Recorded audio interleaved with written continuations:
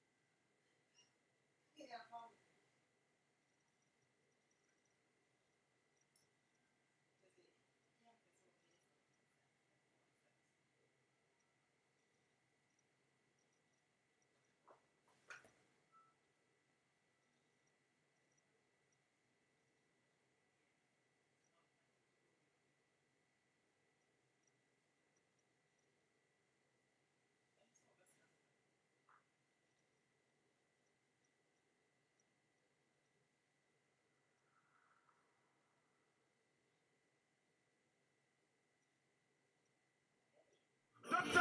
Alhaji Mahmoud Baumia is just joined us with his beautiful wife, Her Excellency Madame Samira.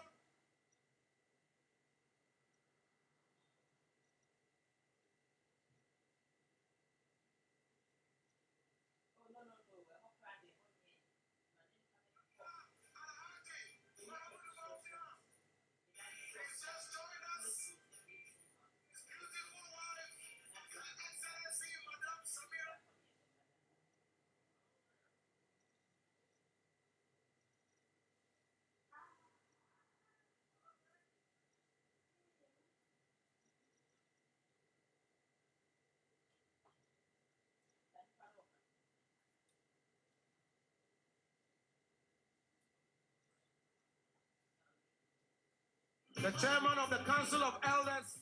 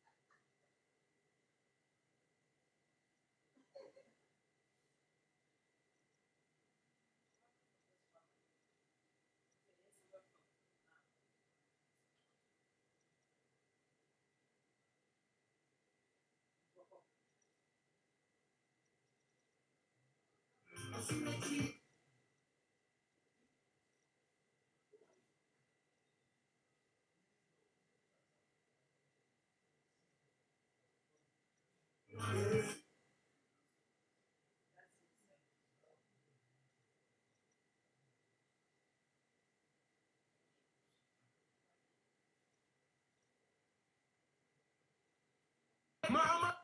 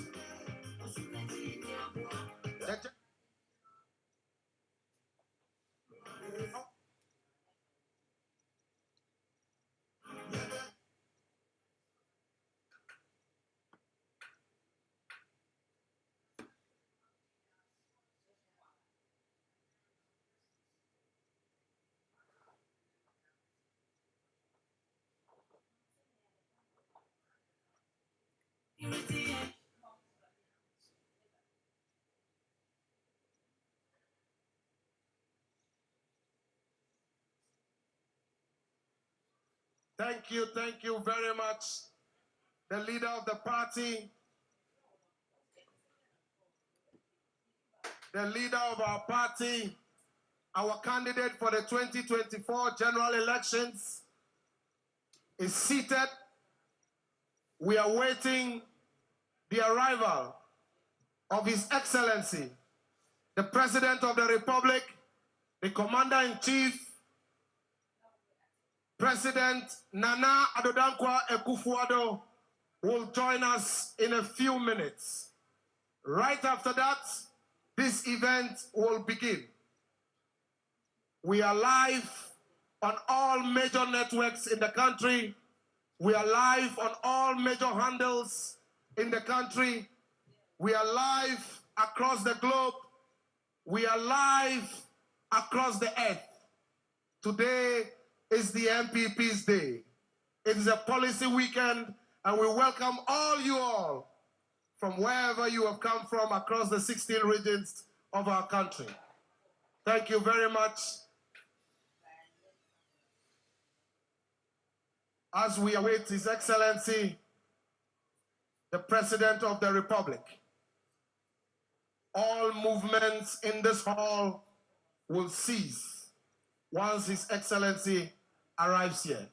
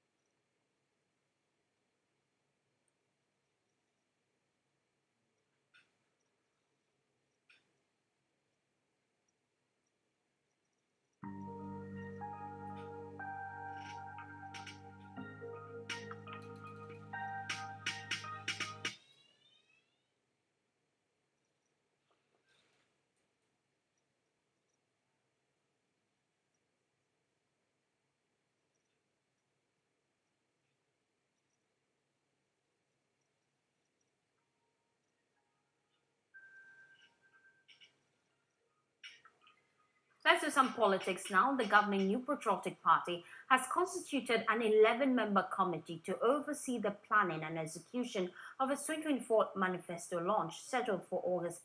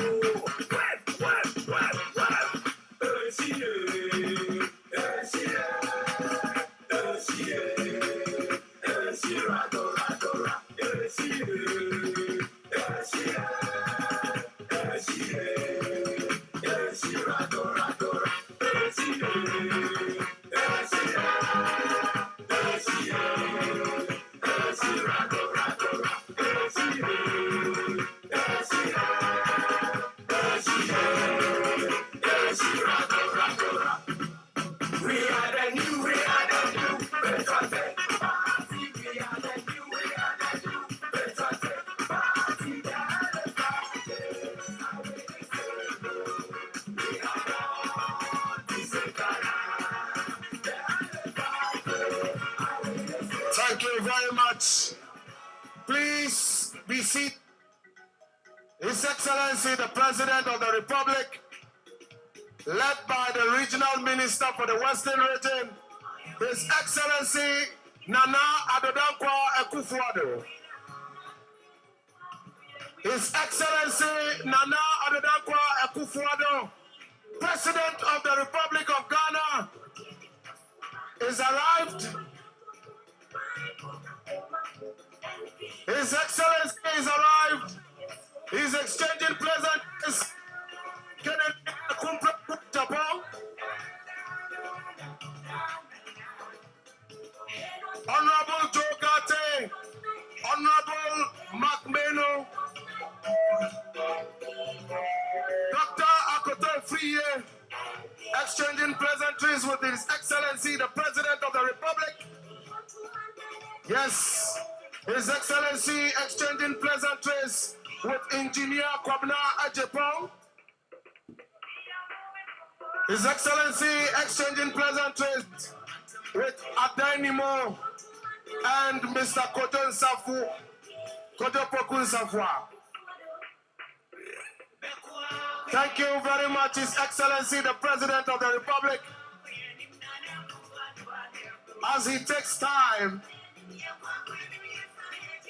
to exchange pleasantries with the Ashanti Regional Chairman of the party, Chairman Wood to me. Yes, Chairman Masawood. in a hearty conversation with the president. That's right.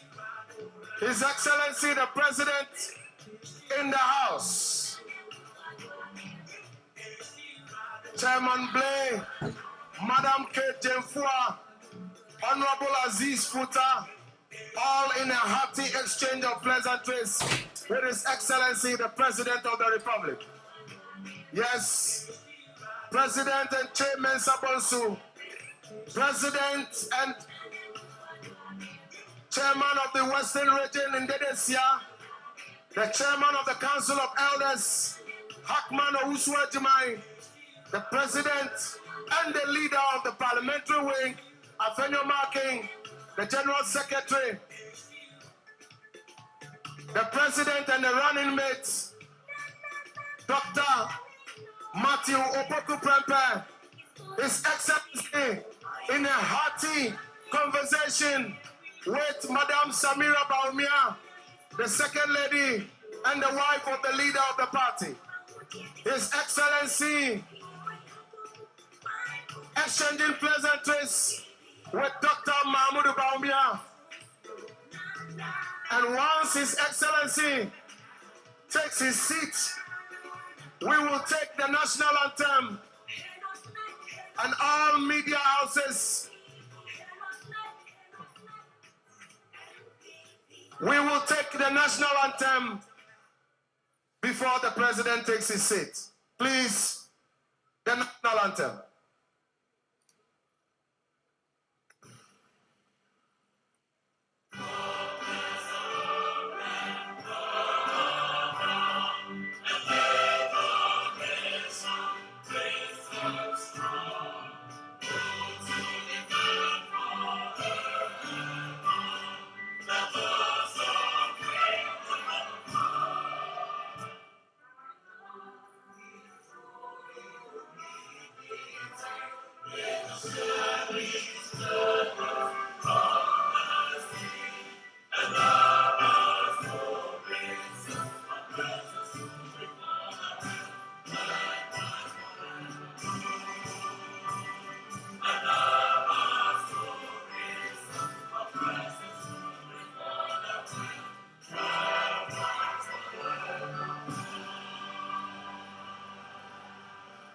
We will take the national anthem of the new patriotic party at this point.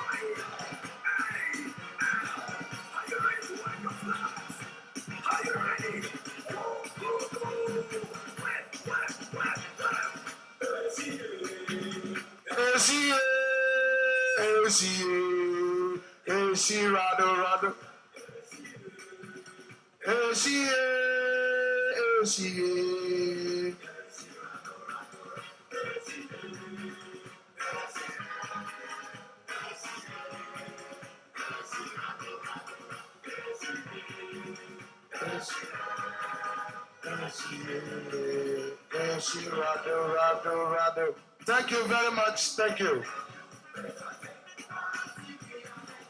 DJ, thank you very much. We have one to sit down. Thank you very much, DJ. At this point, we would hand over to the program director, Mr. Miracles Abuaje, and the Deputy General Secretary of the party, Dr. Tibu Dako. Thank you very much. Thank you very much, Karu. Good afternoon, Vice President. Good afternoon, Ghana. Good afternoon to the old, the young, the woman, and the man in every corner of this country. To the Gen Zs, we say good afternoon to all of you. You are very much welcome to the launch of the 2024 Manifesto of the new Patriotic Party. Selfless leadership, bold solutions for jobs and businesses. And this afternoon, you should expect to see yourself in the future that Dr. Mahmoud Bawumia and the new Patriotic Party is seeking to build for us. For the mason, for the carpenter, for the laborer, for the barber and the caterer, the teacher, the lawyer, the doctor, wherever you find yourself, whoever you are, the new Patriotic Party, Dr. Mahmoud Bawumia has a plan for your future. My name is Dennis Miracles Abuaji, and I am the Gen Z president. Good afternoon. I am Antoinette Ajua Fijina Tibudaku. I'm the proud Deputy General Secretary of the new Patriotic Party, and I'm also the Deputy Campaign Manager for the 2024 election. And believe me, everyone, it is possible. We are doing it together. We would all recap that 16 years ago in 2008, His Excellency Dr. Mahmoud Bawumia was introduced to us and to the whole of Ghana in Takoradi at the MPP Manifesto Launch. Fast forward, distinguished ladies and gentlemen, today he is the leader of our great party. He is the flag bearer leading the party to victory in the presidential election in 2024. He is a proven leader, undoubtedly. He is a man of many people, a man of destiny, and he is a unifier. I won't make too much noise. This afternoon, we are going to hear it all from him as he speaks to us boldly about the plans he has for Ghana's future. But before him, Your Excellencies, distinguished ladies and gentlemen, let us always remember that before him came a strong and amazing president, His Excellency Nana Addo Dankwa Akufo-Addo. He is here with us, and also with us is the leadership of our great party. But before we continue with the introduction of our dignitaries, I respectfully ask you, please let's be quiet, put ourselves in a somber mood, and let's have a medley of prayer.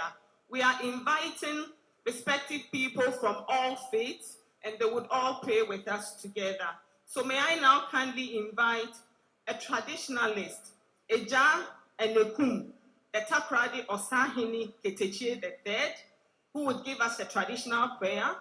I would also invite Apostle Dr. Rockefeller Owusu-Safo and Reverend Timothy Kumsin, and also the regional chief imam, Imam Duklifu Abdul Wahid, and together they'll give us a medley of prayer. Thank you.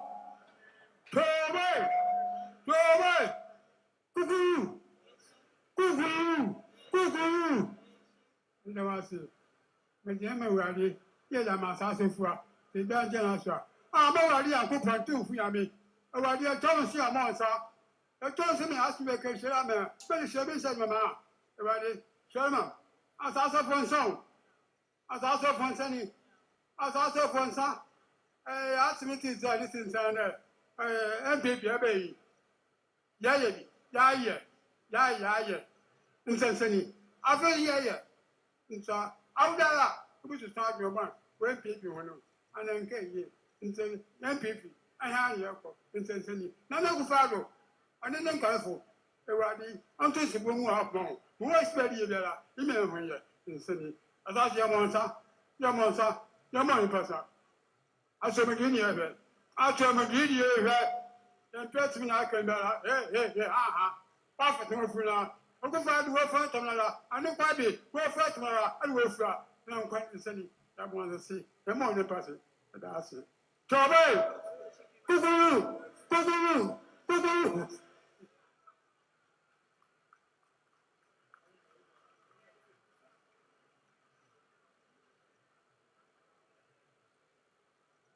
صلوا على النبي الكريم.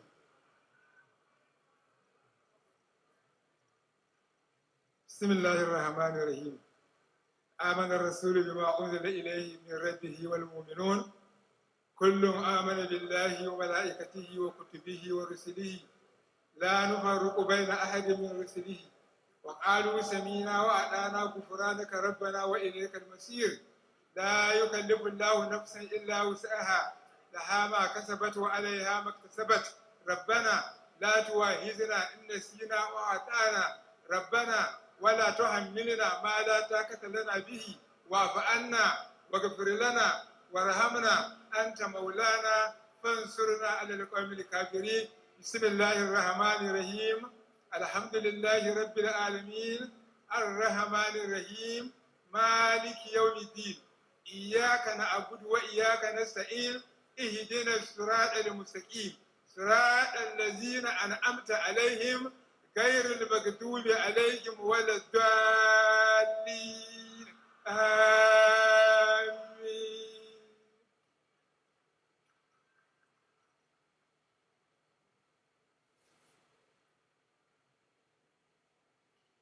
Please, we are praying.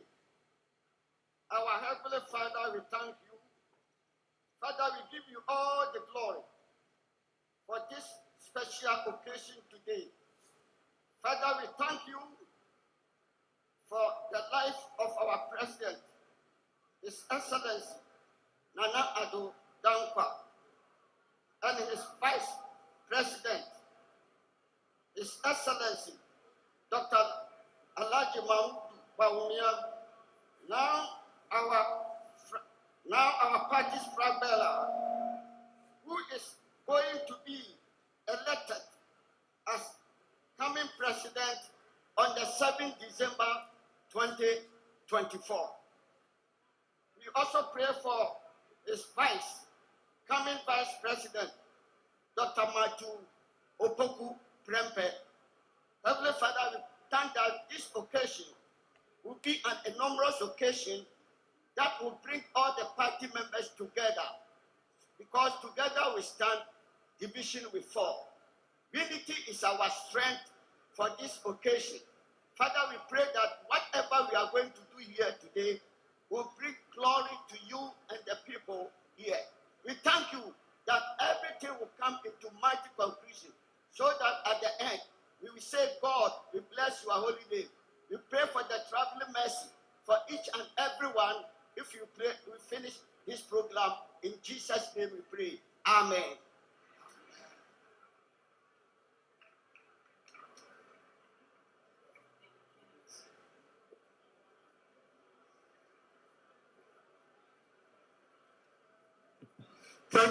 Thank you very much to our religious leaders. Kukudu!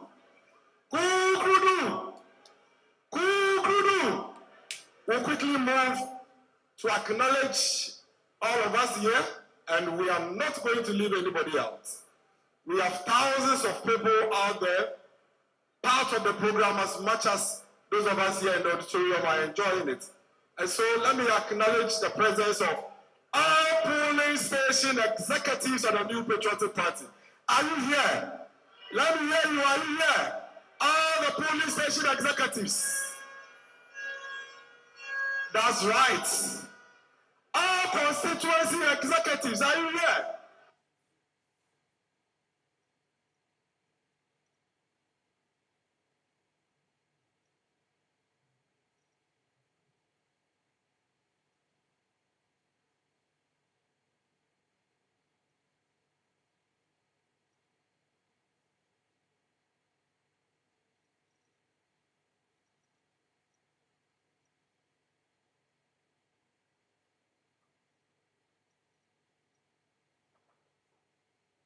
presence of the national chairman of the New Patriotic Party, Mr.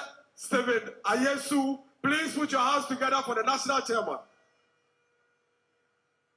And so we duly acknowledge the presence of all the national executive members, and we have the General Secretary, Lawyer Justin Kodria, in our presence. Please put your hands together for Lawyer Justin Kodria. Let's acknowledge the leader of a majority group in Parliament, Honorable Afenyo Marquez, the MP for Efutu constituency. Please put your hands together for the leader of Parliament. And so we acknowledge the presence of all members of Parliament. We also acknowledge the presence of the Chief of Staff of the Republic of Ghana. Chief of Staff, Honorable Frema Opare. Please put your hands together for Honorable Frema Opare, the Chief of Staff of the Republic of Ghana. I can also see the Chairman of the Council of Elders of the New Patriotic Party, Honorable Hakman Owusu-Agyemang. Please put your hands together for Honorable Hakman Owusu-Agyemang. And so we acknowledge the presence of all the Council of Elders of the MPP here present with us.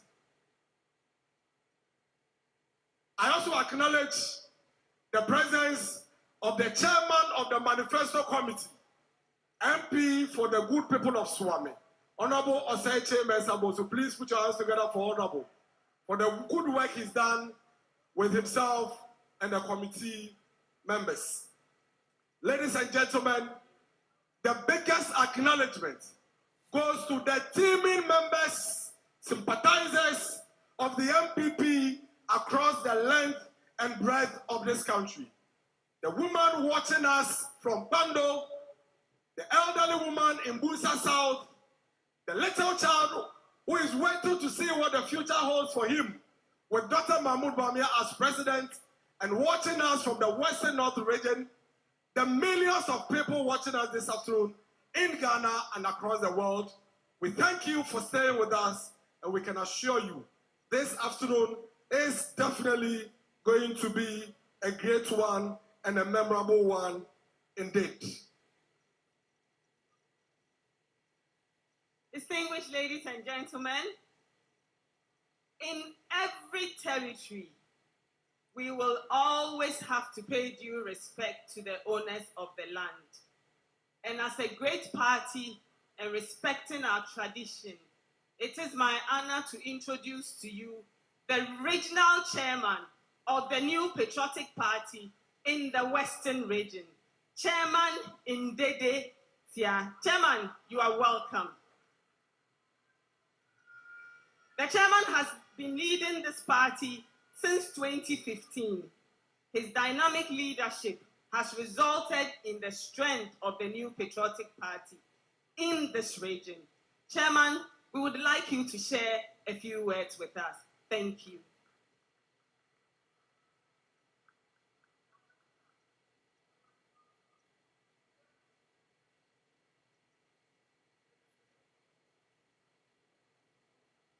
We can do it better.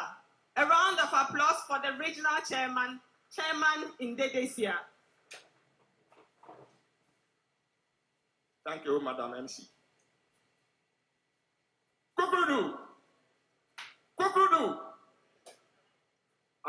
Are we here? Kukudu! Kukudu! Kukudu! Thank you very much. Your Excellency, the President Nana Addo Akufo-Addo, President of the Republic of Ghana, Your Excellency Alhaji Dr. Mahmoud Bawumia, Vice President of the Republic of Ghana and the 2024 MPP flag bearer, Honorable Dr. Matthew Opoku Prempeh, running mate to the MPP 2024 presidential candidate, Honorable Akosia Frema Opare, Honorable Chief of Staff, Chairman Stephen Ayesu and team, National Chairman of the Great New Patriotic Party, Justin Kodia Frimpong, General Secretary of the MPP and National Executives, National Council of Elders, Honorable Ministers of State, Honorable Alexander Afenyo Makin, Majority Leader in Parliament and Parliamentary Leadership, Honorable Members of Parliament, Honorable Osai J. Mensah-Bonsu, Manifesto Committee Chair, and members of the Manifesto Committee and subcommittees. Honorable Oboshi Sai Kofi, Chairman of the Manifesto Launch Committee and committee members. I cannot conclude without mentioning my regional minister, Honorable Kwabi Oche Dako Mensah, regional and constituency officers, Nanamo Auraimo, members of the diplomatic corps, friends of the media, invited guests, distinguished ladies and gentlemen, all protocol duly observed. It is my pleasure and privilege to welcome you to the Western region for the launch of the MPP 2024 Manifesto. We thank the party leadership for choosing our region to host this auspicious event. Along with the people of Ghana, we are excited to witness this outdooring of the new patriotic manifesto, which will offer bold solutions to tackle the challenges we face as a country. It also provides innovative ways of helping Ghana achieve prosperity, productivity, and progress. Today is certainly a day that will go down in the history books as the day where the MPP laid the foundation of breaking the edge to secure a better future for Ghana and its people. Indeed, it is possible. Once again, I warmly welcome you to Western Region, and I hope you will enjoy the program. Thank you. MPP for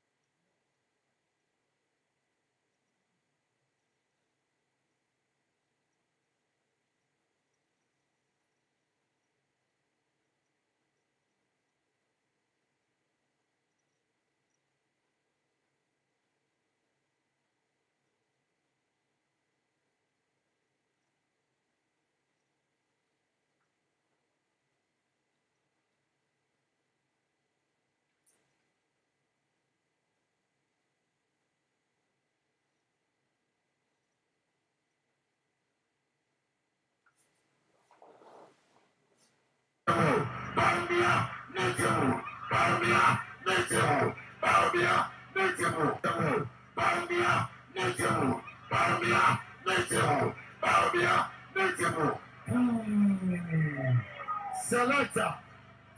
Kaya, don't be like pastor when you're in the Oya Padumo, what the Parkura, and I'll get you. Let me look at the motion. You let the Takati and the Caribbean, you have your Canada. You are also a case, Casonia can do the Aopa, and I'll get you.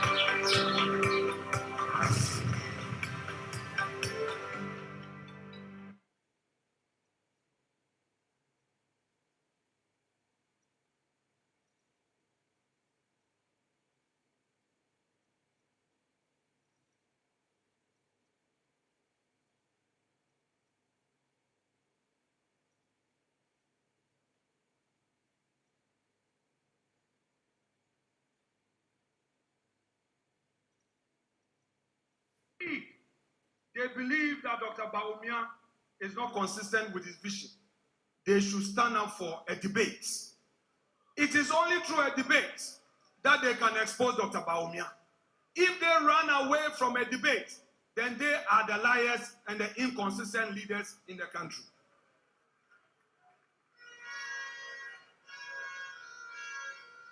And Dr. Opoku Prempeh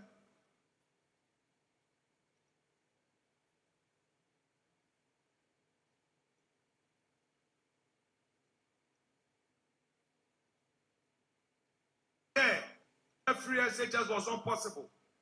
Today, she says she's a literature professor. Dr. Opoku Prempeh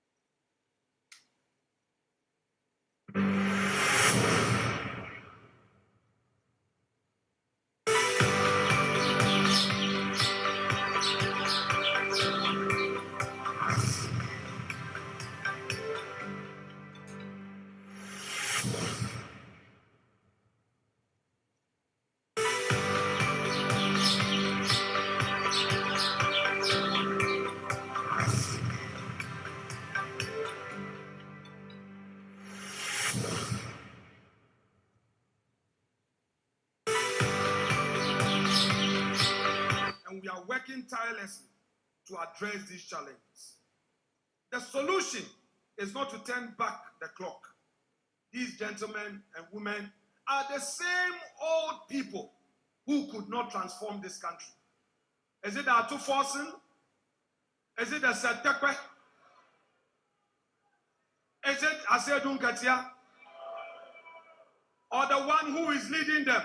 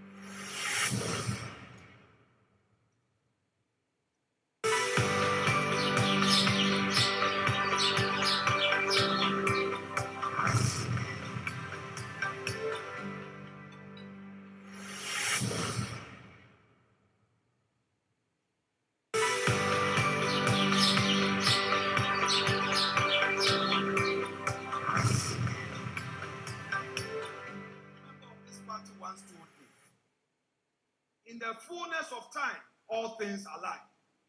Have faith in the future government of Bawumia Opoku Prempeh. His Excellency the President is only one person. It is possible through his leadership, he may have done something to hurt you. But equally, many of us have had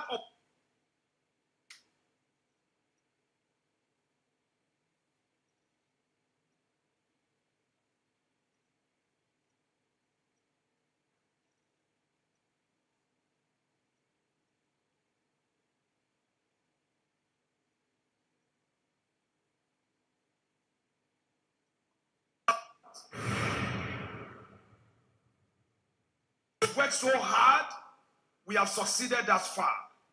But we have some few months ahead of us.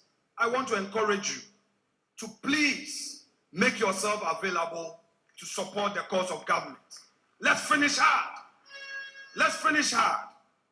There's a prize awaiting us. And to all parliamentary candidates, let me plead with you. Enough of the reconciliation. Move on. Fight hard. Campaign day and night. Go to every household. Go to every household. We don't have time to settle disputes. Fight for this party the way you fight to save a sister. Fight for this party the way you fight to save a mother. Fight for this party. We need our numbers in parliament. In 2020 elections in Central Region, our president won 19 seats in Central Region, but just 10 seats in parliament. That is why we are having challenges. We don't want that again under Bawumia government. Let's get our numbers and win together. For we have done better in every aspect of the economy than any government in the Fourth Republic.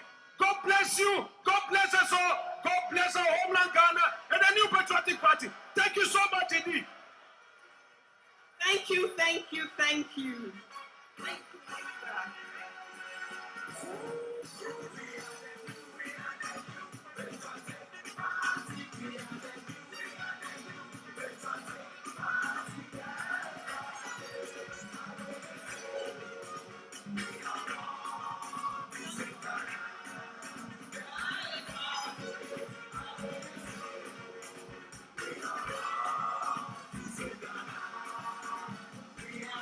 Where are from? Everybody lift your handkerchief! Wave your handkerchief! Wave your handkerchief! This is the New Patriotic Party, the biggest political party in Africa. Be happy. Be fired up. Be ready. We are winning these elections. We are winning these elections. We are winning these elections. And we are winning it based on the records and the performance of this political party called the New Patriotic Party. Thank you very much. Thank you very much. Thank you, leader. Radu. Thank you, DJ. Thank you. Thank you, leader, for that very inspiring message.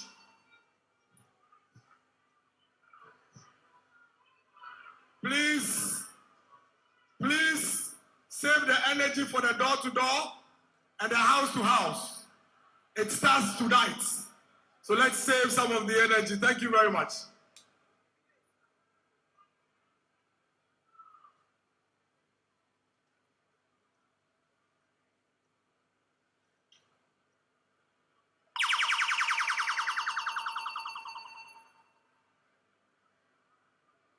Dr. Nana Adudankwa Akufo-Addo, the first gentleman of the land, Your Excellency Dr. Mahmoud Bawumia, the second gentleman of the land,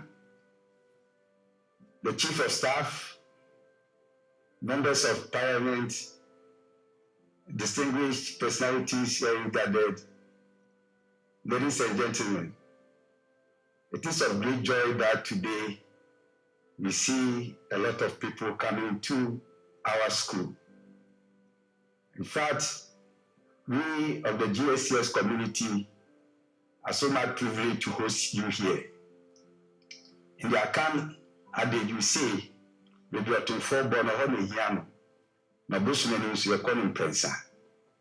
To it, where it is of most importance is where the slate hit hard. And we visit the deity third time to show how important it is. This is the third time the president is being hosted by GSTS. And we are most grateful for that because it shows how the president takes GSTS for.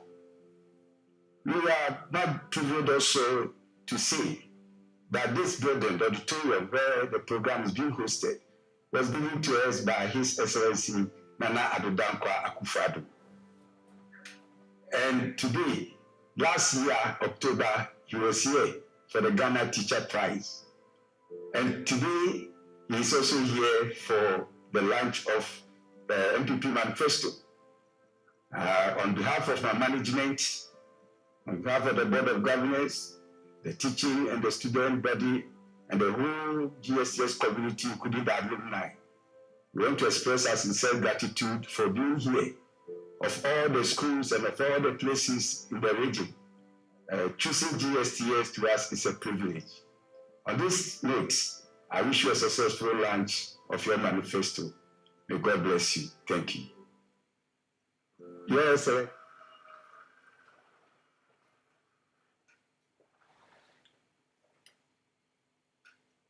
The GSTS. So we continue our acknowledgement.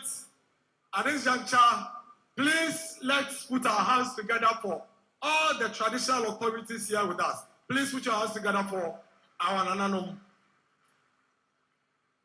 We also acknowledge the presence of the hard-working Manifesto Committee members for the lost sleep, for the hard work they did day and night to put this motherly, fatherly manifesto together.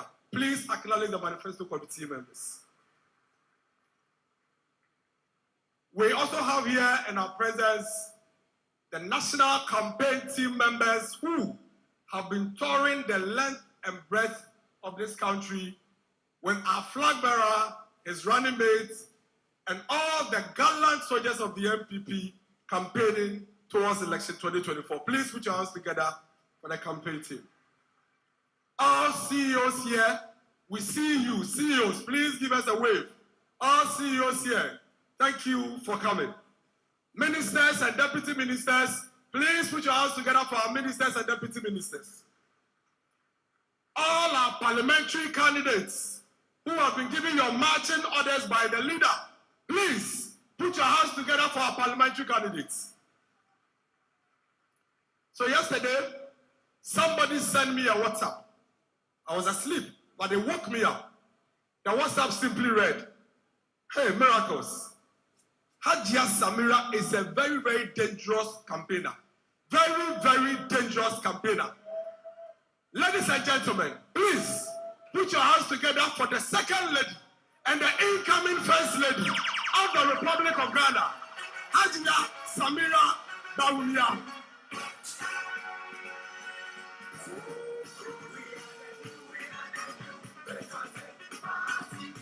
Thank you.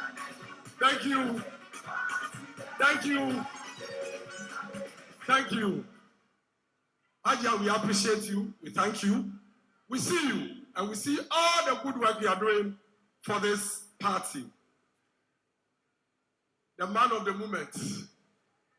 The man who is shaking the length and breadth of the NDC in every corner. They are afraid of him. It's obvious that the NDC are afraid of this man. Please, put your hands together for the running mate of the New Patriotic Party in the 2024 elections. Dr. Matthew Opoku Prempeh.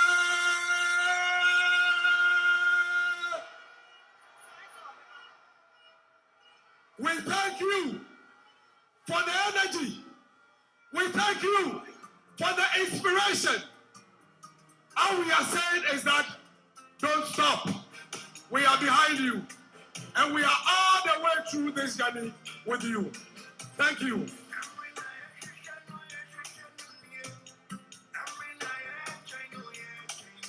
DJ.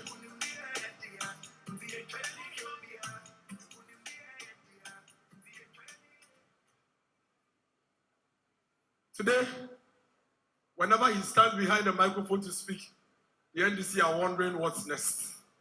Yesterday, he made a very bold statement, which all of us have taken serious notice of. And we are going to work with it day and night to ensure victory in this election. There always comes a time, a moment, where one leader emerges out of the lot. And like they always say, when God calls you, he gives you the grace. This man clearly has the grace of God. And everything seems to be falling in its right places. In the next few minutes, he will be presenting to us a manifesto prepared with love. But for now, ladies and gentlemen, join us to acknowledge the presence of the Vice President, the leader, and the flag bearer of the New Patriotic Party, Dr.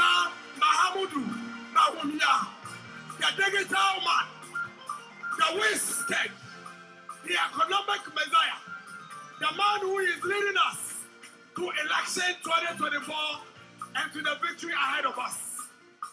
Your Excellency, we thank you, we appreciate you, and we acknowledge the leadership you are giving to us in times like this. We believe with you in leadership, we are going to break the odds.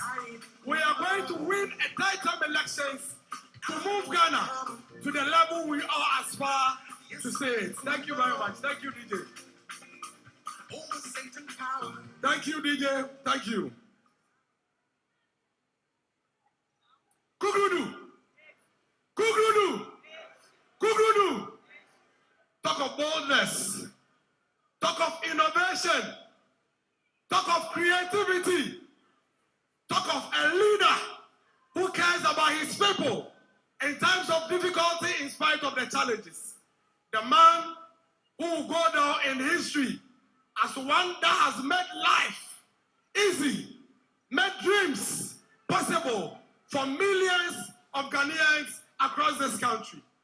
Ladies and gentlemen, the man who has set the pace of possibility, the man who has sent the wave of possibility, the man who has made it possible for every single member of this party to believe that it is possible for a political party to win a third-term elections. The man who has kept millions of young people seated behind their TV watching us this evening because he has given them the right to dream and to believe that everything is possible. The man who is known for bringing free SHS to Ghana.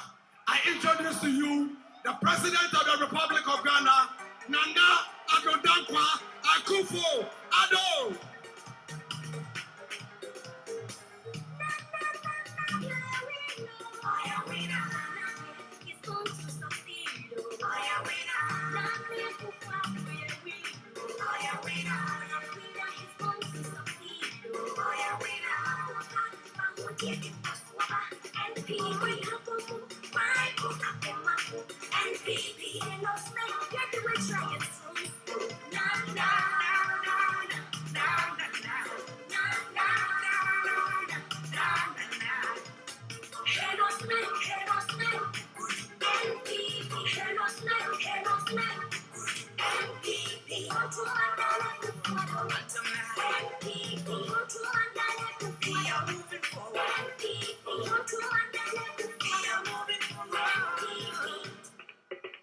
Thank you, DJ.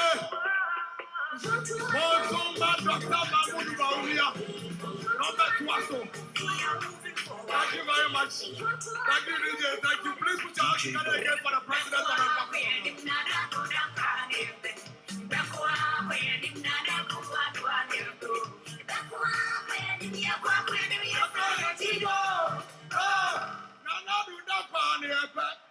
Please put your hands together for yourselves again.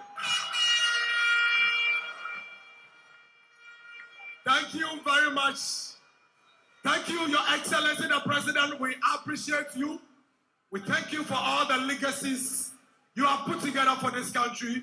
You have made our party very, very proud. In spite of the difficulties and challenges, you have set strong examples for leaders that would come after you.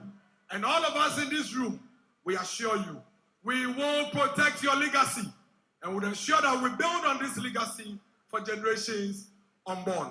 Please, let's welcome the General Secretary of the New Patriotic Party. Put your hands together for lawyer Okumkom Jason Koduya,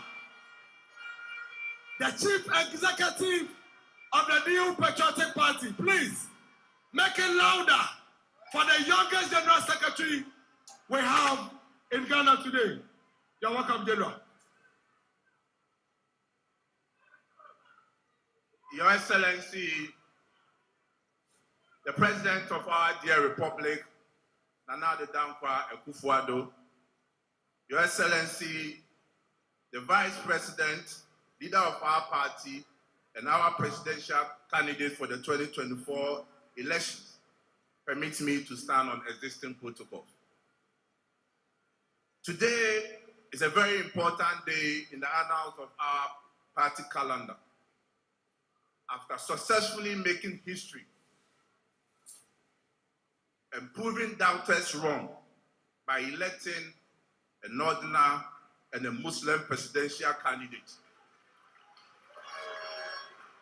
we are again, as a political party, setting the pace by being the first to launch her manifesto for the 2024 election.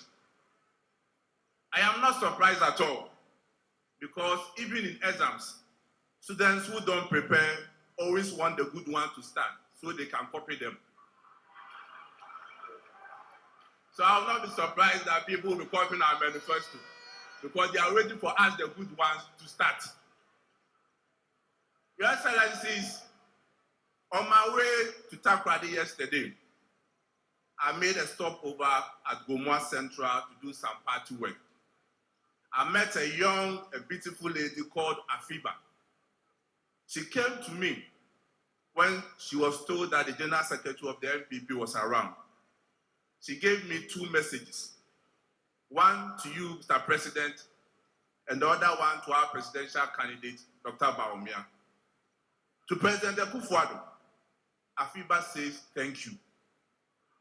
If not for your free senior high school, she wouldn't have gotten the chance to have secondary education and to further proceed to study at the university.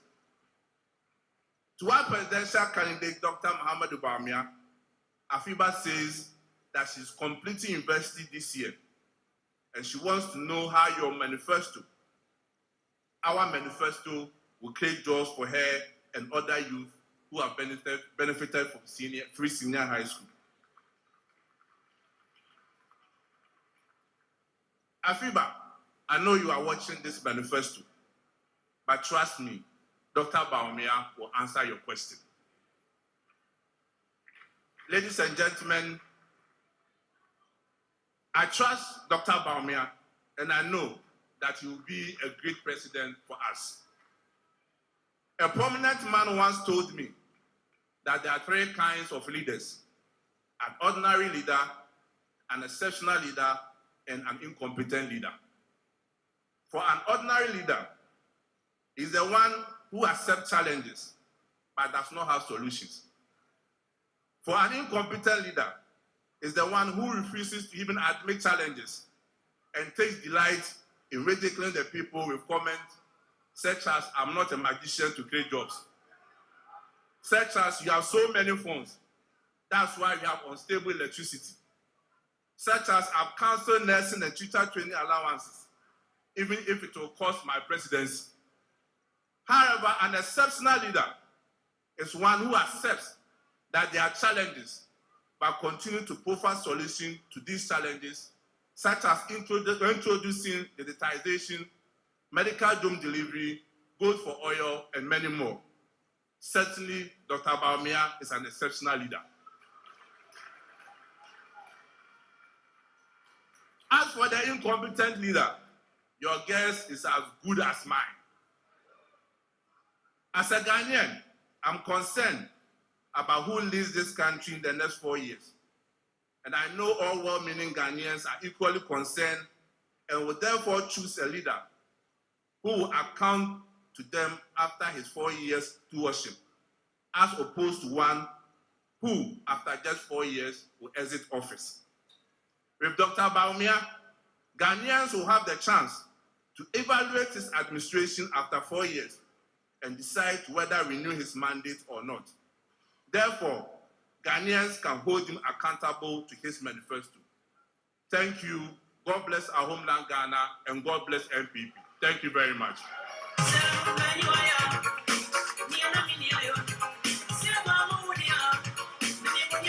Thank you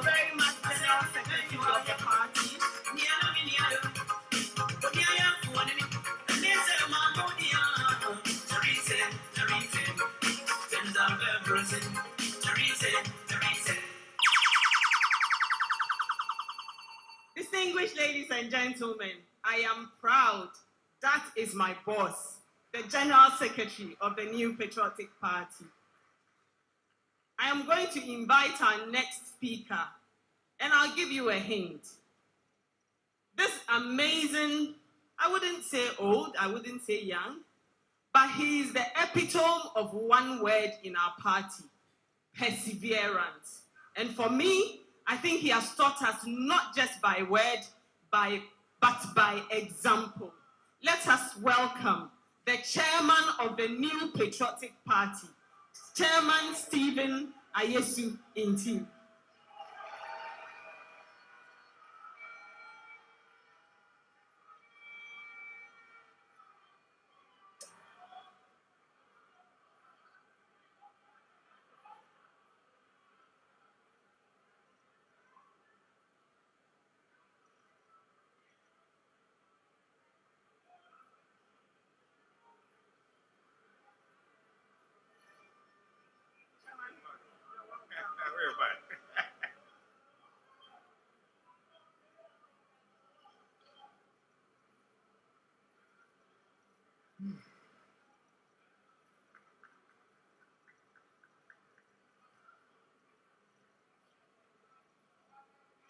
Kukrudu, Kukrudu, and Kukrudu. Thank you.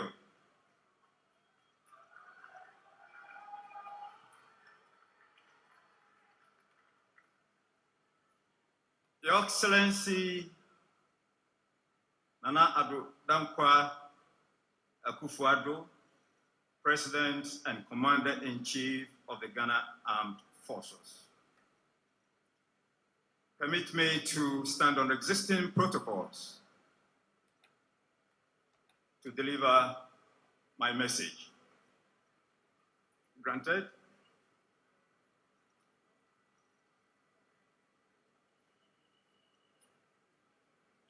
It is with heartfelt honor and a sense of duty that I stand in your presence to witness this august occasion as we unveil the NPP's Manifesto for Election 2024, which will guide us, our party, and our nation as we build upon the party's achievements so far and take bold decisions towards a brighter and more prosperous Ghana ahead of us. As we look back on the pivotal moment of the 2016 elections, it becomes clear that our nation was at a crucial crossroads at the time you took over, characterized by major economic and social challenges, which were further exacerbated by issues of mismanagement, incompetence, and corruption by the previous administration. During that critical moment, the duo was given its responsibility to lead our cherished country, and they have proven themselves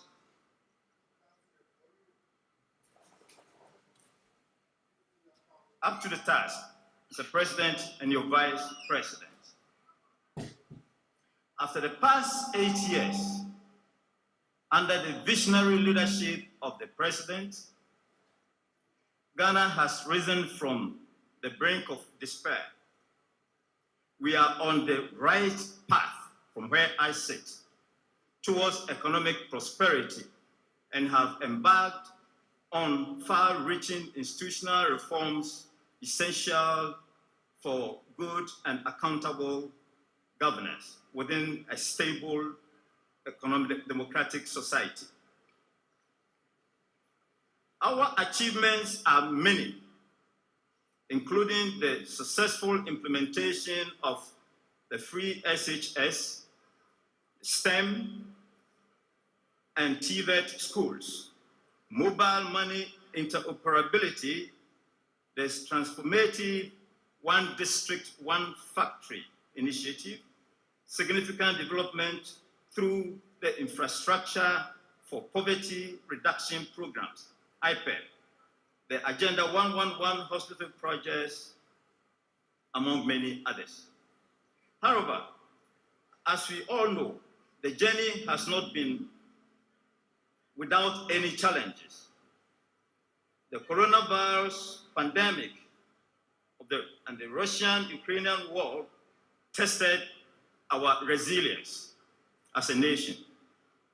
But under the competent leadership of Mr. President Nana Dankwa Akufo-Addo and Vice President Dr. Mahmoud Bawumia, we navigated the turbulent times with determination and secured the health and safety of our people.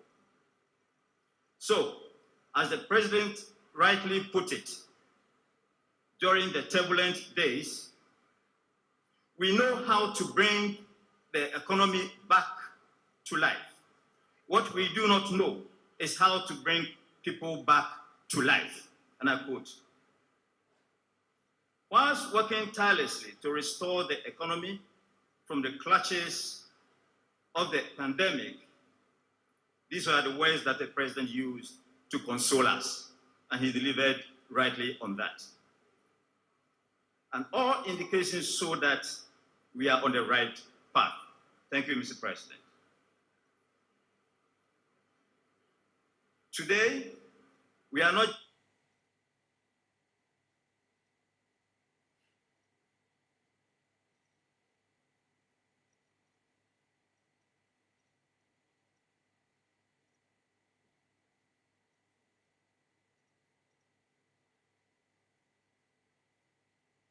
sharing a vision that reflects the hopes, dreams, and aspirations of millions of Ghanaians, both home and abroad, as well as those yet unborn. This manifesto is a social contract between us and the people of Ghana to promise that we will embark on bold decisions so we work tirelessly to build a society that is fair, inclusive, and forward-looking. As we approach another crucial election in December this year, Ghana needs a stable, firm, and competent leader to lead us through the challenging days ahead and years ahead. I'm proud to present Dr. Mahmoud Bawumia and his running mate, Dr. Matthew Opoku Prempeh, with steady hands needed to steer the vehicle of state towards the next Bawumia administration.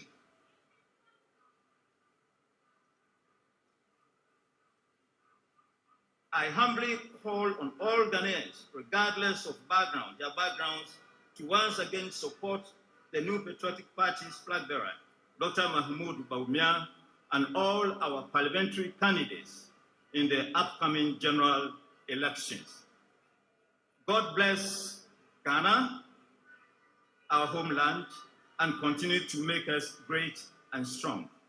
Let's close our ranks to ensure winning this election ahead of us. Thank you for the attention. Thank you very much.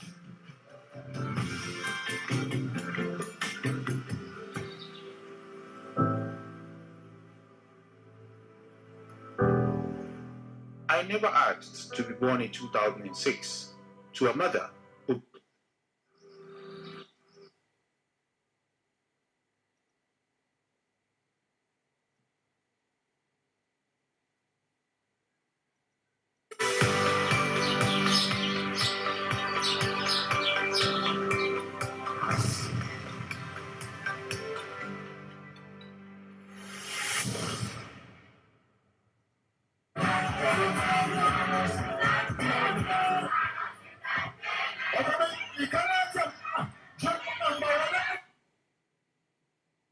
We will surely get there, and we are surely going to get to our destination.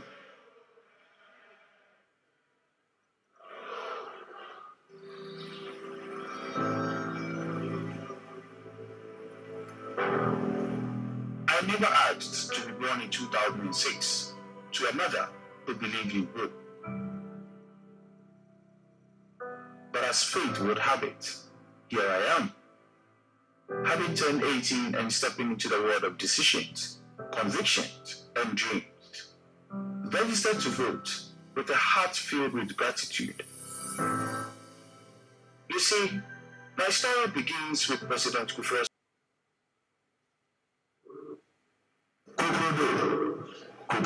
Fellow party friends, sadly I am not able to be with you in Takoradi for this momentous occasion. It's such an occasion I shouldn't let pass without sending a message to you. When we present a manifesto, it should be a manifesto that addresses the entire nation. When we unite strongly behind Dr. Bawumia,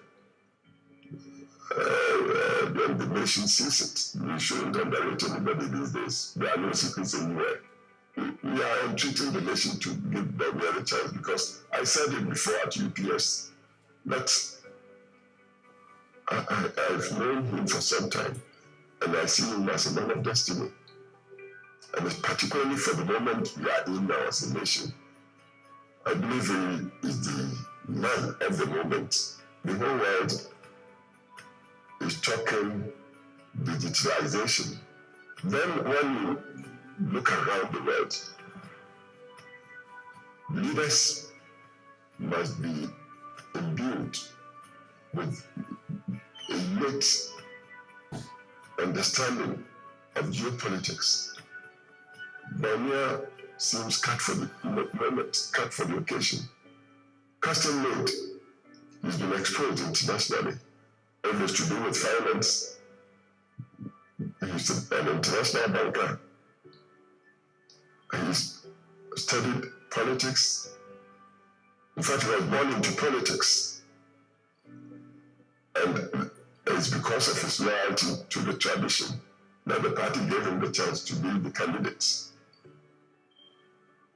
So please, we are presenting a custom-made candidate to Ghana. Candidate that will digitalize the economy and social policy. A candidate that understands geopolitics and would relate his foreign policy, will bring on board a sound relationship whose core will be Ghana's best interests internationally. So today, I wish the conference in Takoradi God's blessings and all the success. So the manifesto, our leader, our candidates is presenting will be received by all of Ghana in the confidence and trust that truly Bawumia is the man of the moment, man of destiny, and a very insightful, humble person, like cut to meat. This is my message to you, and I wish you all well. Kukurudu, kukurudu, kukurudu. God bless you. Thank you.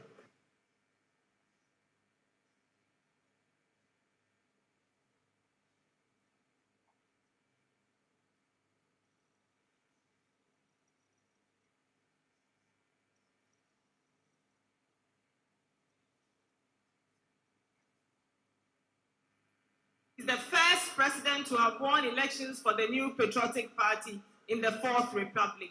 Please, let's give him a round of applause. Thank you very much. We would always remember him for free maternal health care, for introducing the national health insurance, and for many other social interventions, especially the livelihood empowerment against poverty program that has made more poor people inclusive in Ghana's development. Your Excellencies, distinguished ladies and gentlemen, the NPP inherited a Ghana in dire stress, needing intensive care in 2017.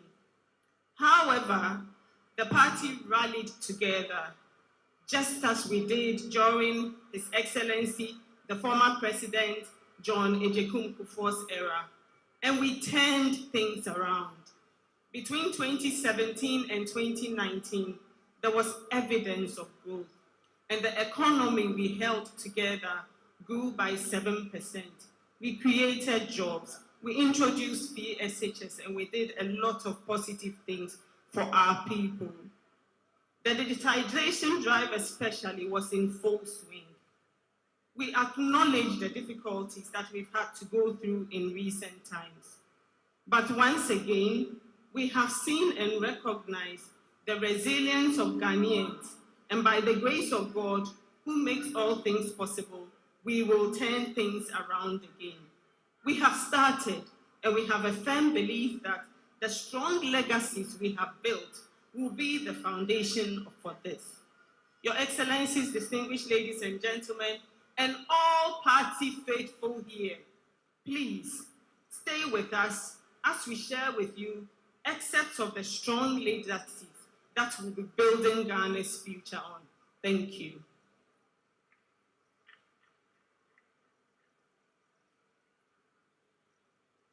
In 2017, the NPP inherited a fragmented digital infrastructure that limited public service efficiency. Since then, we've revolutionized how services are delivered with the Ghana card and mobile money interoperability, enhancing speed and accessibility. Our efforts have greatly improved government interactions, making life easier for every Ghanaian. However, our vision doesn't stop here. We aim to further expand and modernize Ghana's digital landscape. The journey towards a fully integrated digital society continues. Stand with us. Vote for innovation. Vote for Baumia. Baumia means business. In 2000, MP Ofosi, are you ready? Ghana Mampeni Nana Adodankwa Akufo-Addo. Nyankopon ya Adoma 2025 Mampeni Dr. Mahmoud Baumia ne Nabedietri, Dr. Matthew Opoku Prempeh. MBB Mpanimfo nyina michiamu nyina wa Awurade Yesu Kristo din mu. Mede ndi kwadwo Opon Nkrumah mifi Ofosi Ayobi constituency. Na Modaroma menkomo no edu baabi a mepoto kakra. Ghana fo nipa dodo na yenye abanduma, yenye broni aduma, yeye dwadifo, yeye ekuafo, yeye nsano djuma. Eno nti sa ban bi bana so pese oboa Ghana fo dodo a na so oboa adwadifo, ekuafo, wono ma yeye nsano djuma. E wo so ofa kwan hodo so a senia omadwuma ebia nkrata asem enka ho no obeboa ma omadwuma afa abefo kwantempon so. That is why the Akufo-Addo administration, with the strong support of Dr. Mahmoud Baumia, adopted digitization. The Ghanaian economy, as you know, is hugely informal. And any economist worth his salt knows that there's a need to formalize the Ghanaian economy, to formalize it through digitization. When President Akufo-Addo and Dr. Baumia first mentioned digitization, as usual, the naysayers did not believe them. They didn't understand the vision. They mocked and they joked and they called them names. But today, digitization is bearing fruit for many Ghanaians. Digitization, ladies and gentlemen, is not an end in itself.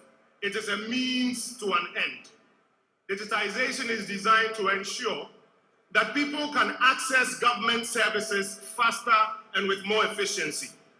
It is designed to ensure that people's jobs and businesses can be enhanced.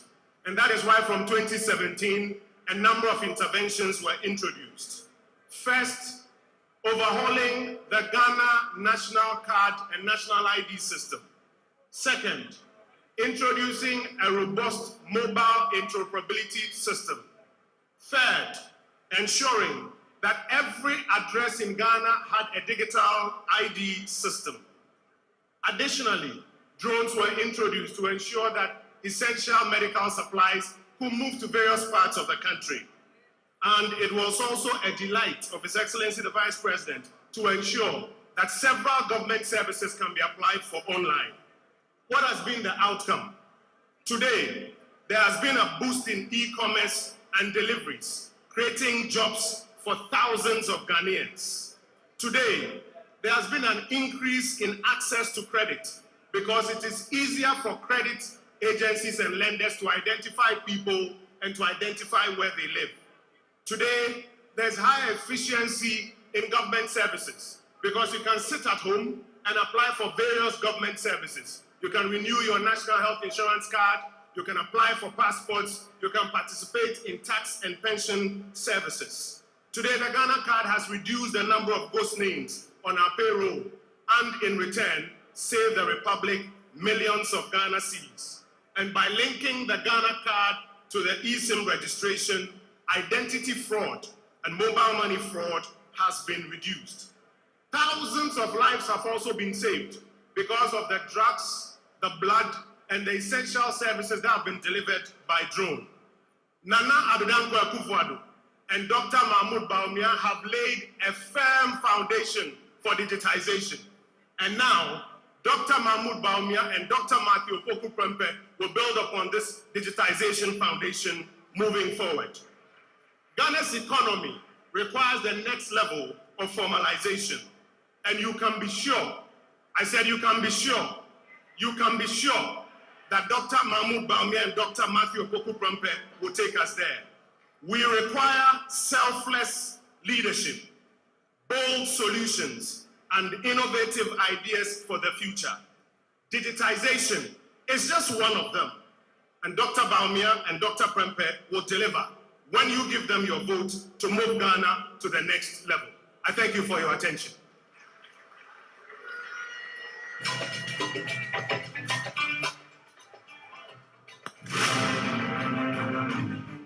Access to quality healthcare is a fundamental right, and under the NPP, we've made significant strides to ensure this for every Ghanaian.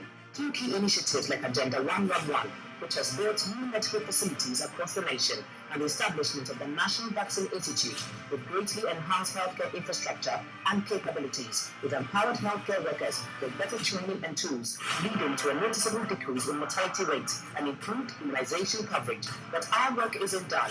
We're committed to further advancing our healthcare systems to ensure even broader access and higher quality of care.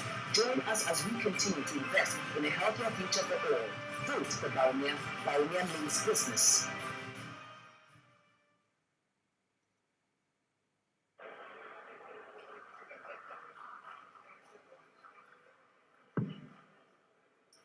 Yamena, my name is Dr. Ikea Mwako, and I hail from Joppa in the Upper West region. One of the most crucial pillars of our nation's progress is our healthcare system.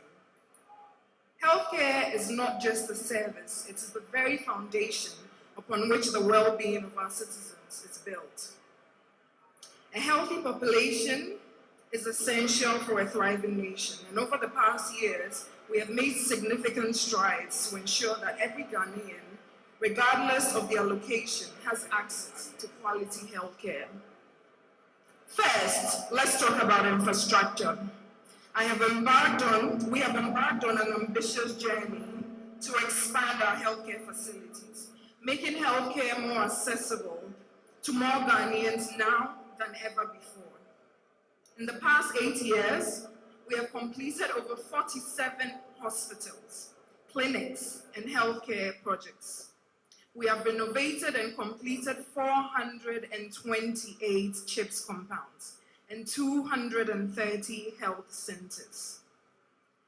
The COVID-19 pandemic exposed the gaps we had in our local infrastructure system, and that led His Excellency Nana Addo Dankwa Akufo-Addo to embark on the most audacious health infrastructure investments ever done in this country.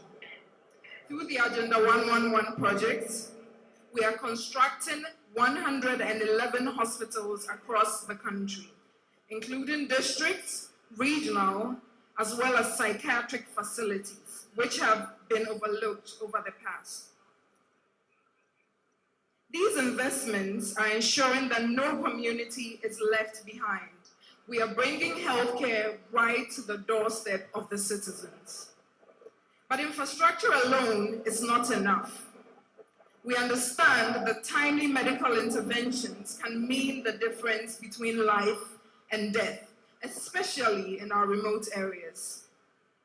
That's why we introduced the world's largest medical drone delivery system, Zipline, which is simply a game changer. Do we all remember when snake bites were killing our people in rural areas? Do we all remember when our mothers during childbirth were dying because essential blood products could not be delivered on time? These are the preventable deaths that the Zipline initiative is here to quell.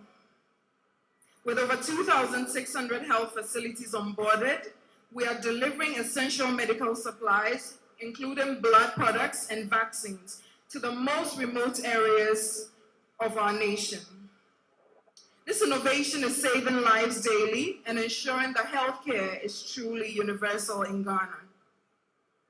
Our commitment to improving healthcare goes beyond physical infrastructure and innovative delivery systems. We have also expanded the National Health Insurance Scheme, the NHIA, increasing active membership from 10.8 million in 2018 to over 17 million in 2023. This expansion, coupled with the inclusion of critical treatments like dialysis, childhood cancers, and hydroxyurea for our sickle cell patients, means that more Ghanaians are receiving the care they need without the fear of financial ruin. Now, let's think about this. Imagine a country like Ghana with barely 50 semi-functioning ambulances serving 30 million citizens. A country with an ambulance ratio of 1:524,000. Well, that was our reality and not just an imagination. But guess what? The Akufo-Addo government changed that narrative. Today, we have added a whopping 307 ambulances to our emergency healthcare system. Today, every constituency has at least one ambulance. With the mindset of possibilities, we have changed the narrative in emergency healthcare and attained a ratio of 1:84,000. Now, that is progress. This initiative is a testament to our belief that healthcare should be swift, efficient, and accessible to all. Alongside this, we have digitized our healthcare records, making patient information easily transferable between facilities, which enhances the speed and accuracy of medical interventions. Our achievements in healthcare reflect our unwavering commitment to the welfare of every Ghanaian. From building state-of-the-art facilities to pioneering drone deliveries and expanding insurance coverage, we are transforming our healthcare system to meet the needs of our people. We are not just improving healthcare, we're ensuring that every Ghanaian can live a healthier, longer, and more prosperous life. Now, let us give the flag bearer of the MPP, Dr. Mohamedou Bawumia, our rapt attention as he unveils the next chapter of bold solutions for the transformative growth of our nation's health sector. Thank you. In 2017, the MPP inherited an unemployed graduate association. The MPP has focused on creating jobs, and more jobs through industrialization policies that stimulate growth and innovation. The 1D1F project has created over 500,000 jobs and support for local businesses and startups through GEA and YEA has created employment opportunities and fueled economic progress. In the past 8 years, we've seen a remarkable increase in job creation, revitalizing our economy. Yet, we agree there is more to be done. Keep the faith with us and vote Bawumia. Bawumia means business. Alice Yakubu.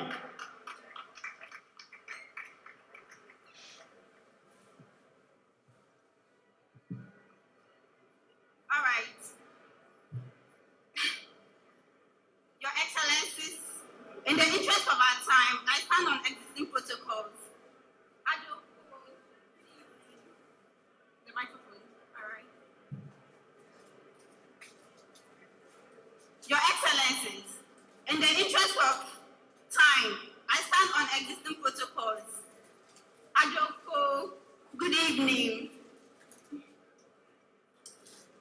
I stand before you all with immense pride as a young woman from Nampanduri in the northeast region of Ghana.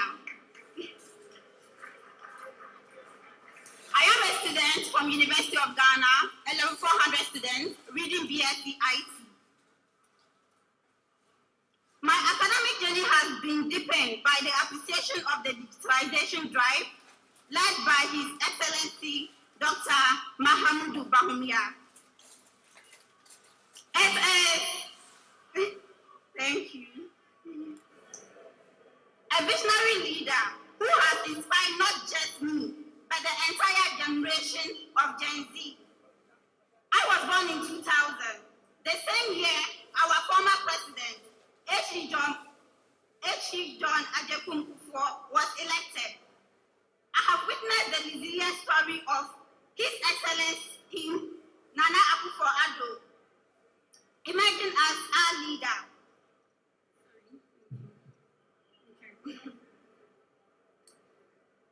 Dr.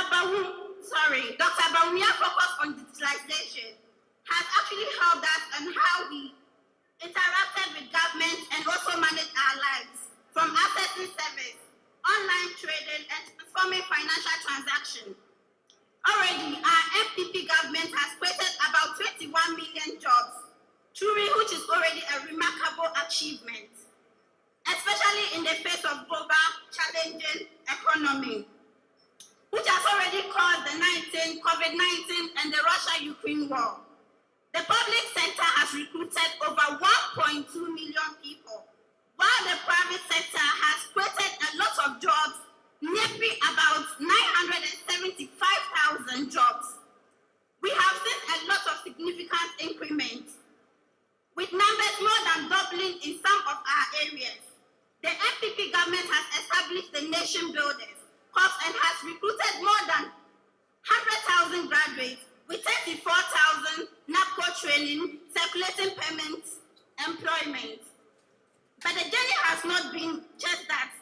Beginning with a bunch of manifesto, we embark on the new chapter, one that has promised to bring progress and a proper Ghana to which we are attaining heights. Together with Dr. Bawumia, we are going to progress, also make a propel government, which is going to attain more heights. This is the moment where I am here, standing on behalf of every Gen Z, calling on every youth. I'm calling you, every youth. Youth, are we here? It is. We are in an era of digitalization. Let us utilize our digital world. For our president and our current vice president, they are really doing well for us. Let us use all our social media. People would meet you and ask you how we see things in the future. Are we sure we are going to survive as young ones? Are we sure we are really going to do well? Having Dr. Bawumia, make sure that you announce and tell everyone around you that it is always possible. We the Gen Zs, let's keep preaching. It is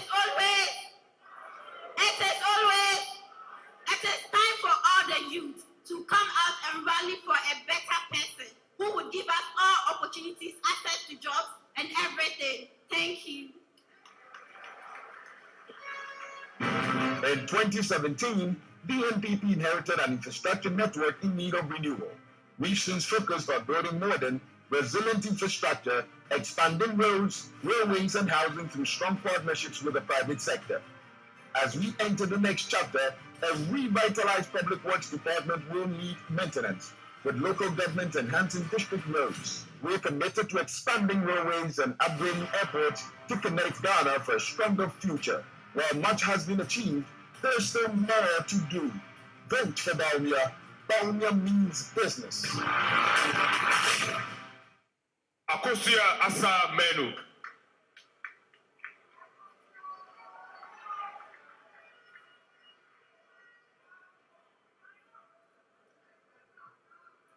Your Excellencies, distinguished guests, ladies and gentlemen, the purpose of development is to improve the quality of the life of people.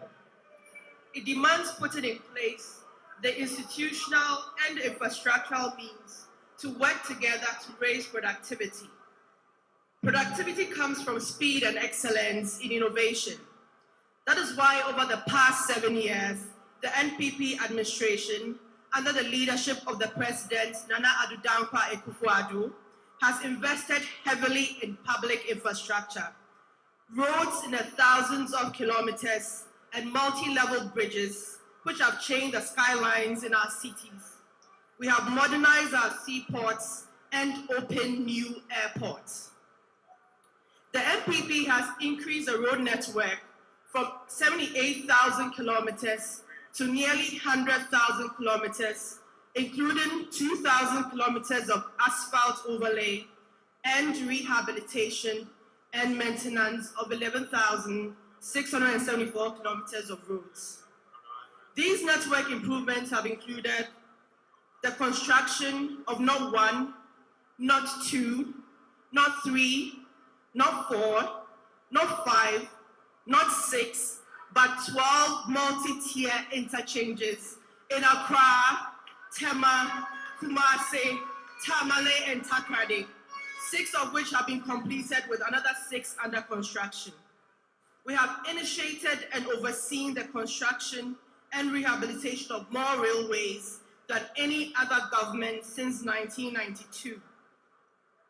Achimota and Sawam, Accra Tema, Kojokrom Tapa, Kojokrom Manso, Tema, and Palkadan. We have constructed more fish landing sites than any other government since 1992, including Axim, Diskov, Mori, Mumford, Winneba, Senyabreku, Komwafete, Teshi, Osu, Ekumfi, and Mfantsiman. The NPP administration has made significant investments in Ghana's airport infrastructure, including the upgrading of the Prempeh, the first international airport in Kumasi, through phases 2 and 3, which feature a new terminal building with initiating phase 1 of the which feature a new terminal building with a 1 million passenger capacity per year, a car park, and access roads. We are also initiating phase 1 of the Sunyani Airport Rehabilitation Project, completing and commissioning the modernization of the Yakubu Tali International Airport in Tamale. Progress is a nice word, but change has many enemies, and we have seen our detractors attempt to deny Ghanaians of the reality of the NPP's investment in infrastructure. As Edward Deming said, in God we trust, all others must bring data. We have backed our claims with data. Anyone who disagrees should subject their position to the crucible of data and debate. The overwhelming declaration from the investment is not just that the individual is better off today, but we are better off as a country in terms of minimizing our public deficit, our public infrastructure deficit. That should be flattering, but we are not satisfied. We want to do more. Indeed, we must do much more. The Ghanaian people demand and deserve that we do more. And yes, we can do more. It is, as a new patriotic party, we must accommodate changing times, but cling to principles that never change. Under a Bawumia presidency, the government will work more with the private sector to build and maintain public infrastructure, including roads, airports, etc.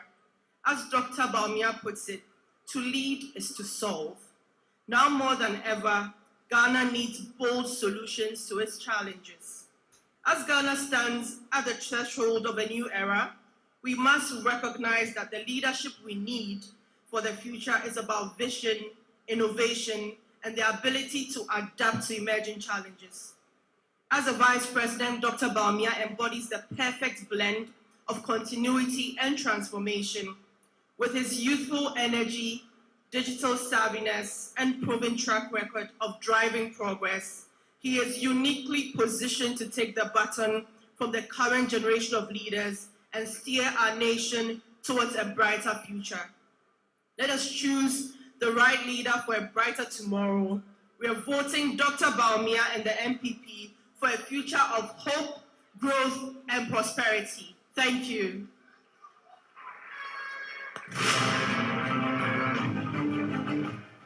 Over the past 8 years, the MPP has significantly improved support for our most vulnerable citizens. From expanding school meal programs, enrolling 300,000 more people in the LEAP initiative, enhancing health care for expectant mothers, we've strengthened the fabric of our society. But our work isn't done. We are committed to further enhancing these programs and introducing new initiatives to ensure that every Ghanaian has the opportunity to thrive. Vote for progress. Vote for care. Vote for Baumia. Baumia means business.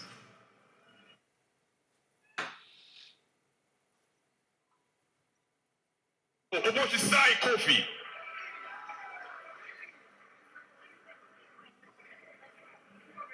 Obviously, Ladies and gentlemen, I beg your pardon. But who cares? Lena miapete. Miajilao. Miajikolao. Blameketoji pete milepopo. My name is Elizabeth Akua Ohini. I come from Abutia in the Volta region. And this is about leaving no one behind.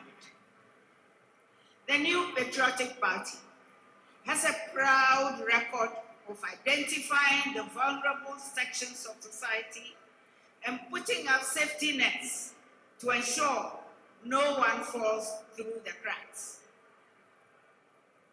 For example, we restored the teacher and nurse training allowances that had been cancelled and made it possible for future educators and healthcare workers to pursue their dreams without financial hindrance. Our elders say that everyone goes through the experience of being young. What is not guaranteed is whether or not everyone will grow old like I have, nor what your old age will be like. We recognize that under the best of circumstances, some people will fall through the cracks, and therefore there must be safety nets. The MPP under President J. Akufo introduced the Livelihood Empowerment Against Poverty policy. This government under Nana Addo Akufo-Addo has extended that LEAP program, increasing expenditure from 49 million Ghana cedis in 2016 to 423 million Ghana cedis by 2023. This significant increase has provided vital support to the poorest and most vulnerable in our society. Women are the backbone of Ghanaian society. They represent the foundation of both home and the nation. But we also acknowledge the stumbling blocks that history and tradition have placed in the path of women as they move through the structures of modern life. It is no surprise, therefore, that it is during our tenure that the Affirmative Action Bill has finally been passed into law. The health of the people is critical. If we are to make progress, and having introduced the National Health Insurance Scheme under President Akufo, this government has expanded it to now cover childhood cancers, sickle cell treatment, and kidney dialysis. Our investment in healthcare infrastructure is without parallel and has brought quality healthcare closer to the people. And please permit me to make a gentle reminder that we introduced the world's largest medical drone service, which ensures that even the most remote communities have access to life-saving medical supplies. We know that education is the key to ensuring equal opportunities, and we have therefore led the way in bringing transformative changes to the sector. Let me mention one minor little detail. We have provided over 900,000 tablets to secondary school students, ensuring that every child, regardless of their background, has access to digital learning tools. But our work is far from done.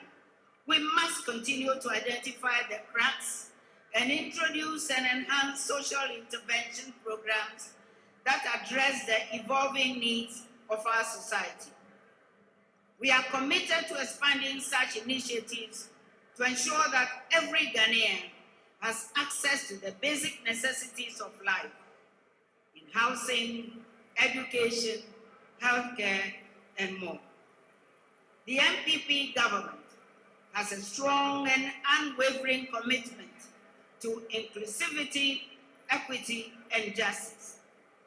We have worked tirelessly during these 2 terms to accomplish these goals through targeted and bold social interventions.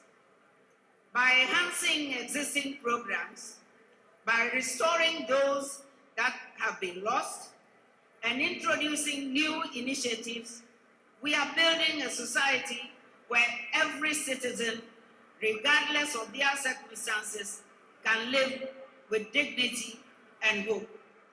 We ask for your support to continue to forge a path towards a more just and compassionate Ghana, where the vulnerable are not just supported, but empowered to thrive and lead dignified lives. Please remember, you are safe with the NPP. I thank you.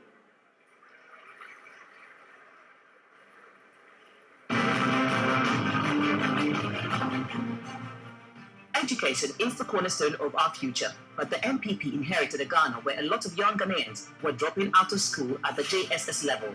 Over the last 8 years, the MPP has prioritized making education accessible to every child. We've implemented free education, benefiting over 1.8 million Ghanaians, introduced TVET and a robust STEM education, improved education infrastructure, and introduced digital tools that enhance the learning experiences. We are building a brighter future through education. Vote for Baumia. Baumia means business.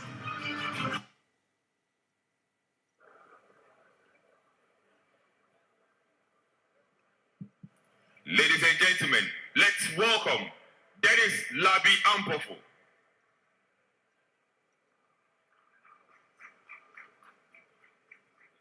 Ebusiafo mi mamu nyina majo. Ifamocho mi mamu nyina majo. Your Excellency the President of the Republic of Ghana, Your Excellency the Vice President, a leader of our party, candidate for the election 2024. My name is Dennis Labi Ampofo. I am former president of the National Union of Ghana Students. Today we stand at a pivotal moment, driven by our unwavering commitment to expanding access to education in Ghana. Over the last 5 years, we have embarked on a remarkable journey of implementing initiatives that have reshaped our educational landscape and broadened opportunities for every Ghanaian child. Our government flagship program, Free Senior High School and Free TVET, are a testament to our dedication to education. Since 2017, we have increased enrollment by about 83%, thereby welcoming over 1.4 million young Ghanaians into our secondary schools this year.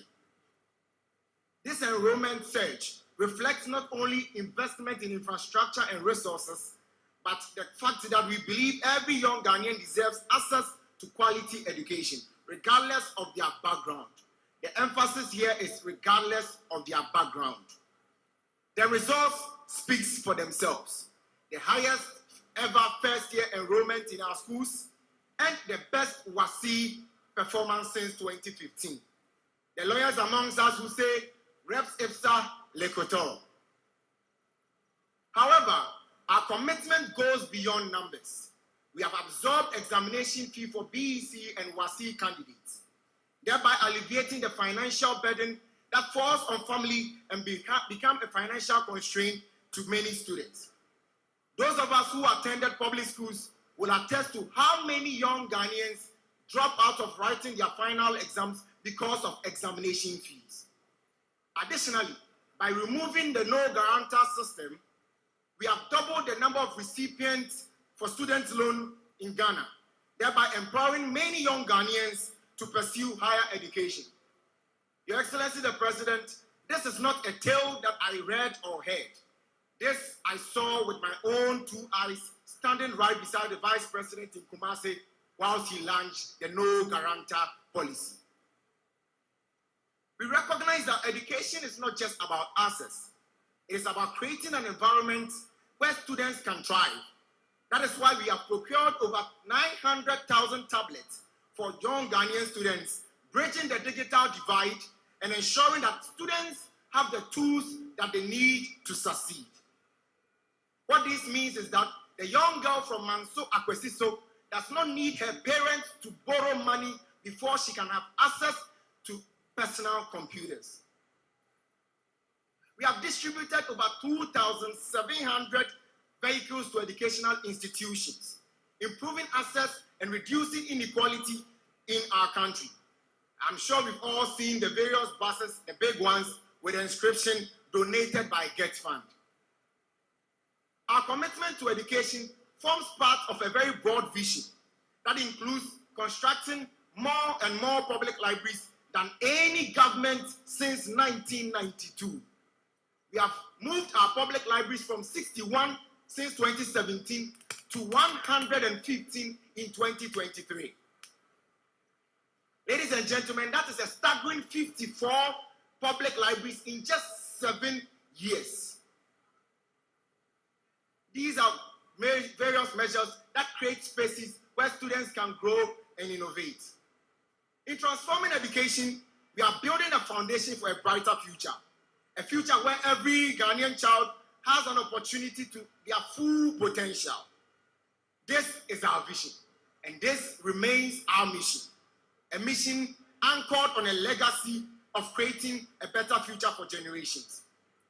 This generation and the next to come will attest to the fact that there came a government led by His Excellency Nana Addo Dankwa Akufo-Addo and His Excellency Vice President Dr. Alhaji Mahmoud Bawumia that believed, invested, and committed to education.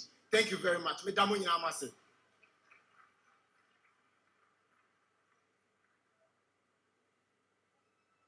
NPP has elevated Ghana's cultural heritage, making it a key economic driver. Initiatives like Year of Return and Beyond the Return have boosted tourism to almost 1.14 million visitors. We have enhanced our global profile and revitalized the local tourism economy with December in GH. We've also upgraded tourism centers and promoted local talent in arts and sports, strengthening community and national pride.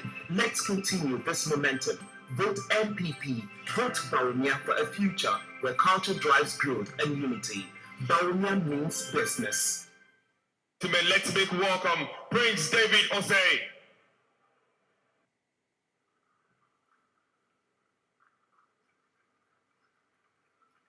Thank you. His Excellency, the President of Ghana, Nana Addo Dankwa Akufo-Addo, His Excellency, the Vice President and incoming President in 2025, Dr. Mahmoud Bawumia, his beautiful wife, the Second Lady, and the soon-to-be First Lady, Mrs. Bawumia, Samira Bawumia, our affable Vice President in the making, in the coming, Matthew Opoku Prempeh, Chief of Staff, members of the Diplomatic Corps, members of state, the chairman of the MPP party, I will indulge you to make me stand on all existing protocols.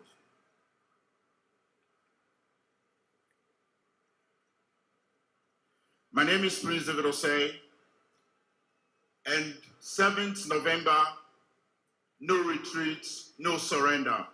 We are voting for change. We are voting for progress. We are voting for digitization. We are voting for posterity. In 2019, Ghana successfully hosted the Year of Return, which was dubbed Ghana 2019, a year-long program of activities commemorating the centenary anniversary of the arrival of the recorded slave Africans in the United States. For those of us who did not understand what I meant by quarter centenary, I meant 400 years of anniversary. The initiative was a massive success, and it opened the world's eye to Ghana as a hub of music, art, and entertainment. Eco-tourism and shone light on the rich ancestry and Ghana's role in the world history. It also contributed to the return of people with Ghana ancestry. People purchased lands and houses as they came back to Ghana, their motherland. 2019 has been, since 2019, there has been a huge number of people visiting Ghana, going beyond the return, and with a lot of tourists and returners continuing to flow in Ghana, contributing to the national economy, encouraging investors in both large and small scale, and strengthening Ghana's reputation abroad. The Akufo-Addo government has invested heavily in the renovation of sports stadiums across the country, including the Accra Sports Stadium, Baba Yara Sports Stadium, the Cape Coast Sports Stadium. In addition to this, the government has built sports stadiums in 10 regional capitals of our country. 6 of these stadiums, namely Wa in the Upper West, Dunkwa in the Office Central, Axim in Western, Doma Hinkro in Bono, Ho in the Volta, and Koforidia in the Eastern region. They are all ready, with the Koforidia Sports Stadium having been commissioned by His Excellency, the President of Ghana, Nana Addo Dankwa Akufo-Addo. The remaining 4 are expected to be completed this year. I think a round of applause will do. Thank you. With only 3... Agriculture and fisheries are crucial to our economy. The NPP has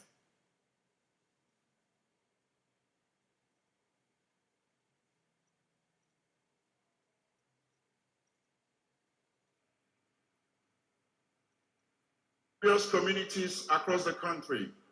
The government recognizes the value of sports in Ghana society and the role it plays in the lives of Ghanaian youth. As an instrument for a healthy lifestyle and a teacher of sound values such as cooperation, fair play, endurance, and moral courage. During the NPP administration, Ghana has been firmly established as a center for the arts, music, culture, and tourism. The NPP has the bold solutions to project Ghana positively and make most of its potential. A vote for NPP is a vote for posterity. I know times are hard. It's global. UK is just recovering from recession. America is tough. Canada is tough. Our neighboring countries, Nigeria, is equally tough. So to you watching me out there, the alternative is not a solution. The alternative will send us into an abyss of disaster. Vote for progress. Vote Baumia. Vote Matthew Poko Prempeh as the incoming president. Now, let me take you to a memory lane. We enjoyed free lights. We enjoyed free water during the COVID pandemic era. SMEs, money was given to people, small-scale businesses. This is the kind of leadership we had and we are having. But when we are taking over the baton, is progress. I don't want you to be deceived out there. There is nothing the alternative can offer. Vote for digitization. Now you can go anywhere in Ghana because of the property address, the digital property address. You can use your Ghana card. Previously, if you wanted to get a passport, you had to write an essay. Vote for change, vote for Baumia, vote for progress. Love you. Fisheries are crucial to our economy. The NPP has enhanced these sectors with targeted initiatives with the Planting for Food and Jobs campaign, modernizing irrigation for drought-prone areas and subsidizing equipment for fishers. We've promoted sustainable practices that not only boost productivity, but also ensure long-term food security. As we look to the future, we remain committed to expanding these programs, introducing advanced technologies, and increasing market access to empower our farmers and fishers even further. Our journey continues to fully harness the potential of our natural resources. Vote for Baumia. Baumia means business. Aguila. Jama sanung kudaini. Yazanyore. Good evening, Ghana. My name is Tabitha Periene Ayela, and I'll be reading on agriculture and fisheries. Agriculture remains the backbone of our country's economy, nurturing a system that supports the population with diverse, nutritious foods and resilient crops. It is one of the keys in the industrialization of the economy, as well as an avenue for jobs and wealth creation. The NPP have a proven track record with regard to agriculture. Initiatives such as Planting for Food and Jobs, Rearing for Food and Jobs, Agriculture for Food and Jobs, One Village, One Dam, One District, One Warehouse, Planting for Export and Rural Development, digitization of the cocoa sector, pharmacists' pension schemes, the construction of fishing landing sites and harbors, which has added to the overall increase in agricultural growth rate at 2.7% in 2016 to 4.5% in 2023, and instilled vibrancy in the sector. The NPP government has made strides in the cocoa sector through a range of interventions, including introducing a living income differential of $40 per ton, digitization of the cocoa sector in the cocoa management system, the National Cocoa Farmers Pension Scheme, and the National Traceability System. Under our tenure, the crop sector has seen great progress. We have addressed the challenges of low levels of mechanization and low productivity of key crops, such as soybean, maize, and rice, inadequate availability of certified seeds, and the weak extension services through various initiatives. We have supplied tractors and accessories, power tillers, harvesters, planters, and boom sprayers to farmers at subsidized prices.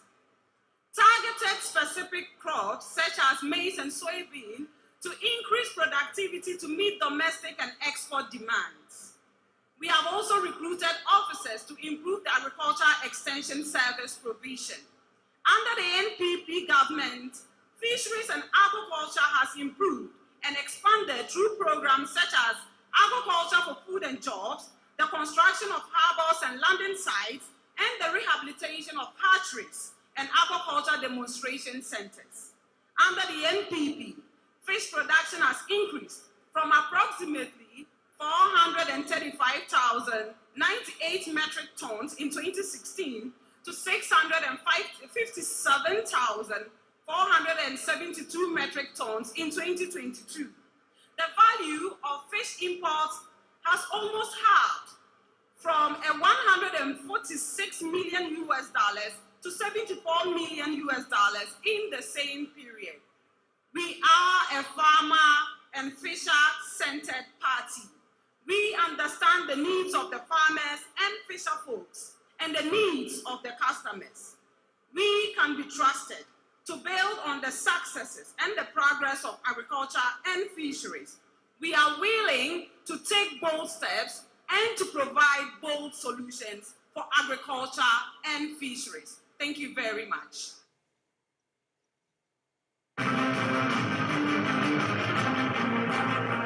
Under the NPP, Ghana's economy has grown significantly, even amid global challenges. We've launched successful job creation programs, attracted investment, and upgraded our infrastructure. Initiatives like the 1D1F, One District, One Factory, digitalization of public services, and enhancement in transport systems have driven this growth. Despite the shifting global economic landscape and internal pressures, our commitment is unwavering. We are determined to further strengthen our economy, making it more robust and inclusive for every Ghanaian. The journey to a prosperous future continues with your support. Vote for Baumia. Baumia means business.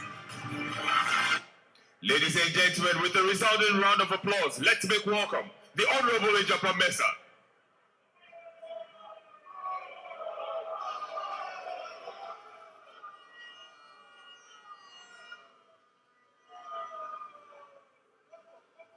Mema be aha.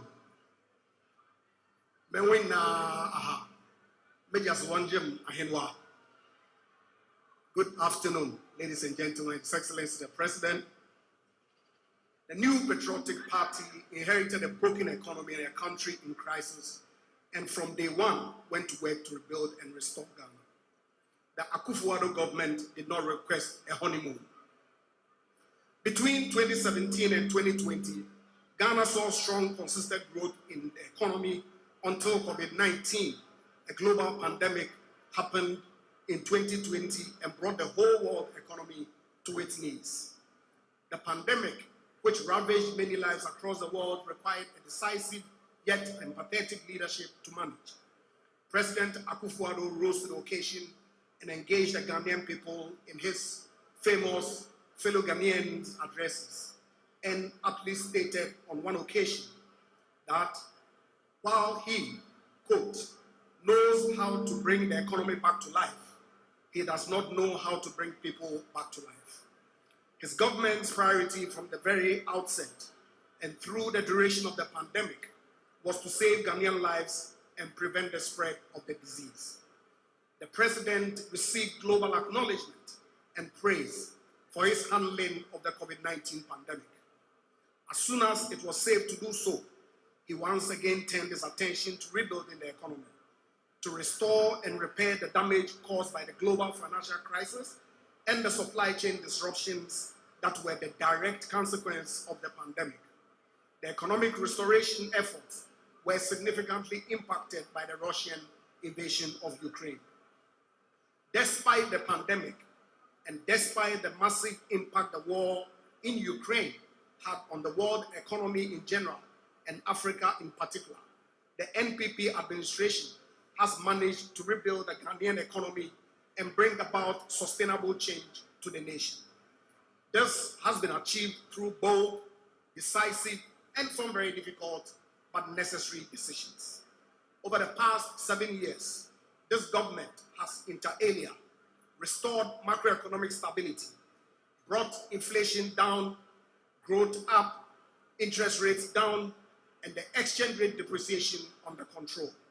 It has ensured domestic production and supply of personal protective equipment for our health workers, reduced import duties by 50%, protected the deposits of over 4 million Ghanaians by saving the banking system from collapse.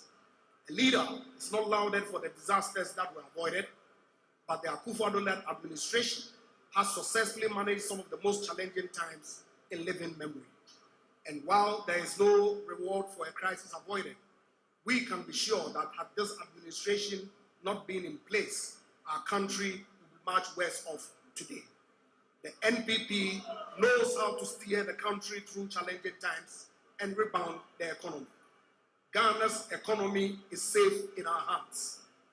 A vote for Baumia is a vote for bold solution for Ghana's economy and the only way to ensure prosperity and growth for our dear country, Ghana. Thank you very much for your kind attention. NPP has embarked on several community-based programs to protect our environment.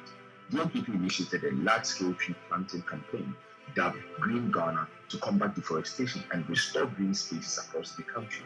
Schools, communities, and individuals participated in planting trees to combat deforestation and promote green spaces.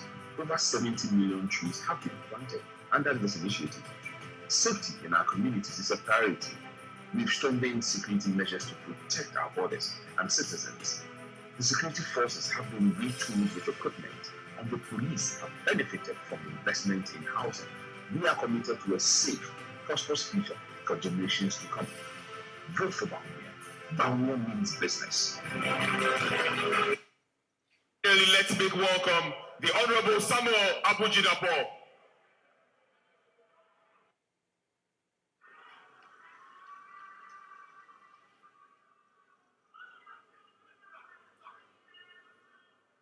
Gonjaland alama, Kagbanya lama, Impebera Metro Benke Kega, Kabre, Jebotibo Party, Kiyilena, and Savannah region, and Ghana Bikike, and Yebetro Benke Kega. Mr. President, incoming President, incoming First Lady, incoming Vice President, Mr. Chairman, thank you for your outstanding leadership. This 2024 MPP manifesto evidently is an action plan to build on the enviable record of President Nana Addo Dankwa Akufo-Addo to create hundreds, thousands, and millions of jobs for the Ghanaian youth and bring the much-needed development to our people. Let me, very briefly, highlight some of the remarkable achievements which, God willing, the incoming President of the Republic, Dr. Mahamudu Bawumia, will leverage to unleash prosperity for the Ghanaian people. Firstly, by dint of hard work and innovative policies, we have overtaken South Africa as the leading producer of gold on the continent and the seed in the world. We have revamped the dormant Bibiani and Obuasi mines, and exports received from gold alone in the first half of this year has crossed $5 billion United States dollars. Our policies have attracted new investments into the country, with 3 new gold mines under construction by Newmont in the Hafo region, Kaduna Namdini in the Upper East region, and Azuma Resources in the Upper West region, which will consolidate our position as the leading producer of gold in Africa. Even more important for us is that these investments have created scores of jobs for the youth, and more high-paying jobs will become available when these mines start operation. And with our value addition, local content and local policy, including the construction of refineries, mandatory listing on the Ghana Stock Exchange, and the reservation of jobs and the provision of some 50 goods and services for the Ghanaian private sector, the people of Ghana are benefiting directly from this new, enhanced, indigenous mining industry. Through our enhanced regulation of the small-scale mining sector and the ramping up of community mining schemes, even while we acknowledge that we still have a long way to go, this sector is largely, without a shred of doubt, more sanitized than we met it in 2016. And the reduction of withholding tax on unprocessed gold in this sector from 3% to 1.5% has led to over 6,000% increment in gold exports from the small-scale mining sector alone.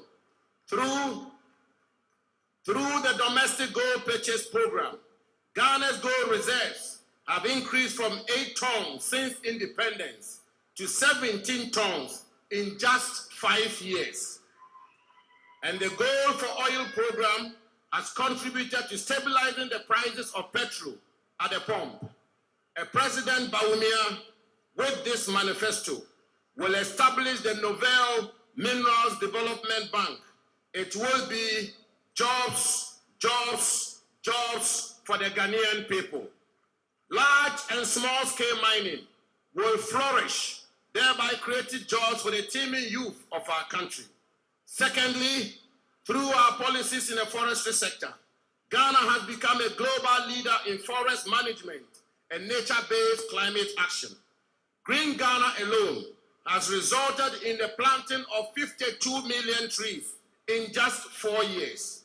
Between 2017 and 2023 alone, some 721,000 hectares of forests have been cultivated, 5 times more than the 157,300 hectares cultivated in the whopping 53 years between 1963 and 2016.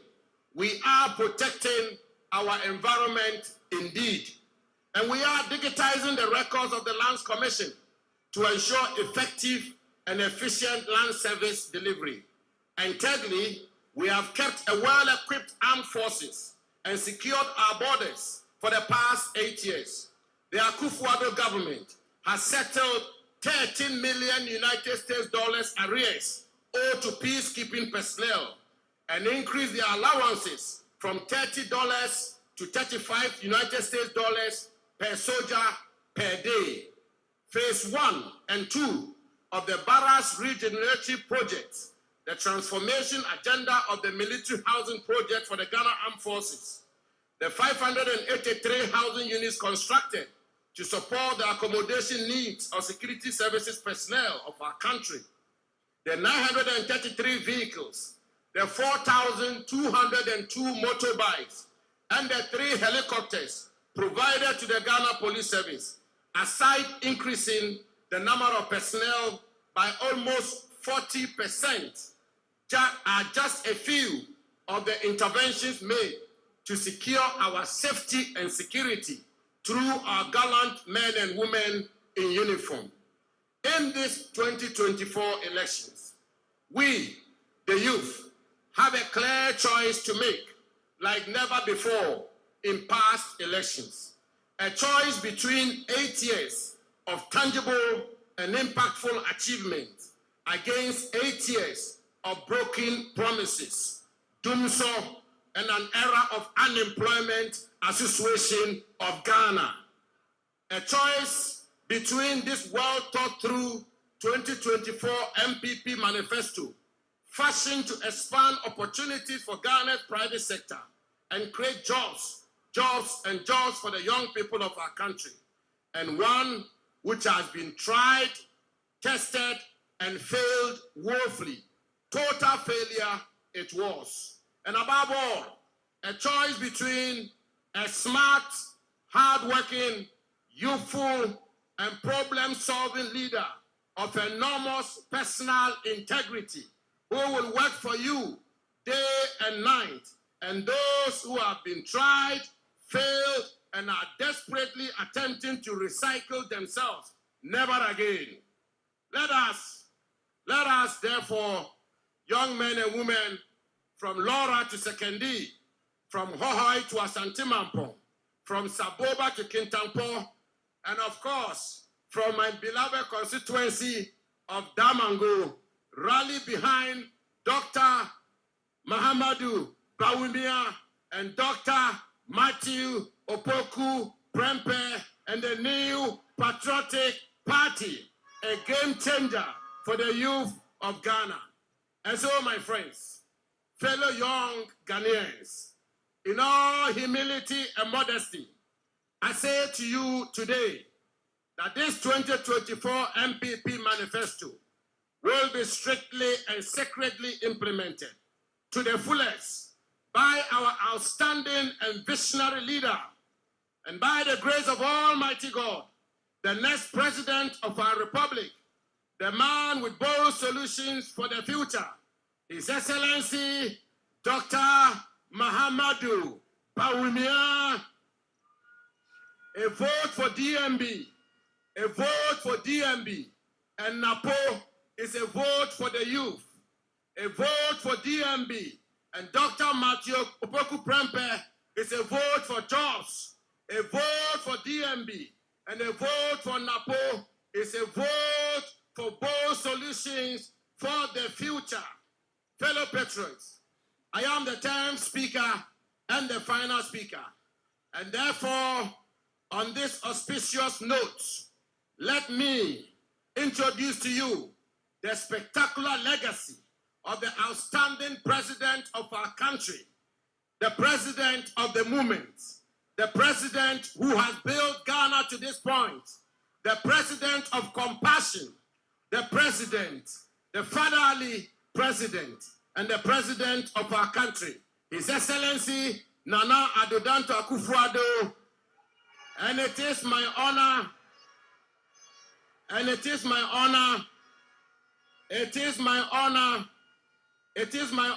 to introduce to you the legacy documentary titled, and I quote, "A Strong Legacy to Build On," end quote.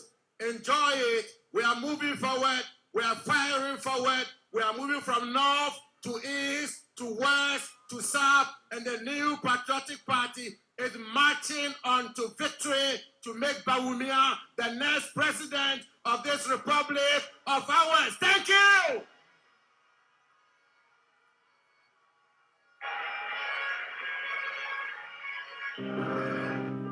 From the bustling cities to the serene rural landscapes, the strategic investments by the NPP government have touched every corner of Ghana.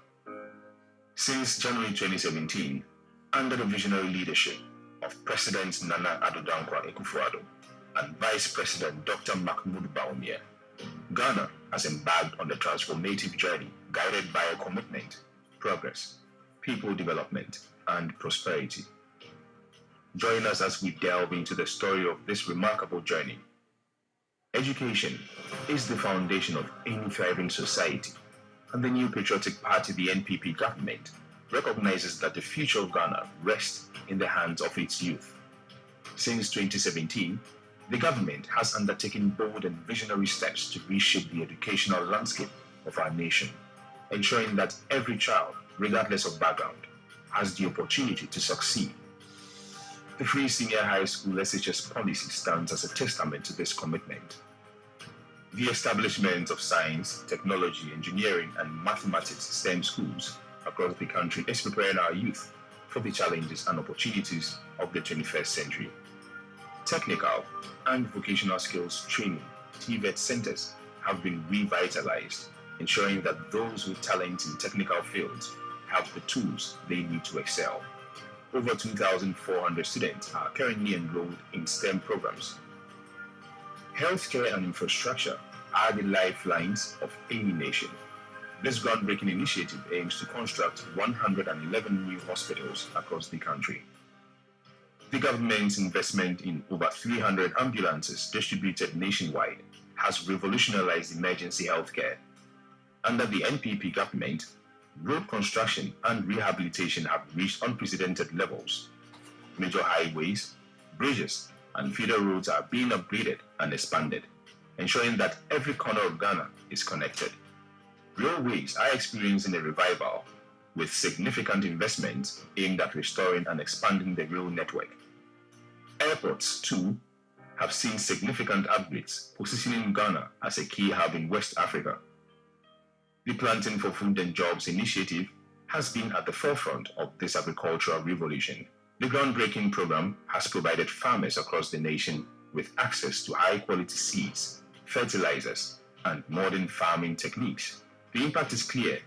Over 1.9 million farmers have directly benefited from the Planting for Food and Jobs initiatives, leading to a 45% reduction in rice imports as local production continues to grow. The government has invested heavily in expanding and retooling our security agencies, ensuring that they are well equipped to protect our nation from both internal and external threats. Through innovative policies and bold solutions, the government is ensuring that our natural resources are protected. The transition to renewable energy is a key pillar of this vision. Ghana is on track to achieve a 10% renewable energy mix by 2030. Social interventions are the cornerstone of an inclusive society, ensuring that no one is left behind, regardless of their circumstances. At the heart of these efforts, in the Livelihood Empowerment Against Poverty (LEAP) program, a flagship social protection initiative that has been a beacon of support for many low-income families. Since its expansion under the NPP government, LEAP has reached over 330,000 households. The school feeding program is another critical intervention that has transformed the lives of children across Ghana by providing nutritious meals to over 3 million students in more than 9,000 schools. Affordable housing is another area where the NPP government has made significant strides, providing affordable, quality housing for low and middle-income families. As we look into Ghana's next chapter, the NPP government remains dedicated to expanding and enhancing these programs. Together, we are building a Ghana that is not just prosperous, but fair, inclusive, and caring.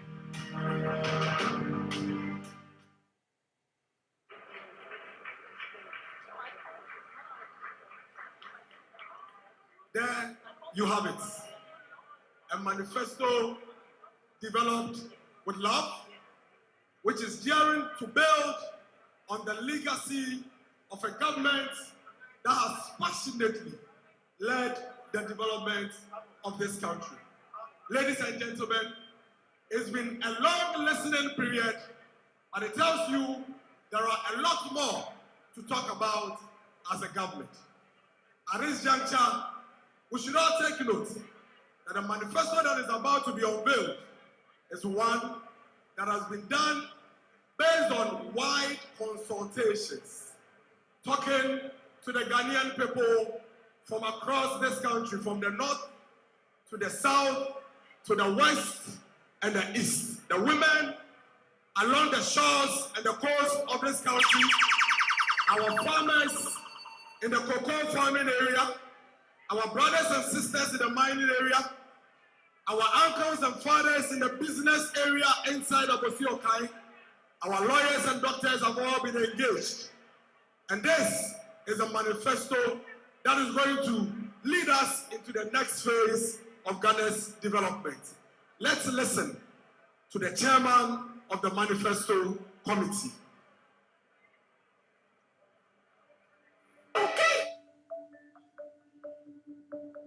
The NPP manifesto being unveiled today has gone through a meticulous process of engagement steered by Dr. Bawumia's commitment to uphold the core values of the party.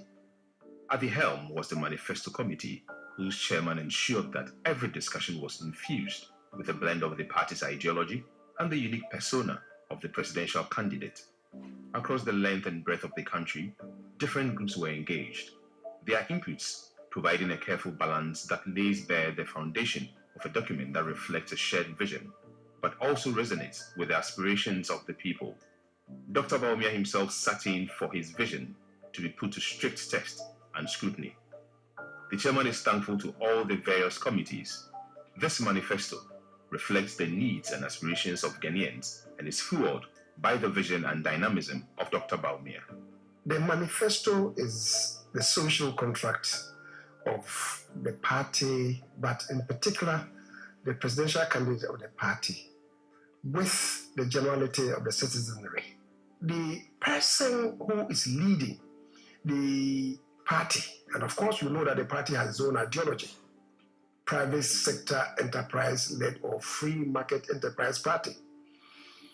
He, Dr. Mahmoud Bawumia, is an established economist. He represents a microcosm of the Ghanaian society. He belongs to the academia as well. For 16 years, he has been into politics. And together with his boss, they've traversed the length and breadth of this country. There's no place that he hasn't visited. And in that enterprise, he's met a cross-section of Ghanaians. So even though his own ideas have been shaped by his upbringing, his training, professional training, and his politics, he knows that he's not the repository of wisdom and knowledge. So when he became the flag bearer, he set out to engage a cross-section of the Ghanaian society. He had put together a team to help him craft his manifesto. But walking around, engaging the citizens, he was with us.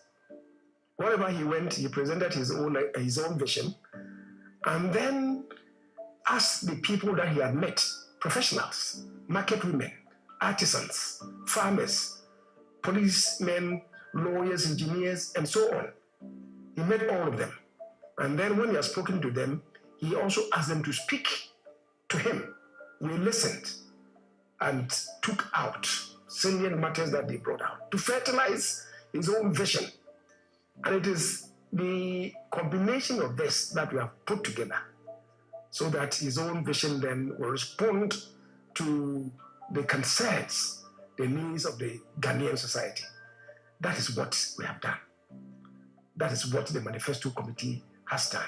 I must express my gratitude to my compatriots in the Manifesto Committee, my Vice Chairman, the Honorable Kojo Opon-Nkrumah, the Secretariat staff led by Yvonne Hughes, and the various committees that we had to deal with, representing the various sectors, energy, education, health, infrastructure, all of them.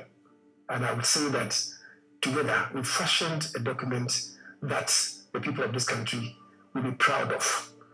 And on behalf of the committee, let me also express our profound gratitude to the Vice President, His Excellency, the presidential candidate of the party, for the opportunity that he's given to us to assist him in crystallizing his own vision. We thank him so much, and we believe that Ghanaians will not be disappointed, and that when he's voted for, Ghanaians will be well pleased in his vision. The DJ is already in the next chapter. This is a manifesto launch. We are going to soak in a lot of messages, a lot of information, and a lot of data. But we are getting right there to that point. At this juncture, please stay with us and follow this very short video as we usher in a very, very important personality. The video, please. In the heart of Ghana, where history and heritage intertwine, emerges a man whose journey bridges royalty and servant leadership. With determination as his compass, Dr. Prempeh stepped into the realm of politics, not as a distant figure, but as a hands-on advocate for his people. He is a man of destiny, pushing the limits. In 2009, Dr. Prempeh entered the political arena as the Member of Parliament for Malaysia South constituency. His leadership skills and vision quickly propelled him to key ministerial positions. Recognized for his leadership skills and contributions to education, Dr. Prempeh played a pivotal role in the implementation of the government's flagship Free SHS program and other transformational policies in education. He then stepped in as Energy Minister during Nana Addo's second term and helped keep the lights on. Now, in a defining moment of his career, Dr. Prempeh has been nominated as the running mate for Dr. Mahmoud Bawumia, the NPP's presidential candidate. Together, they are the perfect pair to lead Ghana into a future of prosperity and transformation. Meet Dr. Matthew Oboku Prempeh, popularly called Napo, running mate for Dr. Mahmoud Bawumia in the 2024 general election.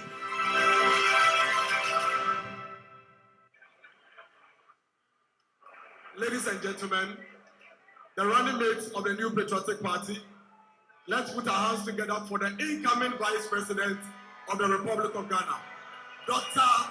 Matthew Oboku Prempeh, aka Napo, the People's Man,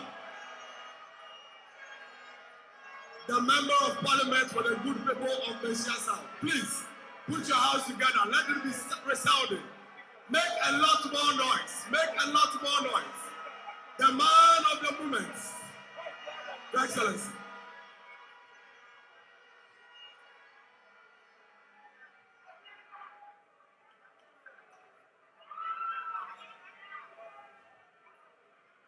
His Excellency, the President Nana Addo Dankwa Akufo-Addo. His Excellency, the Vice President, Alhaji Dr. Mahmoud Bawumia. The Second Lady of the Republic, Hajia Samira Bawumia. The National Chairman of the New Patriotic Party, and all patrons gathered here this evening. I hope I can stand on existing protocols. I'm here briefly to link what we have done and give you a foretaste of what is to come. A link between the last of the Titans, Excellency Nana Addo Dankwa Akufo-Addo, and the future generation led by Dr. Bawumia. I hope this heroic task I'll be able to do. In 2011, around 2 a.m., I was woken up by the security guards of His Excellency the President Nana Addo Dankwa Akufo-Addo, way back in Bolga. When I went to see him, he was alone in the canteen of that famous hotel. We sat down to talk, obviously woken from sleep. And he said some profound things to me that evening. He said, Napo, Matthew Prempeh, this party, you are the next generation. I'm going to give you some advice, pieces of advice this evening. And I hope you can stick to it. What were the advice or the pieces of advice?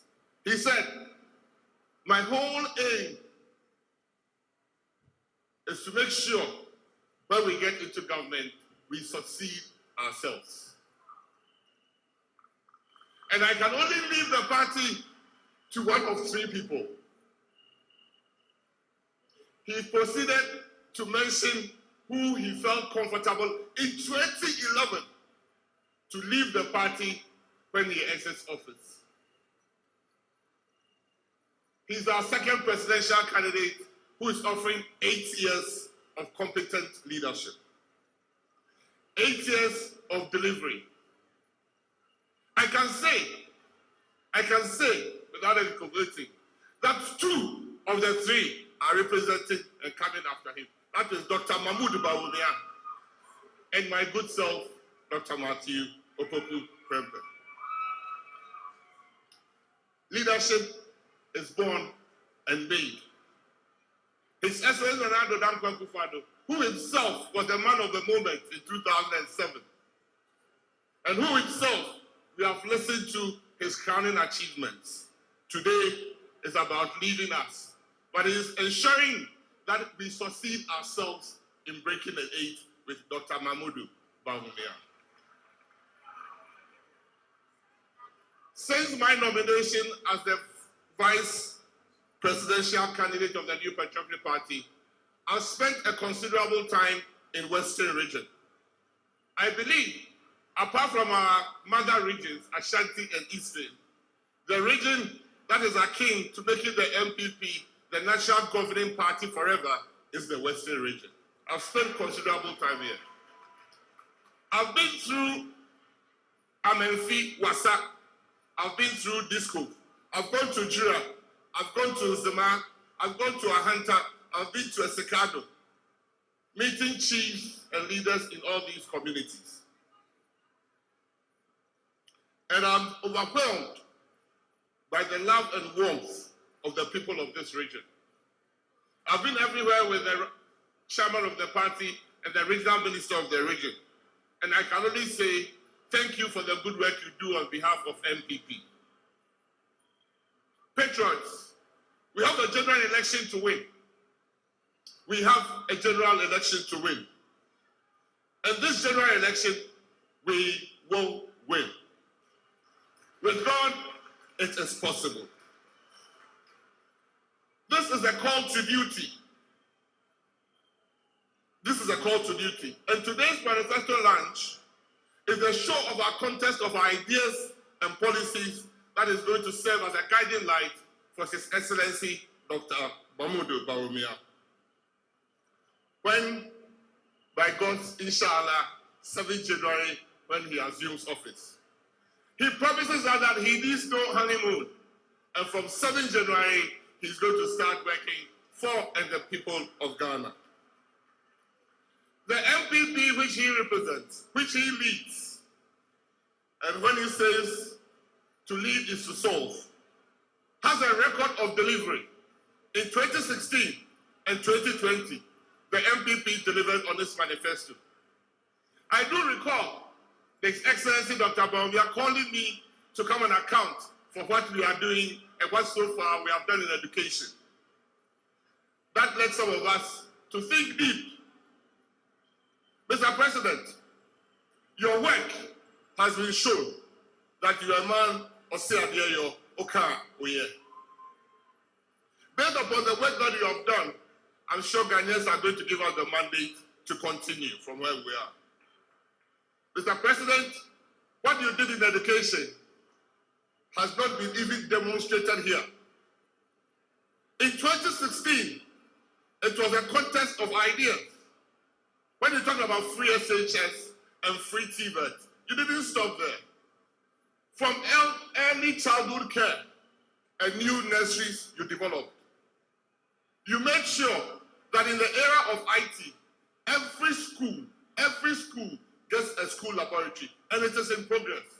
You made sure every teacher gets a laptop for IT, and it is in progress. And you made sure every student in secondary gets a laptop, and it's in progress. Mr. President, when you assumed office in the year 2017, 40,000 Ghanaian students had passed their WASI exams, but could not get their results because they couldn't pay examination fees. 40,000 Ghanaians at BEC and WASI could not get access to their results because they couldn't pay examination fees, not even school fees. Before you came into office, Mr. President, for every 100 Ghanaian students that qualified to go to senior high school, 35 could not go because they couldn't afford it. 35. For the 65 that went into secondary school, Mr. President, by the time of WASI, another 30 had dropped out. And that is why it was only 800 students in school when you came up. Mr. President, even not all that 800 would have qualified or been able to stay through 3 years. I can assure you, the people of Ghana will forever remember you, that as we speak, every child that goes to secondary school leaves secondary school with the best results ever. The most profound thing, Mr. President, the most profound thing that you did in education, when the naysayers said it couldn't be possible, you made it possible. When the naysayers said you were diluting education, you were lowering standards, Mr. President, the first batch of free SHS stayed home 5 months because of COVID. And when they came back to school and they sat for their WASI, the best result ever Ghana has had.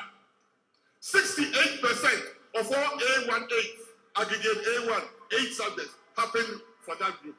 68%, the whole of West Africa. Ghana got 68% of A1s, 8 subjects. Not only that, we for the first time passed all 4 core subjects. That had never happened, Mr. President. Not only that, the best 3 students that ever happened came from your country, Ghana. That is leadership. That is delivery. That is leadership. Mr. President, we moved from education to energy under your watch. And we said, no longer will Ghana have doom so. In fact, by 2017, when you got into office, it has been 5 years of doom. It was not doom so. It was 5 years of doom. In fact, a former president said he will watch how we solve the doom problem. Not only have we kept the light on, Mr. President, even under trying times, the light has been on. Mr. President, I can say that the average electricity prices now is cheaper, dollar by dollar, from between 2017 and now. You have not only exhibited competence, you have exhibited leadership par excellence, Mr. President. I do know that right behind beside you was Dr. Mahmoud Bawumia. If you set the vision, he set the mission. If you ensure delivery, he made sure your government ticked. No wonder you pulled all stops to let him succeed. And surely God will bless your effort.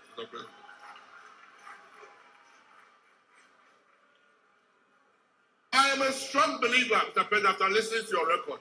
Personally, I'm a strong believer in Dr. Mahmoud Bawumia. I've worked closely than many more with him, than many more would ever know.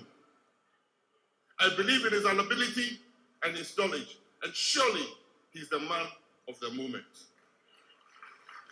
I, Master Opoku Prempeh, I am committed to serving him loyally, to ensuring his vision is translated to a mission and an action purpose for myself. I know his vision is for a brighter, better, business-friendly country called Ghana. And I pledge to even work harder to support this vision. There is so much we can do, patriots, together if we pull all our hearts and minds together towards that common goal, that common shared purpose of victory 2024 December. So, President, nothing would make you happier. No legacy would ever pass the fact that on 7th January, your sword will be handed over to your Vice President, Dr. Mahmoud Bawumia.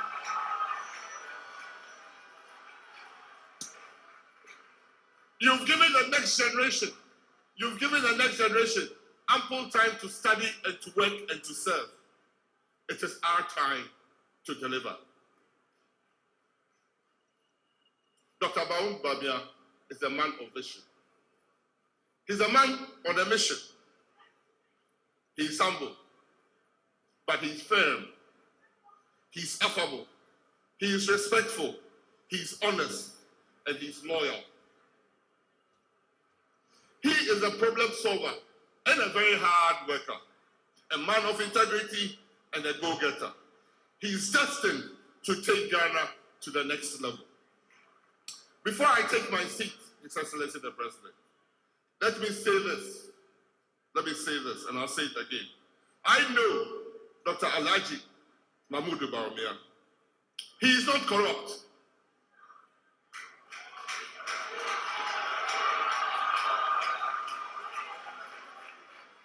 I will not be corrupted. In his public life, Mr. President, he has never been accused of corruption. And in his public life, he has never been investigated for corruption.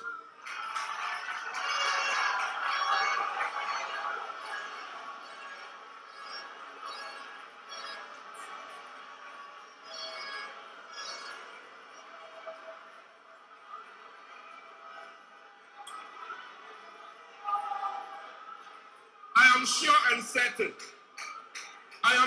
and certain that you are giving an honorable man to continue where you left off.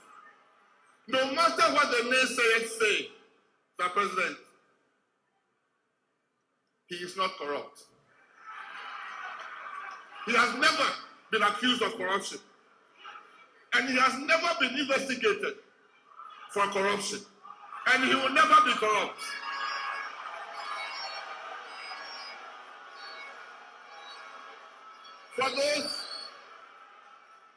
For those who have skeletons in their cupboard, in their cupboards and think the election is far gone for them, Dr. Mahmoud Bawumia will win the 7th December general election and presidential election.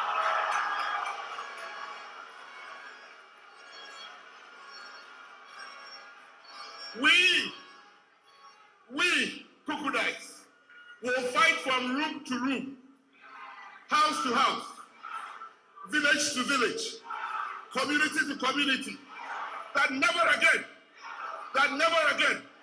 will we have doom so. Never again will there be petrol queues. Never again will money be the determinant of how much education level you can achieve. And surely, the day of accountability is coming straight to some of them who have skeletons in their cupboard. I will promise that we will work and deliver a better Ghana for your legacy purposes. Thank you. Oh, Jesus. Martin Sampa, it's not a good talk. She's about to lose and say, oh, you have to go for me. You be out the team and you are the old city. Doctor, Mahmoud Bawumia, it is possible. Hey! No.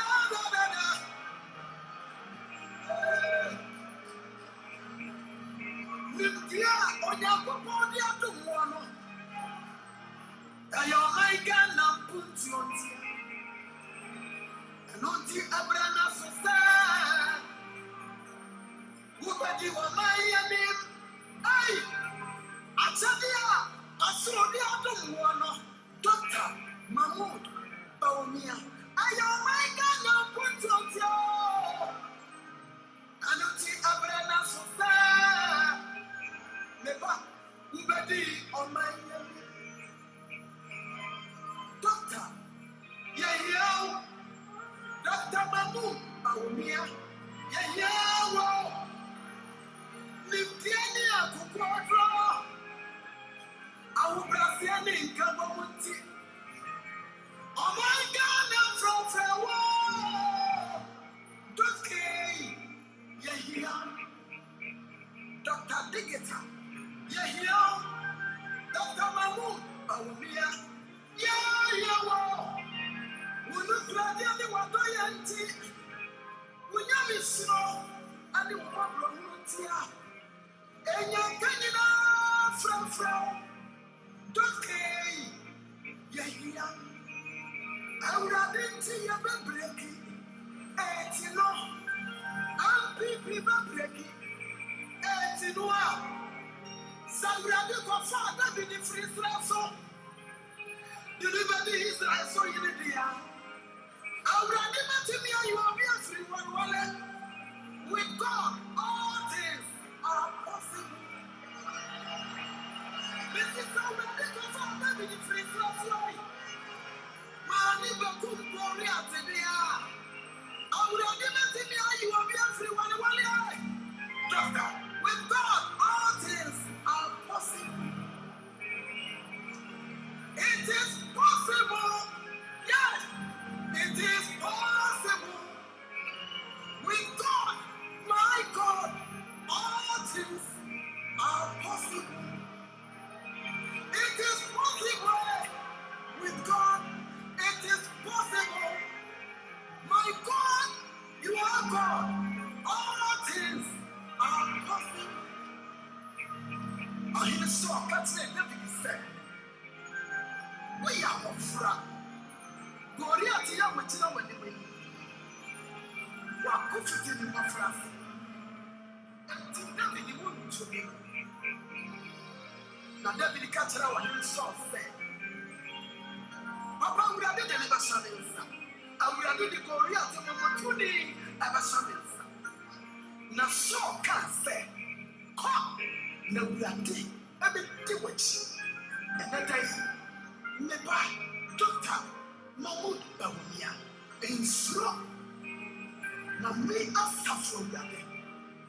Makame one time say, say you message you Sarah na baba na say you mama miti Sarah na ebeti yate na ya na neba na ubedi kunim unim kukuo kabiarada yeah oh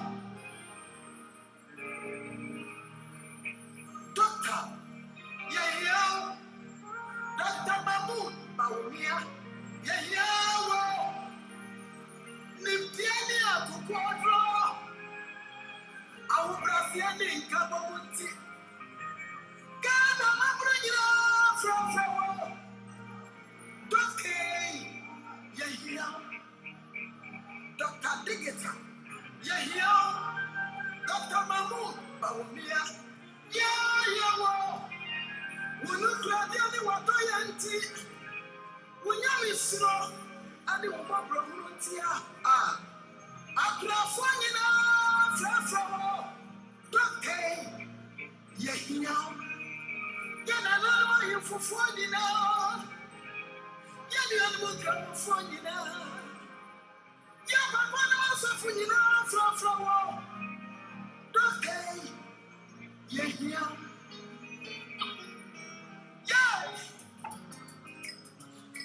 Dr. Mahmoud Baumia. It is possible. Mama within a mafia. Nibay, Yakukuaduro. Shebekuman and Nifa. Wodia. Coco Wanimuai. The same and Baba. Mina, the poetry don't way. Oh, Sunny Abidi Mosa Sana. Lady what you are.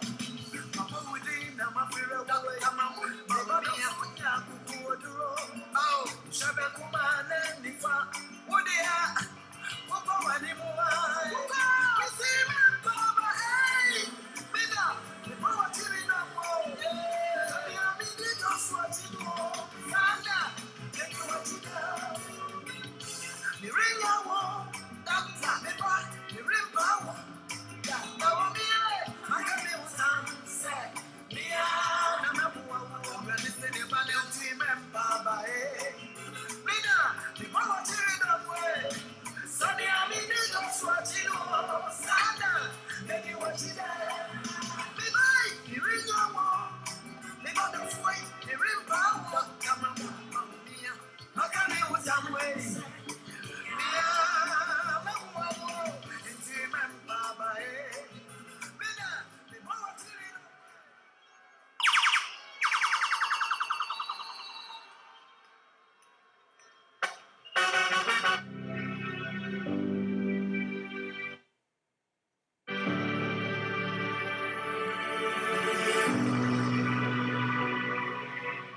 Dr. Mahmoud Baumia, pioneering progress for Ghana, the heartbeat of the nation.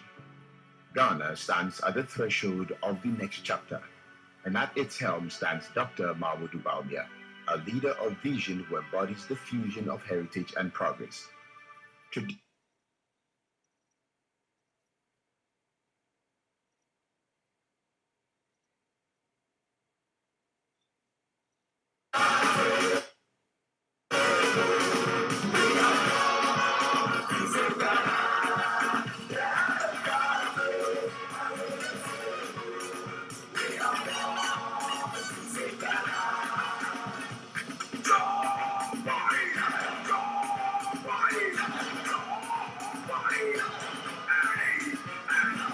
Are you ready to wave your flags? Are you ready?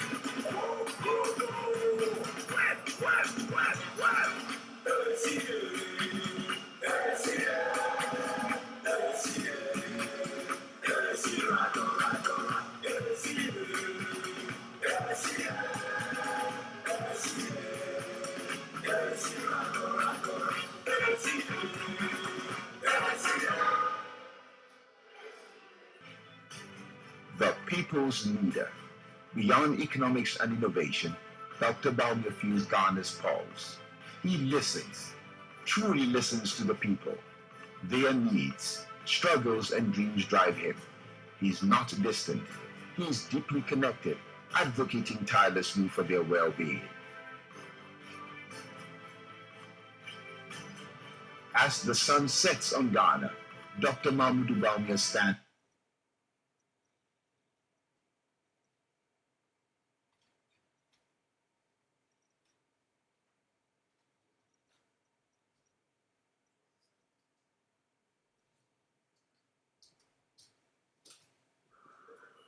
The future.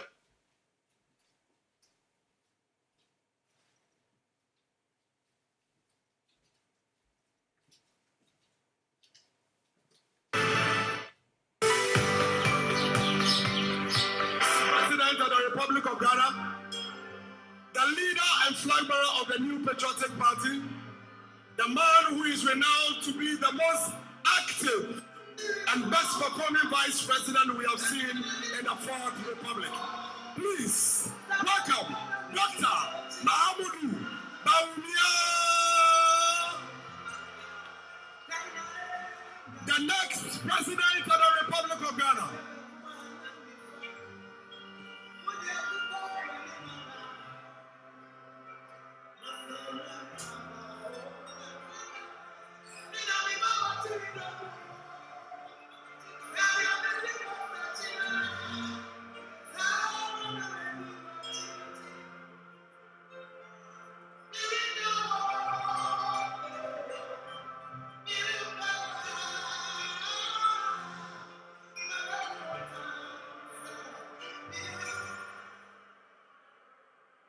Thank you very, very much.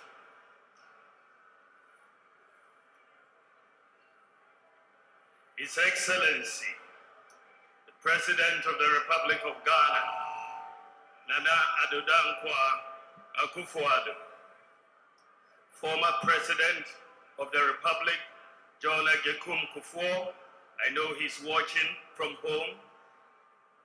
Second Lady, Samira, my beautiful Samira. National Chairman, Stephen Ayusu in team, my running mate and incoming Vice President, Inshallah, Dr. Matthew Oboku Prempe, Chief of Staff, Akosia Fremal Selpari, the General Secretary, famous Justin Kodia, Ministers of State, Members of Parliament, of course not forgetting the Majority Leader of Parliament, our parliamentary candidates, our MMDCs, Chairman of the Council of Elders, the National, Regional, Constituency, and Polling Station Executives, the media, ladies and gentlemen, I extend a warm welcome to you all. I stand here filled with a lot of emotion, humility, and nostalgia. 16 years ago, right here in this beautiful city of Sekondi Takoradi, I was outdoored to the good people of Ghana as the running mate to the visionary leader, then flag bearer and leader of the new patriotic party, His Excellency President Nana Addo Dankwa Akufo-Addo. Today, I am privileged to return to Takoradi, this time against all odds, as the presidential candidate of the new patriotic party to launch the 2024 manifesto of the party. With God, it is possible. In exactly 111 days from today, over 18 million Ghanaians will have the opportunity to decide on a new leader and parliamentarians to govern the affairs of state over the next 4 years. Fellow Kukrudites, the race is on, and I know, and you know, and they know that the momentum is on our side. I have witnessed firsthand the enthusiasm, commitment, and determination of the rank and file of our party, the great new patriotic party, to break the eight and usher in life-transforming ideas that will deliver broad-based prosperity to all Ghanaians. From my possibilities tour, I came across hope, expectations, and the belief that it is possible to transform Ghana and create a sense of pride in the Ghanaian. Our tradition, the Dankwa Dombo Buzia tradition, has not only been the vanguard of the rule of law and governance, but also pace-setters and drivers of the life-changing policies and interventions. Let me first thank Honorable Oseche Mensah Bonsu, the chair of the Manifesto Committee, the co-chairs, and all members of the Manifesto team for putting together this wonderful document. I am very grateful for their dedication. Let me also thank the earlier presenters for highlighting the major achievements of our government under the leadership of President Nana Akufo-Addo. We have taken time to highlight these achievements because track record is a significant predictor of credibility and the potential to do more. We have catalogued them because in the MPP, we view these as our obligation to the people from whom we draw our mandate. We have enumerated them precisely because they communicate our ability to respond to the numerous needs of different sections of our society. Indeed, we have listed them to show we remain committed to fulfilling the social contract we have with the good people of Ghana. Above all, the exercise we have undertaken confirms that hundreds of pledges that have been made to the Ghanaian people, and broadly they have been kept, and given the opportunity, more impactful and forward-looking interventions will be implemented to move Ghana to the next level of the development journey, a journey that will build on our successes to open opportunities for all. We promise to change. We promise change, and we have made significant progress. Mr. President, history will be kind to you, and you shall be remembered for your unprecedented achievements and the millions of lives you have touched. We are eternally grateful. Ladies and gentlemen, if there was any doubt, to believe it is crystal clear from the data-backed account we have given that our overall performance and track record are superior to that of my opponent and his party in virtually every sector. Virtually every sector we are superior. But I believe, as a former president and a proud student of history, he knows that. And that is one part of the reason why he's avoiding a debate. The other part, of course, is about the courage and the confidence to put what he intends to do differently this time around with the power he seeks, side by side to the vision I have for Ghana and the clear roadmap to getting the work done.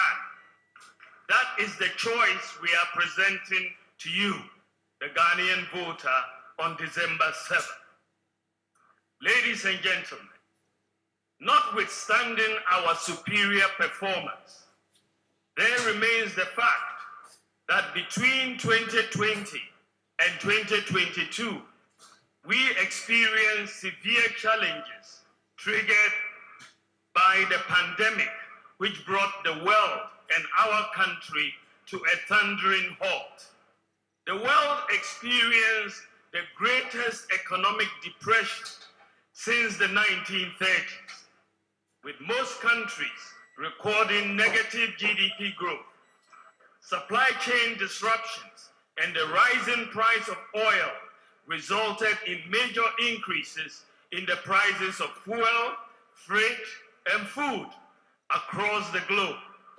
Indeed, Ghanaians were hit very hard by rising food prices, increased exchange rate depreciation, rising fuel prices, and rising transport fares. Our debt became unsustainable and had to be restructured. Bondholders saw a sharp decline in their net worth following the painful yet unavoidable debt restructuring program. We faced very, very challenging times, but with calm leadership and the support and understanding of the good people of Ghana, we have weathered the storm, and the economy is firmly on the path of recovery with increasing GDP growth and declining inflation. It is gratifying to note that our policy interventions have started yielding the desired macroeconomic results. Many economists and analysts have rightly stated that Ghana has turned the corner, but we know that for many families, the cost of living is still very high. The hardship is real, and we commit to doing more to relieve the difficulties Ghanaians are facing. We are equally committed to creating more job opportunities that will significantly reduce youth unemployment among the national population that has increased over 5 million in the last 8 years alone. We have created so far 2.3 million jobs, the most of any government in the Fourth Republic. But youth unemployment remains a major concern and that confronts us, and we are committed to doing even more.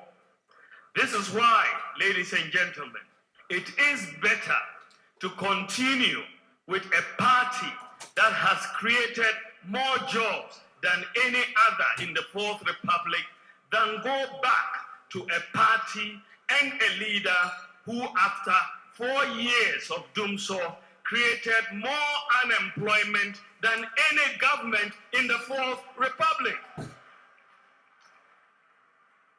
Ghana needs bold solutions to deal with the challenges we face.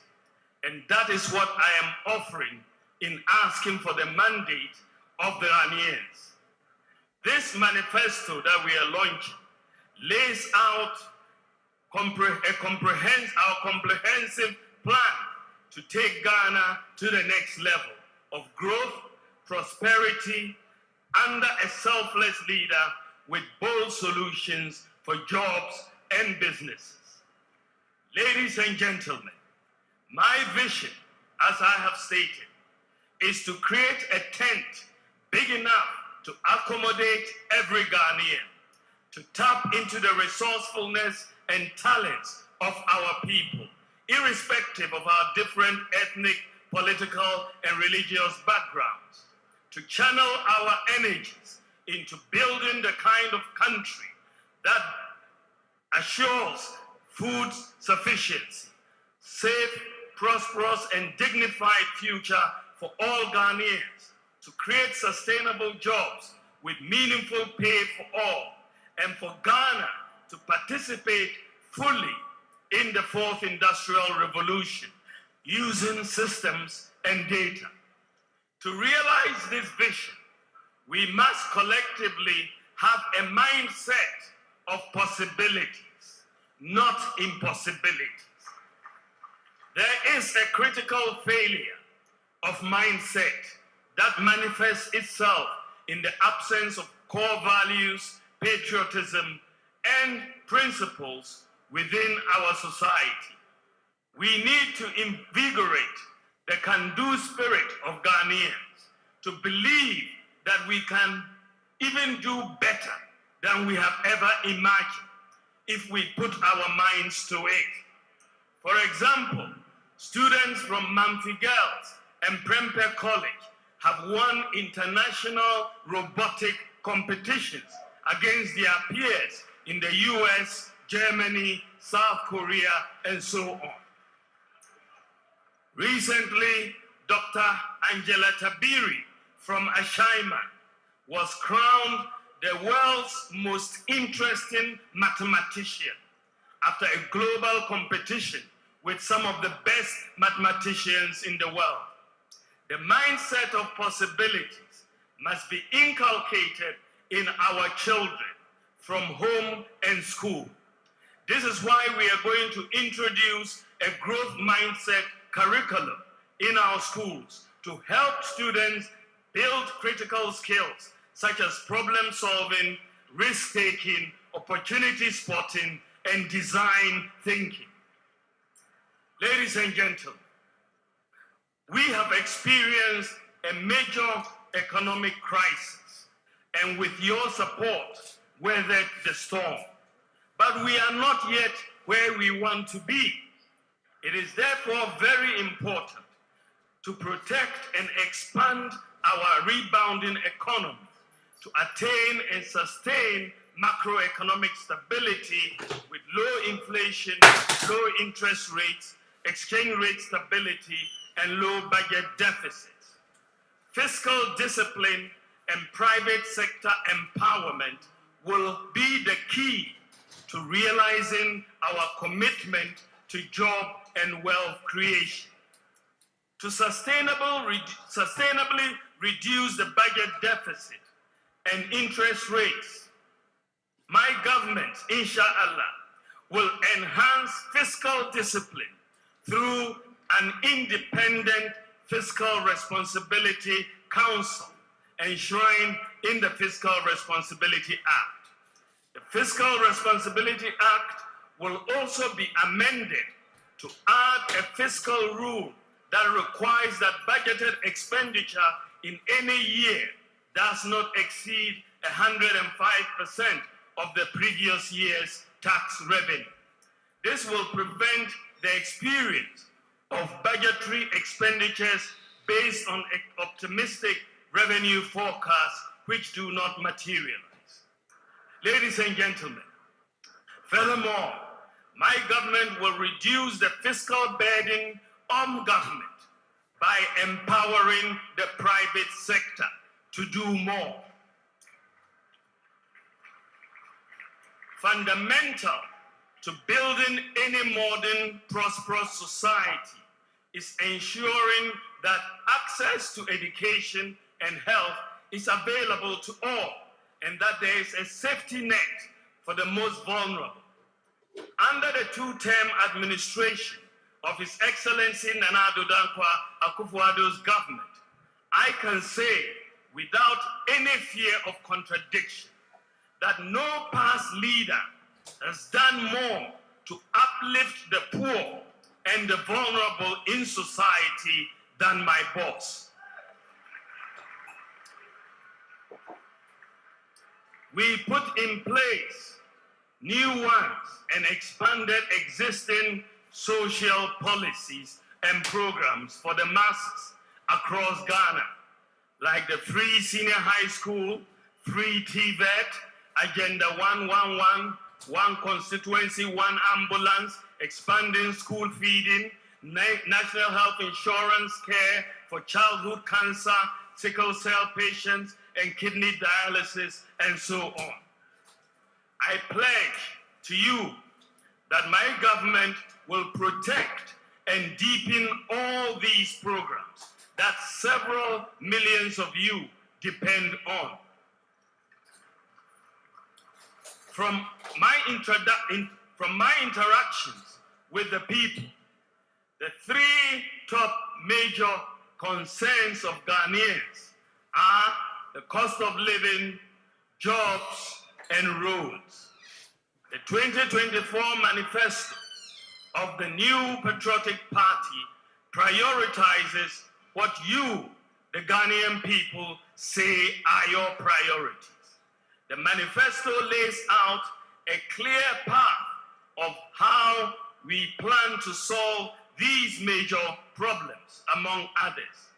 That is why my government will make business and jobs our #1 priority. True to our philosophy, I believe the private sector has the capacity to provide jobs and create wealth for society. My administration will therefore incentivize and empower the private sector to do more in complementing government in the provision and management of many infrastructures and other public services. This can reduce government expenditure, increase efficiency, and accountability, create competition, and improve maintenance. Yes, we have built more roads than any other government in the Fourth Republic, but we still have a lot to do. In the last 8 years, we have been deliberate in empowering Ghanaian contractors to undertake many major infrastructural projects that would otherwise have gone to foreign contractors. My policies will encourage the private sector to take greater responsibility in the provision and management of critical infrastructures, including building hostels, housing, and schools for government to rent or lease to own.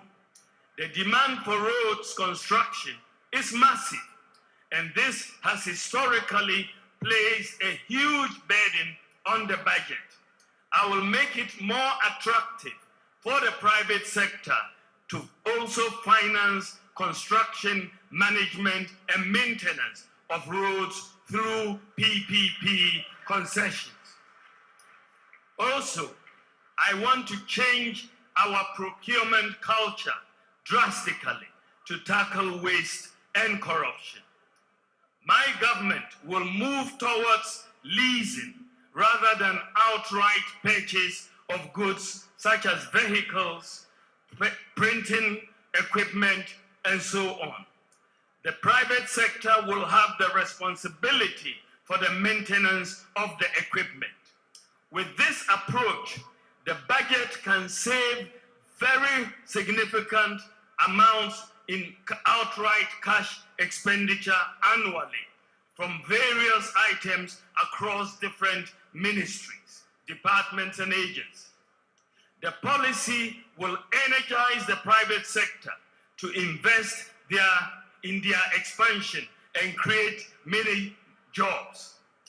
Enhancing the role of the private sector, along with fiscal and administrative decentralization, improving our systems, and the way your institutions function will lead to greater efficiency, cutting waste, and ensuring value for money in procurement. The move towards the private sector, provision of many public services would create the fiscal space of at least 3% of GDP annually. That is 30 billion Ghana cedis annually. This represents a major paradigm shift. Additionally, an efficient system of governance will require even fewer ministers. Therefore, I will have no more than 50 ministers. Ladies and gentlemen, I come to our tax system. To increase government tax revenue, we have to reform and refocus the Ghana Revenue Authority towards broadening the tax base. Estimates suggest revenues amounting to 13% of GDP, or some 150 billion Ghana cedis in 2023, are not collected because people are outside the tax net. Many individuals, businesses find our tax system cumbersome and confusing.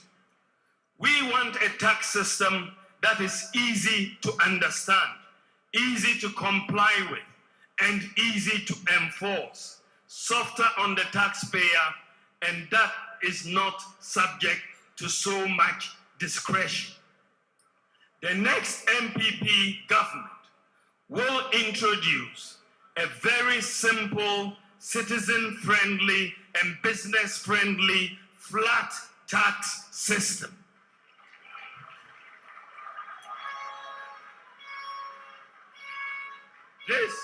This will be the first change in our tax system since independence. No government has thought about changing the tax system, but it is the MPP party that is saying it is time for a change in the tax system. A flat tax system, and a flat tax will be of a percentage of income for individuals and businesses with appropriate exemption thresholds set to protect the poor. With the new tax regime, the tax return should be able to be completed in minutes. We will also simplify our complicated corporate tax system and VAT regime. We will reform the VAT tax regime by merging all levies into a single line item levy and treat the merged levy as part of input and output VAT to eliminate the cascading effect in the current regime.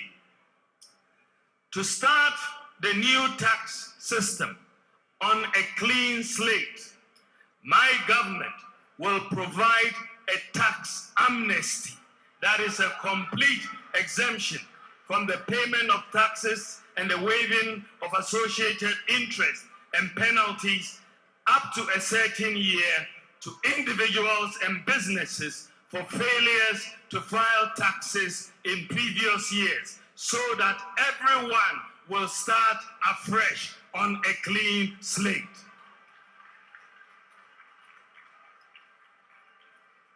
In return, my government will expect the beneficiaries of this most significant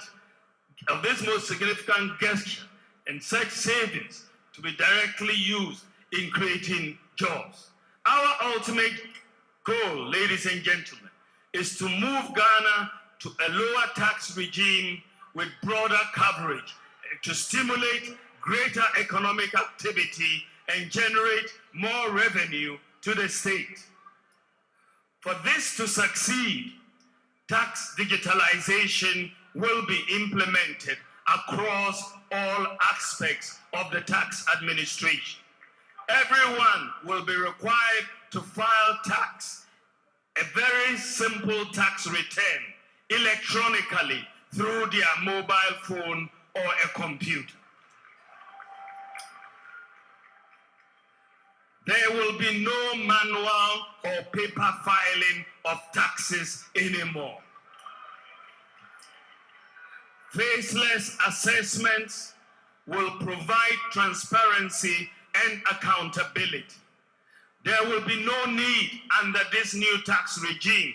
There will be no need for GRA to send officers to sit in shops, to close shops. E-invoicing as being implemented by GRA will also be extended. I now come to support for business. Ladies and gentlemen, my government will be for business because true to our philosophy, I believe the business of government is to empower business to deliver for society. We will therefore support the growth of businesses by the following policies. We will incentivize Ghanaian startups in selected strategic sectors with investment tax credits for the first 3 years of their operations. A flat rate system of duties for all importers will be implemented, bringing predictability and stability on prices of imported goods. We will harmonize port charges to align the charges with the charges in competing regional ports, particularly Togo. Duties in our ports will not be higher than the duties in Lomé, Togo.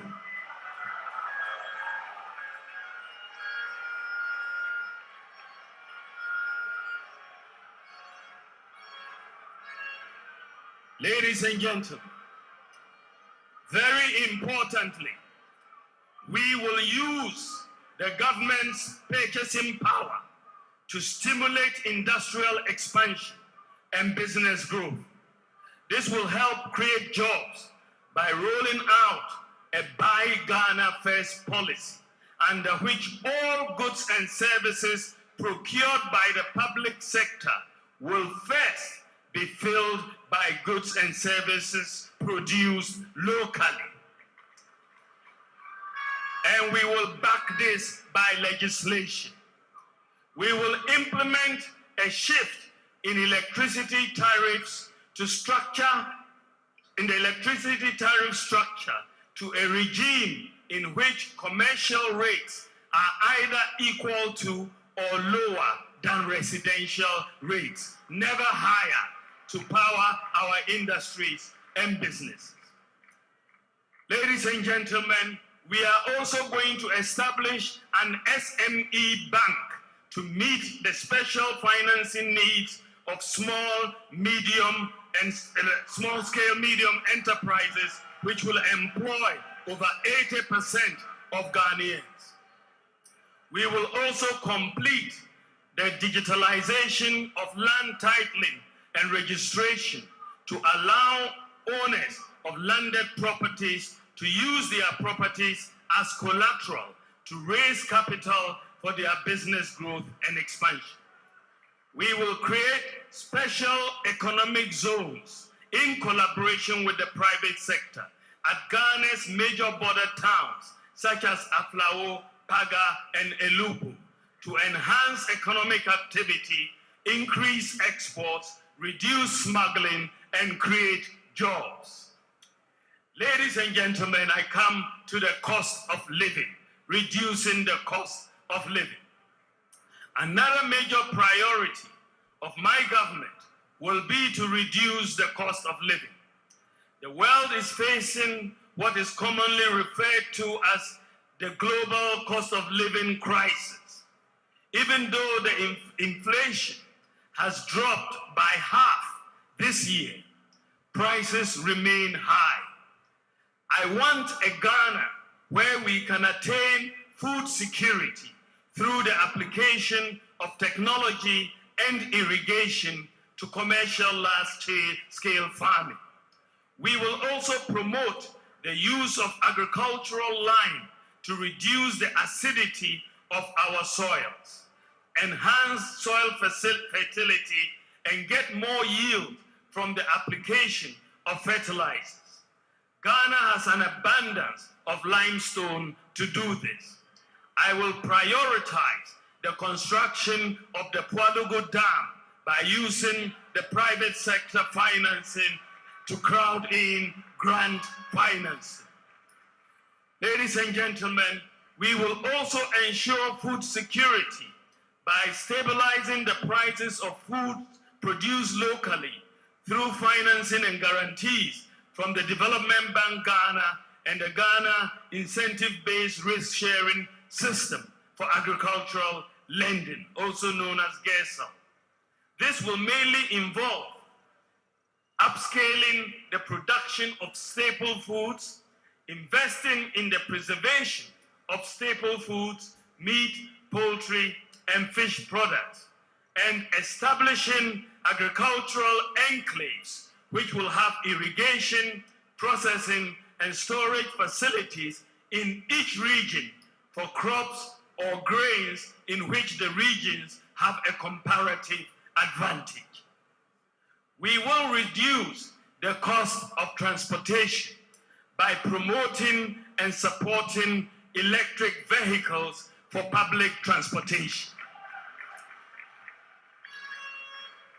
By the grace of God, I hope the first 100 buses that we will be introducing for public transportation will hopefully, inshallah, arrive before the end of December this year.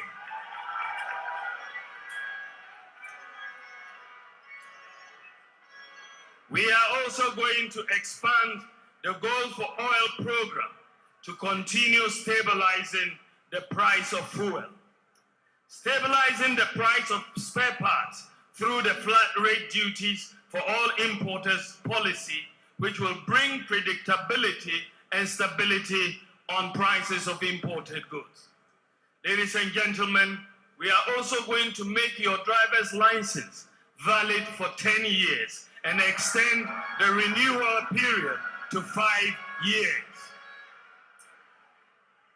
Under a housing for all policy, I will also have a major focus on the provision of public housing in the same manner that Singapore did.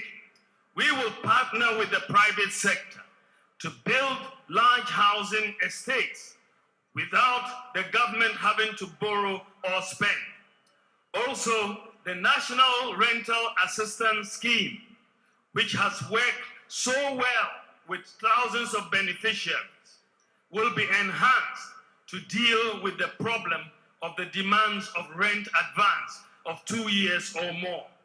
We will also ensure a variety of accommodation types to meet different pockets and needs as follows. In social housing, we'll be including homeless shelters, overnight stay for the vulnerable, and expanded rental assistance schemes for low-income workers.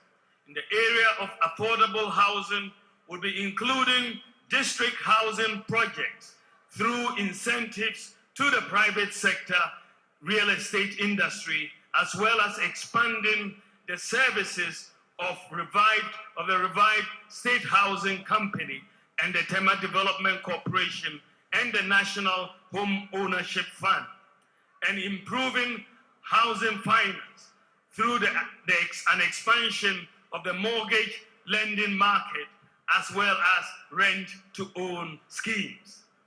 Ladies and gentlemen, we will use a variety of ways to deliver access to the various types of accommodation. For example, social housing. We will provide public lands within our main cities to private developers, and in order to benefit, make it mandatory for them to set aside between 20 and 30% for low-income social housing units with subsidized rents. Significantly, ladies and gentlemen, improving the availability and affordability of power. We will do this by bringing on board 2,000 megawatts of solar power and incentivizing users by buying access to power they generate from their solar systems and paying with free electricity from the national grid when they need power through net metering. We will continue to make accessing services easy. For example, once you have a Ghana card, all public organizations will not be required to collect your basic data. They will have all that data. They don't need you to fill any form because all of it is on your Ghana card. Ladies and gentlemen, I want to build a Ghana where we leverage technology, data, and systems for inclusive economic growth. I want to build a Ghana into a world-class digital economy. I want to build a Ghana where we apply digital technology, STEM, robotics, and artificial intelligence for the transformation of agriculture, healthcare, education, manufacturing, fintech, and public services delivery. As part of this process, it is my goal to eliminate the digital divide by achieving over 90% internet penetration within the first 4 years of office. We have already made very significant progress in this direction by increasing internet penetration from 34% in 2016 to some 70% by 2023. The task in the next 4 years is to move from 70% to over 90% as exists in the advanced countries. It is possible. I am determined to not let Ghana miss out on the fourth industrial revolution, as our continent did on the industrial revolution some centuries back. I want to see Ghana build the digital talent we require for the fourth industrial revolution. This will mean providing digital software skills to hundreds of thousands of youth. This, along with other priorities, will create jobs for the youth, including school dropouts. In collaboration with the private sector, we will train at least 1 million youth in IT skills, including software development, to provide job opportunities worldwide. Ladies and gentlemen, generally, there will be an enhanced focus on technical and vocational education. My government will also support the establishment of a national open university, Ghana, in collaboration with the private sector, and it will focus on ICT, TVET, and STEM. Ladies and gentlemen, to prepare our children for the fourth industrial revolution, I will enhance the positioning of the educational system towards STEM, robotics, artificial intelligence, and vocational skills to cope with the demands of the fourth industrial revolution and job creation. My government will make coding and robotics standard in senior high school. Furthermore, to become a digital hub in Africa, Ghana's telecoms industry needs more investment. The cost of data for the ordinary Ghanaian has become too expensive. It goes against the very ethos of our digitalization journey. We commit to working actively with industry players in setting clear policy guidelines that will remove any investor uncertainty and difficulties in business planning, including the expeditious allocation of spectrum, driven more by the goal of enhancing digital inclusion. In addition, we would be working with educational institutions, leading and global tech firms to establish a national robotics, engineering, and AI lab for research and training of young Ghanaians locally. We will also be providing venture capital funding and grant support for commercially viable tech projects by Ghanaian startups to drive innovation, foster high-tech entrepreneurship, create jobs, and support growth of Ghanaian high-tech business. We will also be providing live lab opportunities to Ghanaian tech startups under a matching program by purposely connecting them to matured large tech firms working on government tech projects to help startups test their ideas in real-world environments and to accelerate their product development cycle. We will also be working with the Bank of Ghana to significantly expand our regulatory sandbox to admit more fintechs as well as regional fintechs.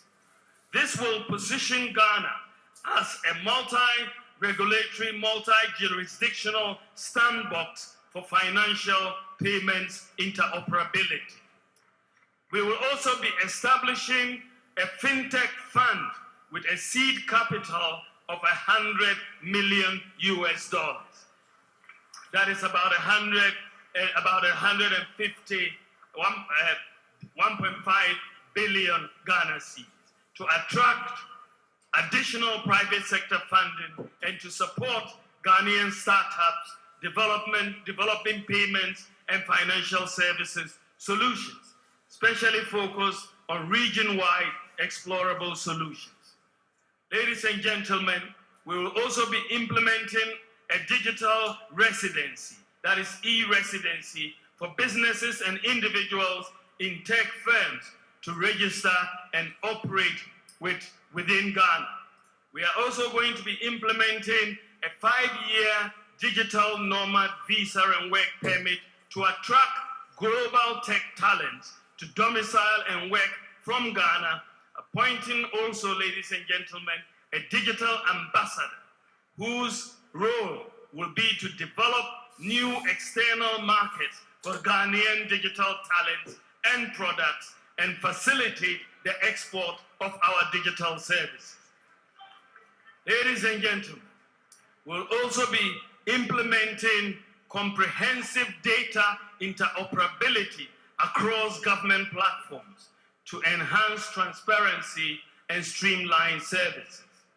We will be pushing further Ghana's leadership, led by my boss, Ghana's leadership role in achieving cross-border mobile money interoperability among other payment systems within the AFCFTA to enhance buying and selling within Africa's 1.4 billion consumer market.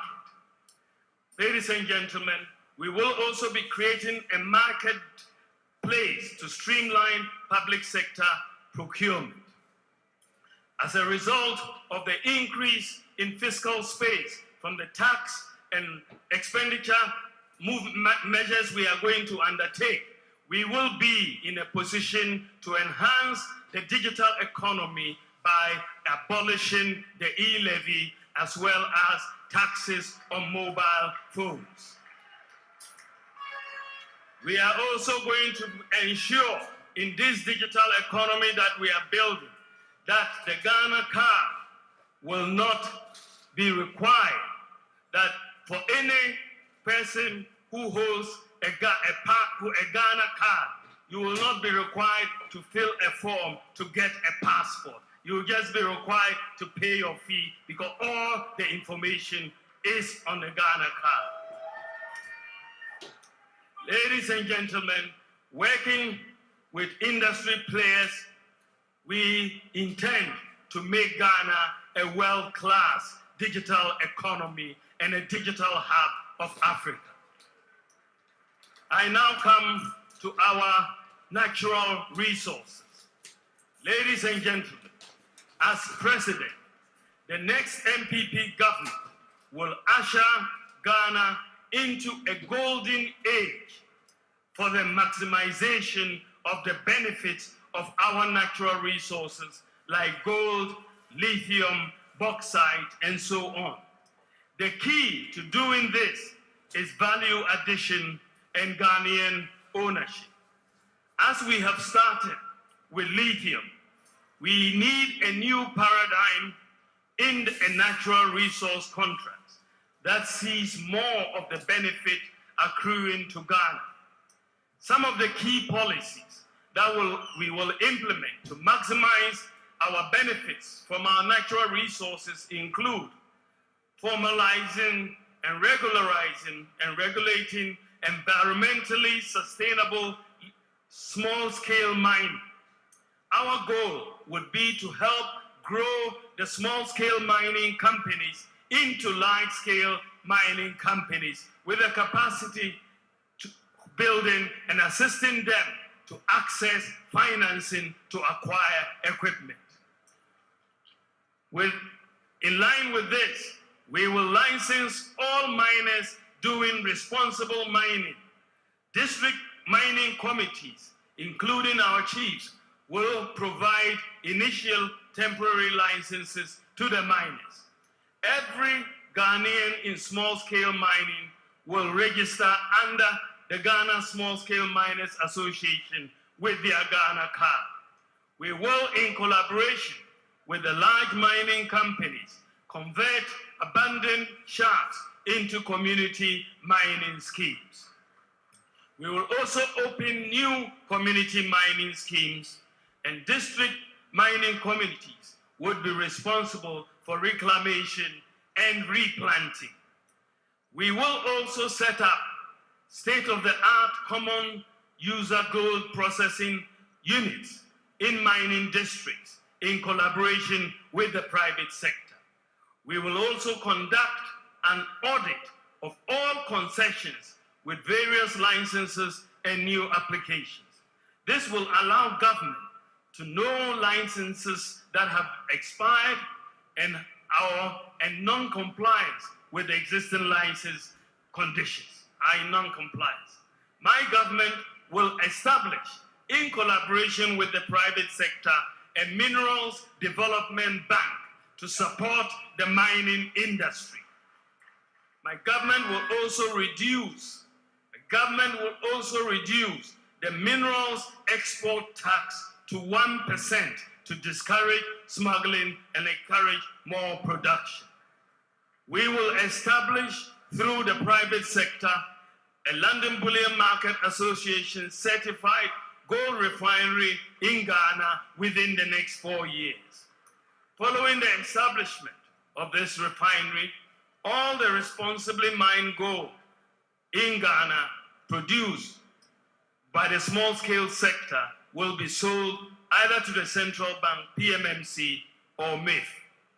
We will make available proven reserves data from the Geological Survey Authority to small-scale miners to help deal with the associated problem of trial and error digging for gold, which destroys our environment. Once the data is available, the small-scale miners will know exactly where the gold is. And so they don't have to do trial and error. They'll go directly to where the gold is, and the environment will not be destroyed. We will also adequately resource the Geological Survey Authority to undertake the mapping exercise. We'll also scale up the use of mercury-free gold catcher machine technology, which is less damaging to our environment. Ladies and gentlemen, I come to an important subject matter of stabilizing our currency. Ladies and gentlemen, recognizing the need to transform the structures of the Ghanaian economy from merely being an exporter of raw materials and importer of finished products to producing what we consume and adding value to our raw materials and farm produce. The Akufo-Addo-led government set out in 2017 to find solutions by introducing transformational policies such as one district, one factory.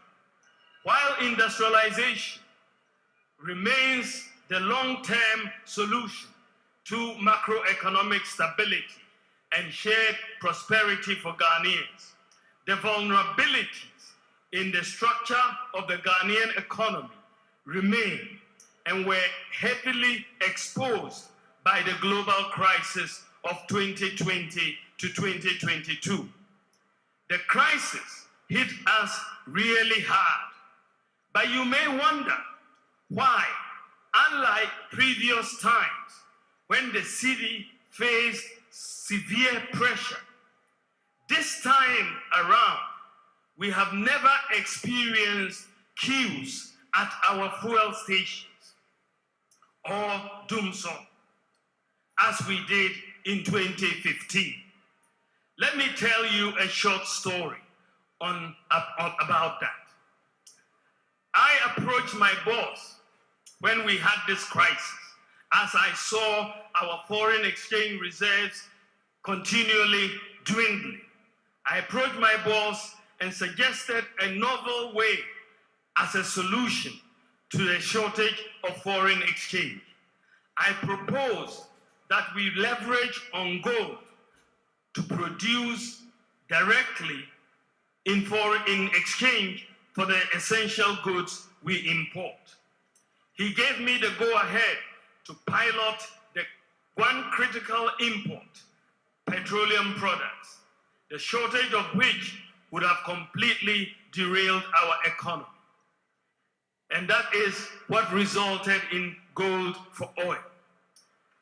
I am happy to say that the two policies that have helped rescue the economy from catastrophe in the recent crisis were the Bank of Ghana's domestic gold purchase program, which I propose, and the Gold for Oil program.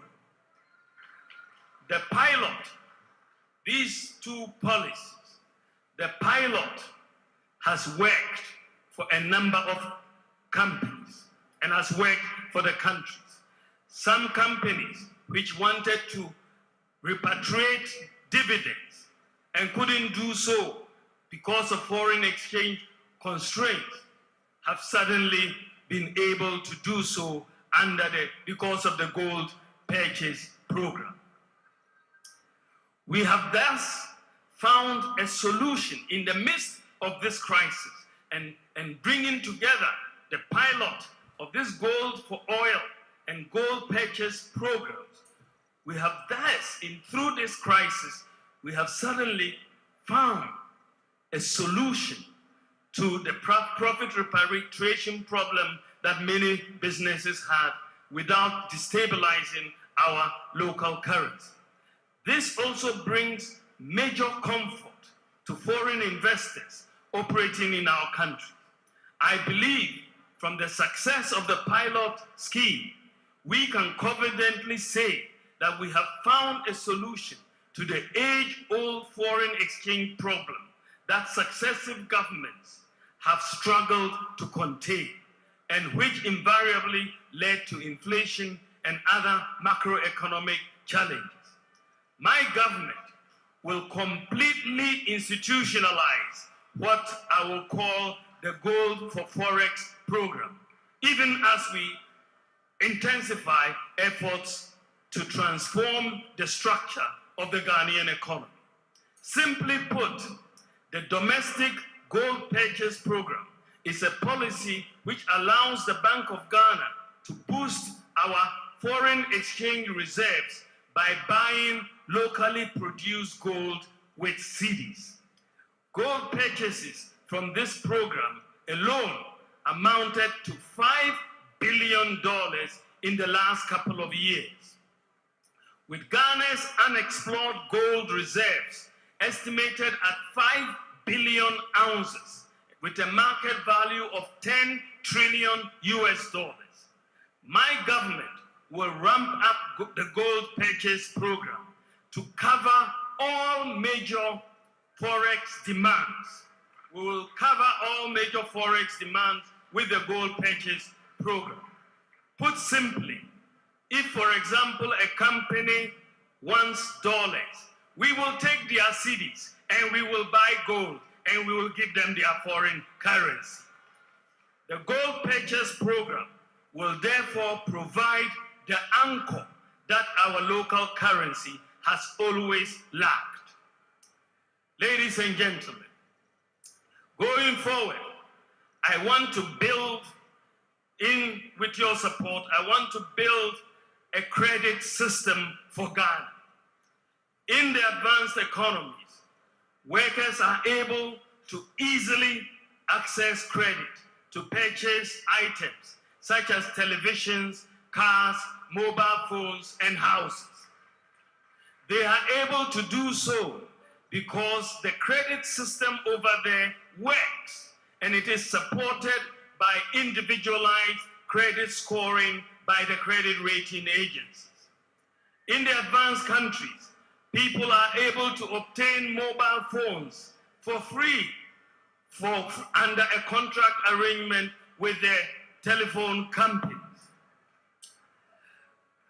But people with the impossibility mindsets don't understand that these things are possible.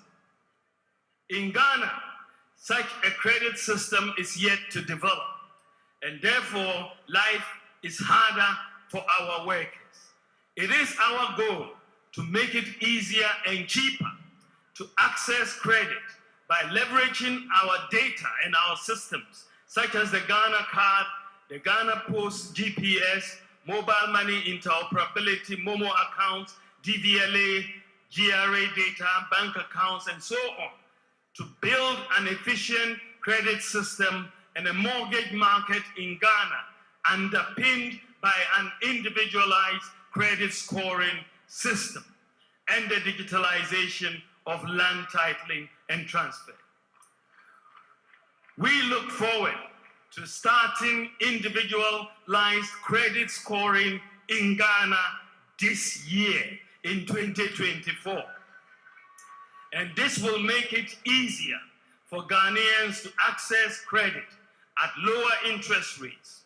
My promise to you is that soon you in Ghana will no longer have to save before you are buying what you need.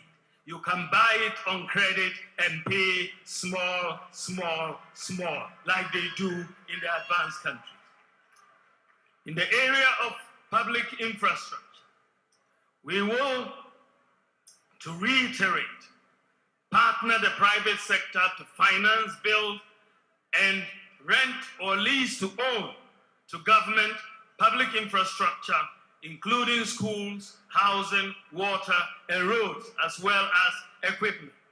We will revive and resource, including modern equipment and state-of-the-art workshops, the Public Works Department, PWD, to be the primary government agency responsible for maintenance of public infrastructure across the country. We will fully implement and expand the District Road Improvement Program, under which the local governments have been supplied with equipment to help maintain roads in their districts. This District Road Improvement Project was the brainchild of the MPP government and not anybody else. We have brought it and nobody should try to claim credit for it. Through partnerships with the private sector investors, we'll develop the railway network across the country based on the master plan with strategic focus on the western and eastern lines in the medium term. These two lines are of high economic importance and will be prioritized for development and completion under my government by the grace of God. Eastern and Western railway lines. We will facilitate the establishment by the private sector of a maintenance, repair, and overhaul facility at the Tamale Airport to develop into an aviation cargo, horticultural cargo, and logistics hub. We will also commence the development of the much talked about by us in our last manifesto, the development of the Cape Coast Airport, for which funding has been secured under the Korean $2 billion facility, which we will serve both the central and the western regions. In collaboration with the private sector, we will also build an airport in the Upper East region. We will achieve, through our investment, universal access to electricity in our first term of a Bawumia government. And we will complete all the Agenda 111 hospitals to ensure every district gets a district hospital and all the regions get new regional hospitals. As a result, we will recruit more doctors, nurses, and other healthcare professionals with improved conditions of service, and will bring healthcare services to your doorstep by completing the digitalization of public healthcare institutions under the e-health project. Under the e-health project, we have digitalized all the patient records in all teaching hospitals, all the regional hospitals, and all the district hospitals. So today, if you are referred from Wa to Kolebu, you don't need to bring a folder. You just bring your ID number, the doctor in Kolebu will enter your ID number, and all your records will be there for the doctor to see. We expect that next year by next year we'll cover the remaining health centers and CHIPS compounds so that we have a comprehensive database. We will also scale up. Once we have done this, we are going to be scaling up telemedicine services and establishing, ladies and gentlemen, we are also going to be establishing 2 additional sites in addition to the existing 6 sites of drone delivery centers at Funsi in the Upper West region and at Kintampo. So we are establishing 2 more drone sites. And the establishment of these 2 sites will give us 100% coverage for drone delivery across all of Ghana. Ladies and gentlemen, we have established the National Electronic Pharmacy Platform. We have put together 2,456 pharmacies on one platform, which is working. So today, if your doctor prescribes you a medicine, you can go to the pharmacy platform, put in your medicational requirements. The platform will tell you which pharmacy near you has the medicine and what the prices are. We will make sure this platform is interoperable with all private and public facilities. We will also offer incentives to healthcare workers to be able to buy 1 vehicle each with an engine capacity of up to 1,800 cc. And we will also ensure compliance with the existing deprived area incentive package for health workers. Ladies and gentlemen, in the area of affirmative action for women and girls, we will implement in full the Affirmative Action Act we recently passed. We will establish a Women's Trade Empowerment Fund, WOTEF, to support women-owned businesses. We will ensure gender parity in the award of government scholarships. And we will further improve the maternal health care program. We will pursue a Women in Diplomacy program for Ghanaian women to take more leadership roles in international organizations.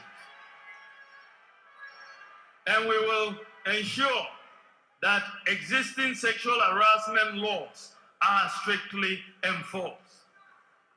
We'll also be enabling mothers to seamlessly enter the workforce by prioritizing, in partnership with the private sector, the establishment of daycare centers near workplaces, including marketplaces. We will enforce existing regulations on maternity leave governance as well. In the area of education, ladies and gentlemen, my government will increase the stock of student accommodation in our universities and other public tertiary institutions to address the housing deficit on our campuses and make them affordable. We will introduce a free tertiary scholarship for persons with disability to remove the financial barriers to pursuing their educational goals. On scholarships, we will integrate the scholarship databases across all the public sector institutions managing such schemes to ensure full visibility and transparency. We will expand eligibility for the student loan scheme to include all post-secondary students, including certificate and diploma programs. We will prioritize and direct a significant proportion of national scholarship schemes towards training and skills development in STEM as well as other needed skills in Ghana. We will implement in full the Centralized Application Processing Service, CAPS, for tertiary institutions. Under this, you will apply once and pay once. As I already said, we will establish a national open university. And for those who, after completion of their tertiary education, have secured jobs, they would be exempted from national service. They can go and start work immediately. We will protect and enhance free SHS and free TVET, which is truly transforming lives and changing life outcomes for millions of people. Since we started the free SHS and free TVET, enrollment has increased by 83%. We are building the foundation for a well-educated, prosperous society. With free SHS and TVET, we have achieved gender parity. More girls are getting secondary education, and the impact will be positive for society. We, as a result, will recruit more teachers at all levels with improved conditions of service. We will also continue to develop additional infrastructure for our educational institutions to meet the increased numbers. We will offer incentives also for teachers to buy one vehicle each with an engine capacity of up to 1,800 cc. Ladies and gentlemen, I come to good governance. In the area of good governance, we will, and I reiterate, we will reinstate the process of getting MMDCs elected through a universal adult suffrage to deepen decentralization and effective local governance. We will delink the creation of districts from constituencies to bring an end to the automatic increase in the size of parliament. We will institute an electoral area share of the common fund for assembly members to facilitate development at the electoral area level. And we will engage Parliament and other stakeholders, including political parties, to review the 1992 Constitution to achieve effective national development. We'll provide value-based leadership predicated on values such as selflessness, excellence, ethics, justice, integrity, transparency, diligence, and accountability. In pursuit of values-based leadership and responsible citizenship, we'll formalize the relationship between the state, chiefs, faith-based organizations, and civil society organizations, and redefine and elevate their place and role in the national governance structure. We will formally designate faith-based organizations as development partners who are entitled to similar incentives. We will review Section 63 of the Chieftaincy Act to empower chiefs to strengthen local governance. And we will pay living allowances to paramount chiefs, divisional chiefs, and queen mothers. To encourage the registration of all lands and to avoid land disputes, all stool lands will be registered without an initial fee payment. Payment will only be made of the registration fee when the land is sold, and then we will get our fee. But initially, all chiefs can go ahead and register stool lands without paying a fee. Ladies and gentlemen, my government will also protect Ghanaian cultural and family values. Dealing with corruption is my next area of focus. Ladies and gentlemen, all governments have struggled with the canker of corruption in our society. People have been killed for corruption, and people have been jailed for corruption, but yet it persists.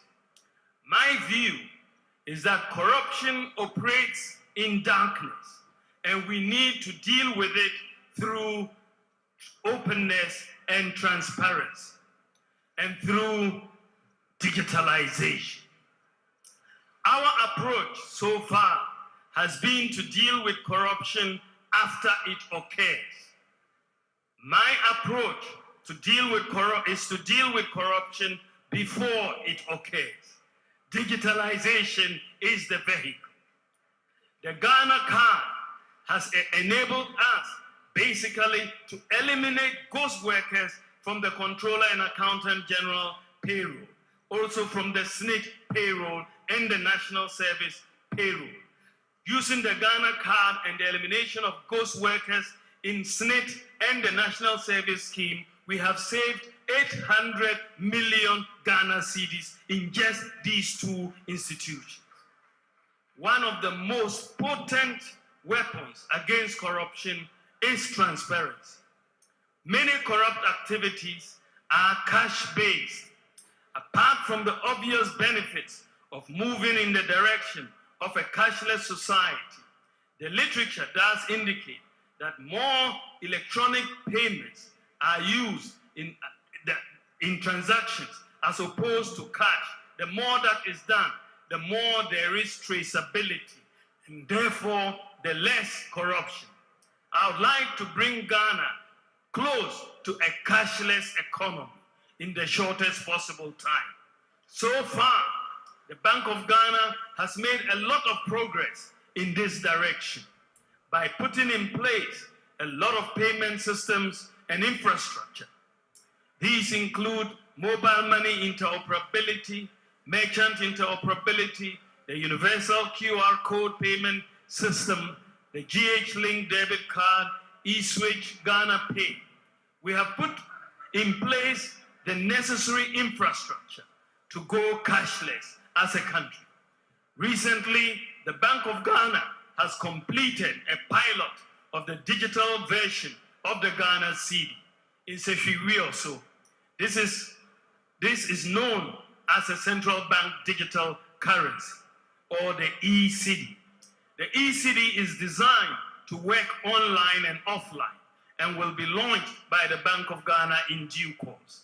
The e-cedi will be the ultimate weapon in our fight against corruption because it will provide transparency, reduce the risk of fraud, robbery, tax avoidance, and money laundering, since it will be easy to track the movement of money and identify suspicious activity. The e-cedi will quicken the pace of Ghana's move towards a cashless or a near cashless society. We will also, ladies and gentlemen, implement blockchain technology and smart contracts for secure data exchange and transparent government services. Employing a distributed ledger technology improves transparency and efficiency. This will make all government transactions permanently traceable and not subject to alteration.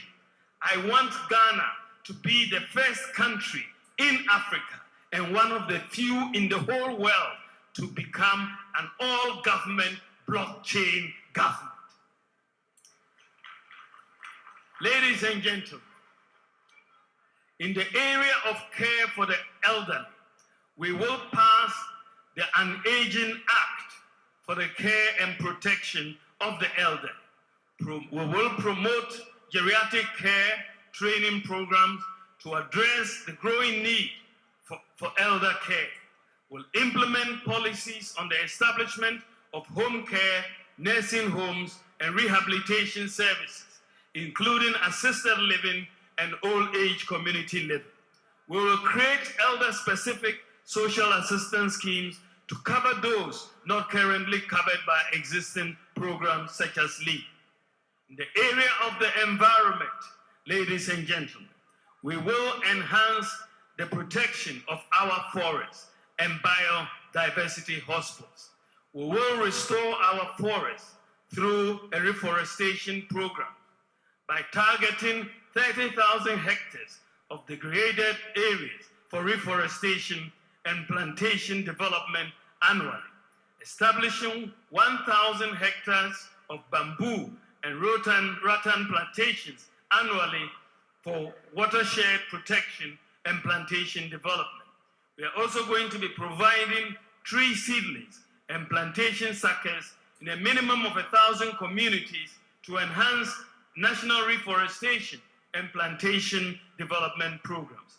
We will protect and preserve our water resources by vigorously protecting both surface and underground sources, by ensuring that the provisions of the water use regulations are adhered to. We'll protect transborder water sources, notably the Volta River, and we effectively manage all water basins in Ghana. With our mining policy, we believe that we are going to be able to deal with galamsey, and that will help us protect the environment. Ladies and gentlemen, in the area of sports, the creative arts and tourism, we will use tax incentives, including a flat tax, to incentivize private sector investments in sports, tourism, and the creative arts. We'll implement an e-visa policy for all international visitors to Ghana to make visa acquisition fast and convenient for visitors. We will roll out a visa-free policy for all African nationals and all Caribbean nationals visiting Ghana. We will also establish a travel protocol in partnership. We will also, in partnership with the private sector, establish a streaming and digital management platform for Ghanaian content developers in the creative arts. We'll also establish a travel protocol service for the creative community to enable artists, performers, and other creatives honor international performances and shows. We will establish a sports development fund to develop sports infrastructure and talent development and grassroots sports programs, including the revival of Colts football and leagues across the country. Ladies and gentlemen, we will establish a Ghana School Sports Secretariat, which will be an agency under the ministry responsible for sports in collaboration with other stakeholders such as the GES and sports federations. My government will seek school-level collaboration with international sports bodies like the NBA and the NFL to make Ghana a hub for these emerging sports in Africa, to create more opportunities for young people. We have already tried this with the NFL, the governing body for American football. We will, ladies and gentlemen, also upgrade the surfaces of our football pitches to meet the highest international standards. And so we will be seeing an upgrading of the stadia in Kumasi, Accra, Cape Coast, Tamale, and Esipong to make sure that they meet the highest international standards. My government will also implement an effective maintenance module for our sports facilities. We will continue the construction of astroturfs for every constituency to boost the development of our talents, including juvenile football. We have increased astroturfs from 3 that we inherited to over 150 in 2024. We are going to start an Operation Olympics Glory program by dedicating resources towards the preparation of our athletes and their readiness for the 2028 Olympics in Los Angeles, USA, including where necessary, targeting specific sports for medals.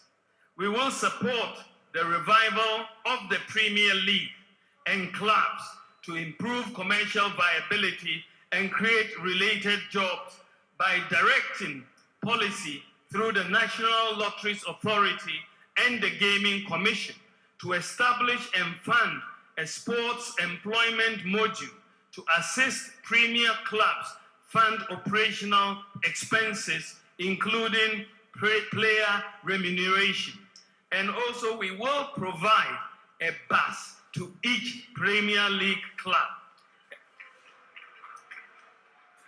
And we will build 6 5,000-seater capacity stadia for the new regions, the 6 new regions, and we will build a standard stadium for Sunyani because of their love of football and the many clubs in Sunyani.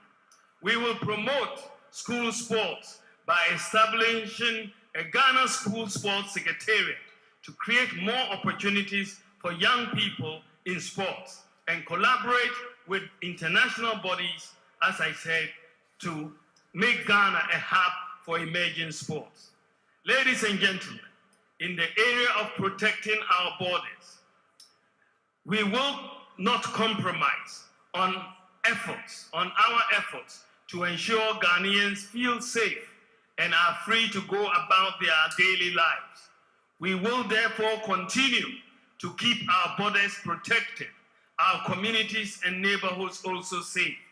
We will complete the 15 forward operating bases at our border frontiers of Ghana. This will allow the military to swiftly respond to any external hostilities and threats posed by terrorists in the sub-region. We will continue equipping Ghana's security services to build their capability in protecting the nation. And we will also focus on equipping the prison service as well as the fire service.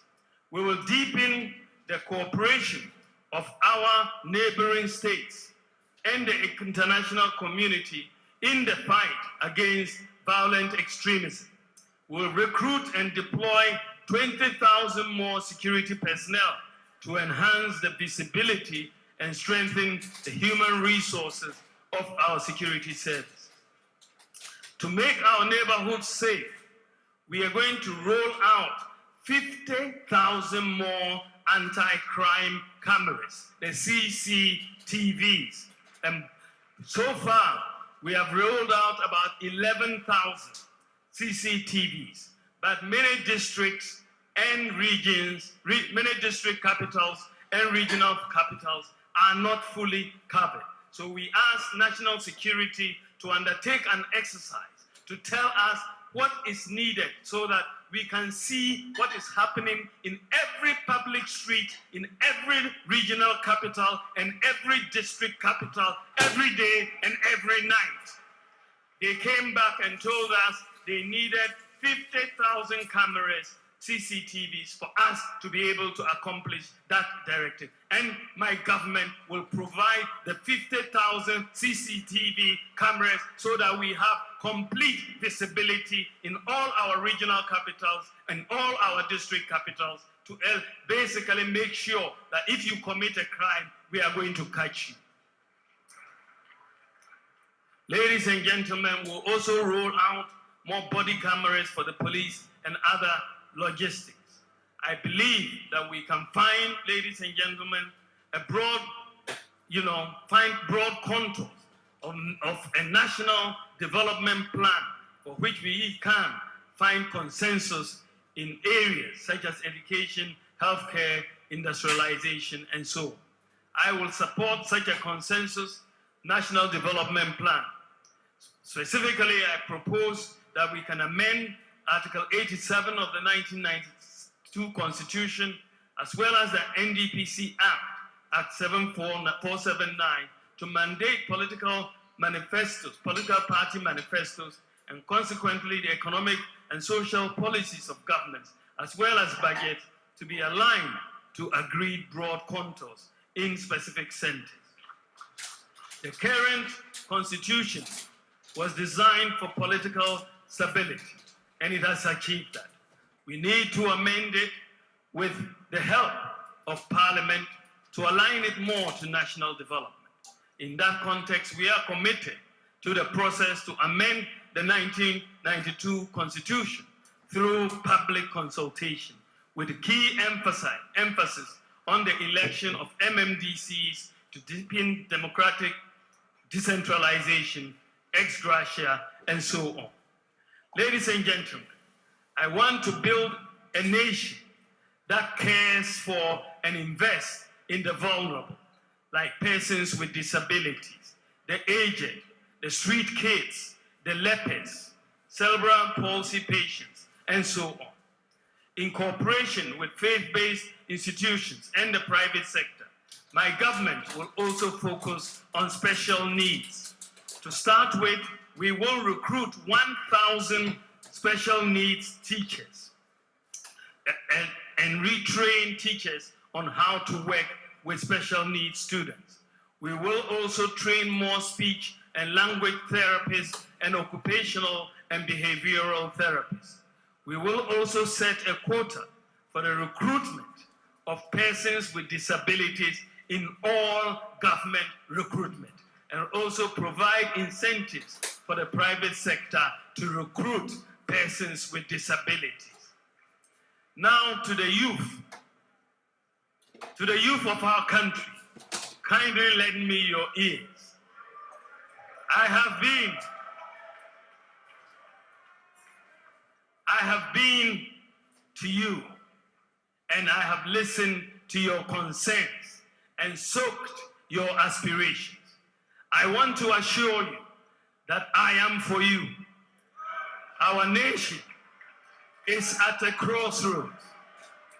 We are preparing to elect a new president in December 2024, and I believe I will serve you better as your next leader.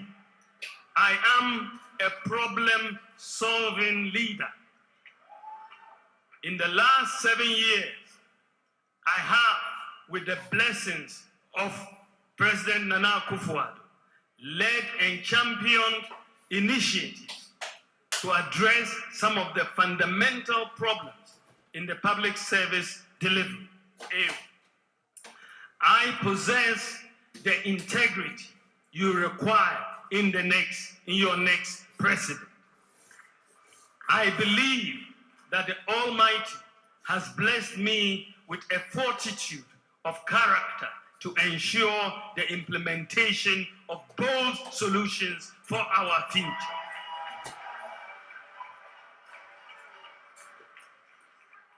My track record of public service and in international development is public knowledge. My entire career, from academia through to the Bank of Ghana, the African Development Bank, and my current role as Vice President, has been anchored on competence, diligence, and efficient and effective management skills that have contributed to my ability to see projects through to completion. I am determined to make your future my business if you give me the mandate to serve you. My proven ability to manage and deliver results professionally and transparently sets me apart from the rest in the race. As an experienced professional with unblemished national and international credentials, I am ready to bring that expertise to bear on national governance with the sole motivation to transform. The MPP delegates resoundingly gave me the mandate to lead the party based on my performance and the delivery of major signature projects and programs and vision. Given these and my verifiable personal integrity, I humbly ask you, ladies and gentlemen, that you hand the steer to me.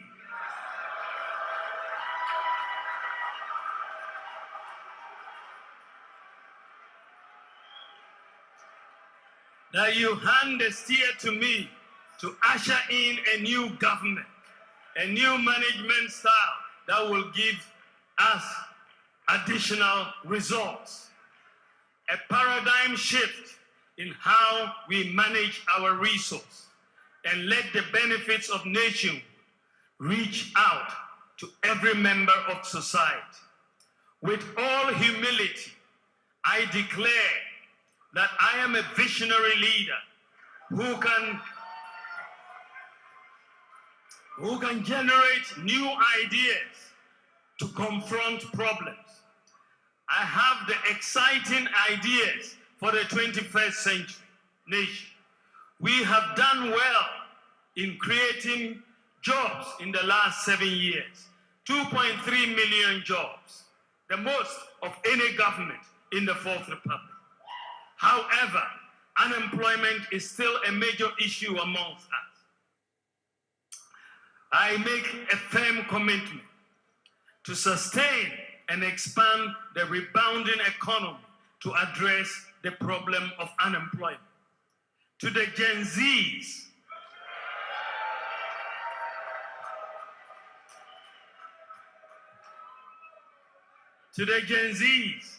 I am well plugged into the new world you belong, and I know the keys to press to unlock your potentials within.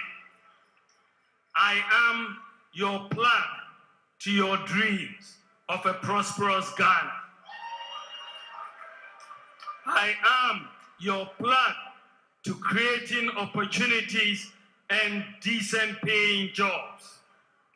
I shall offer you a problem-solving leadership built on my values of integrity, compassion, and sincerity.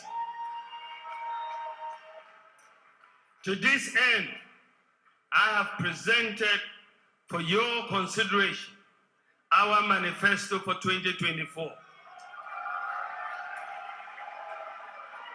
The manifesto is giving. It is giving hope.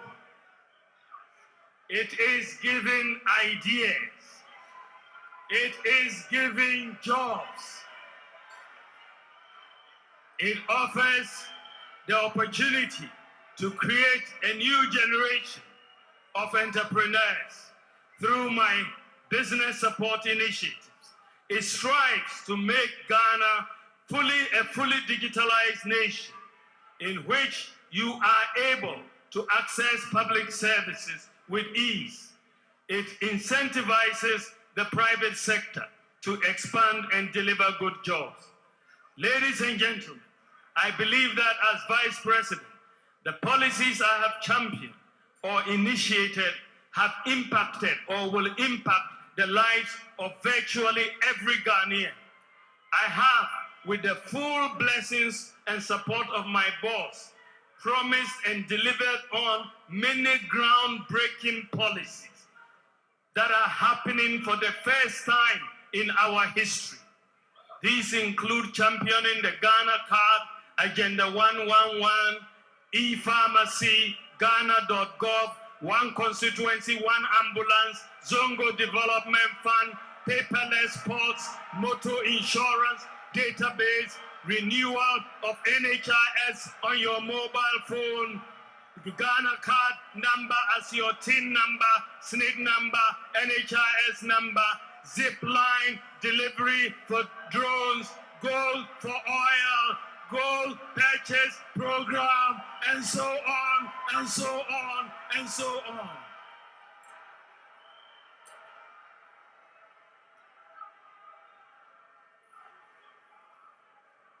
Through, ladies and gentlemen, through the successful implementation of these policies, I have proven to be a problem solver and a promise keeper.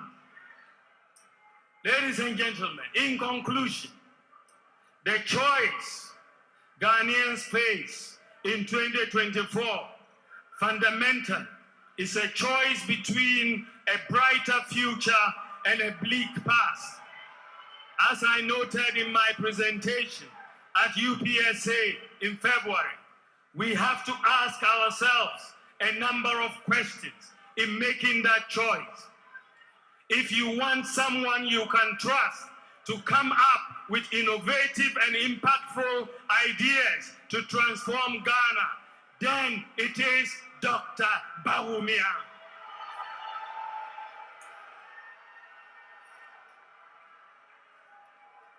If you want someone with personal integrity who can be trusted to fight corruption, then your choice is Dr. Bawumia.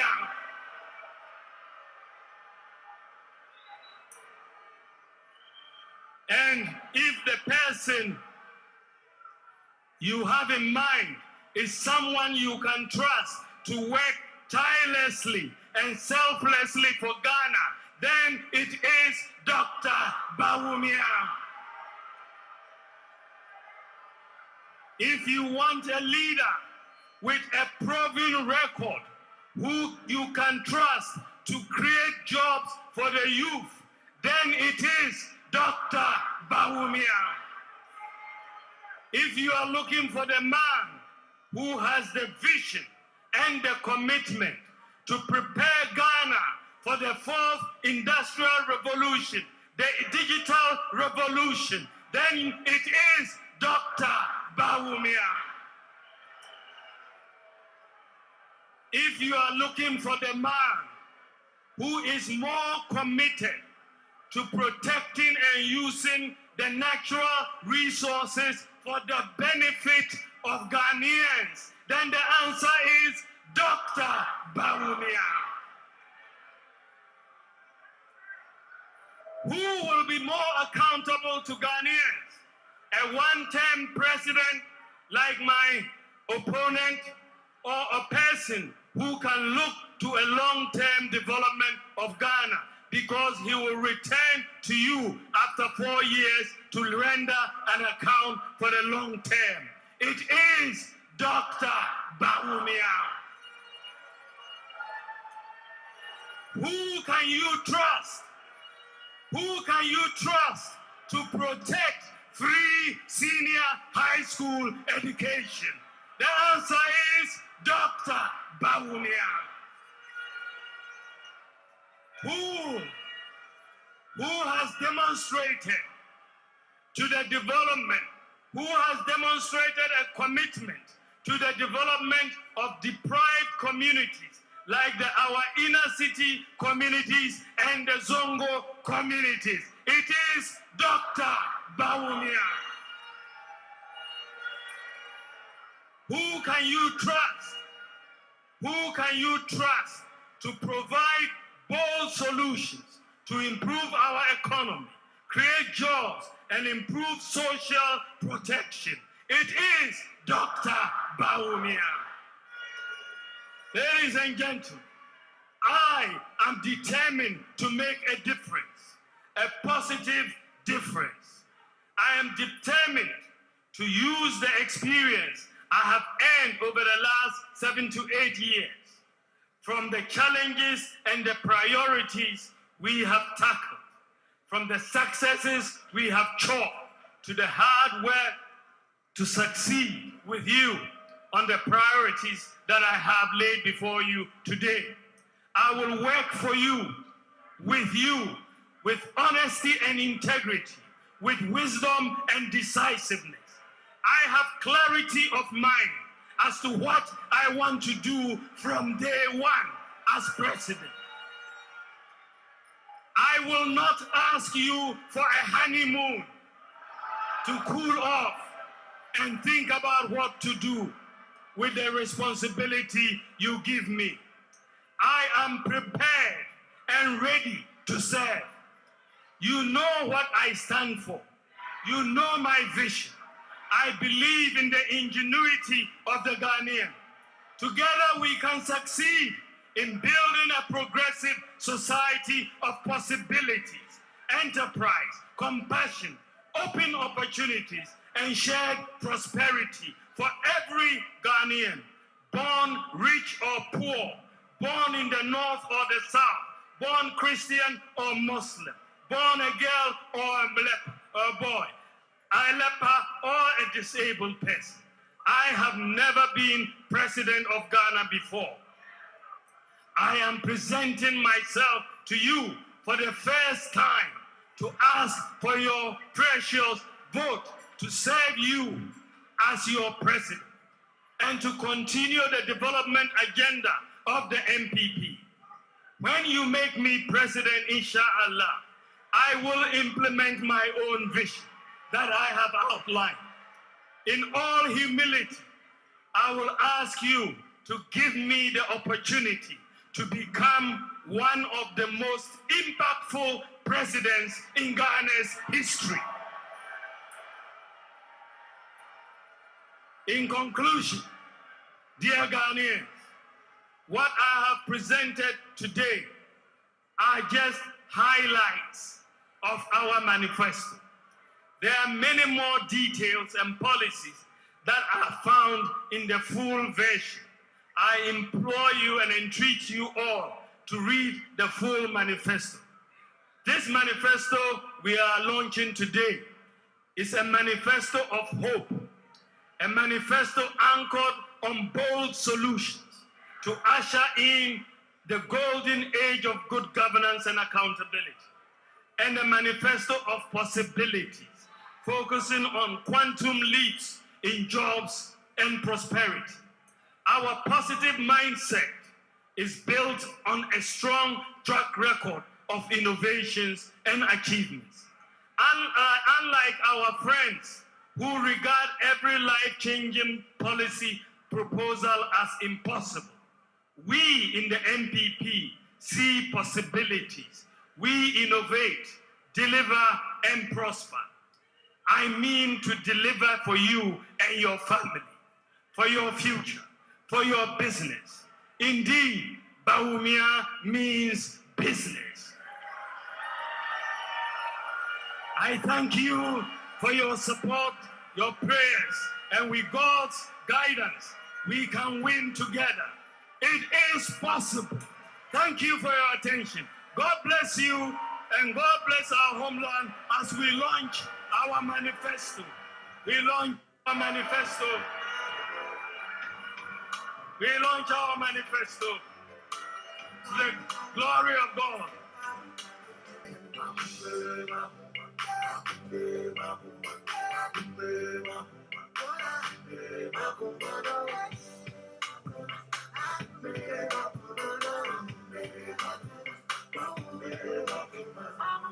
Hello? Hello? Dennis.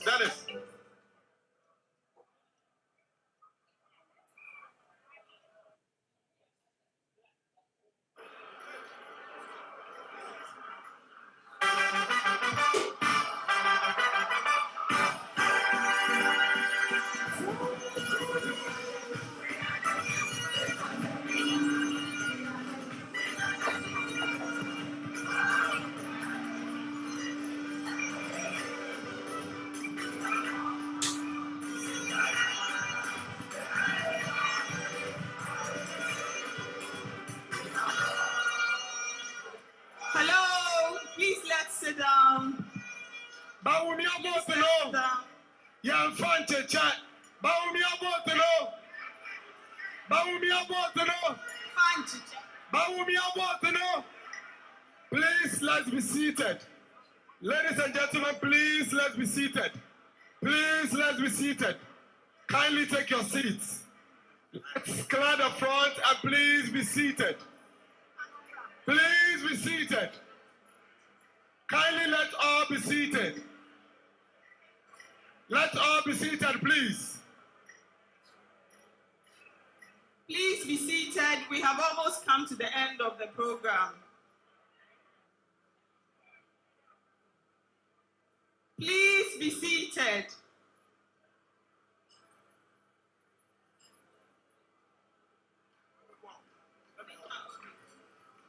Please, His Excellency, the President of the Republic, will address this event. All those at the front, make your way to your original seats so we can continue the program. Thank you. Security, please help us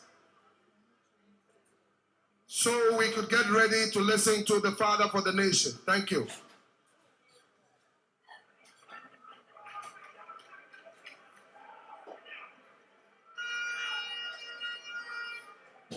His Excellency, his legacy extends beyond politics.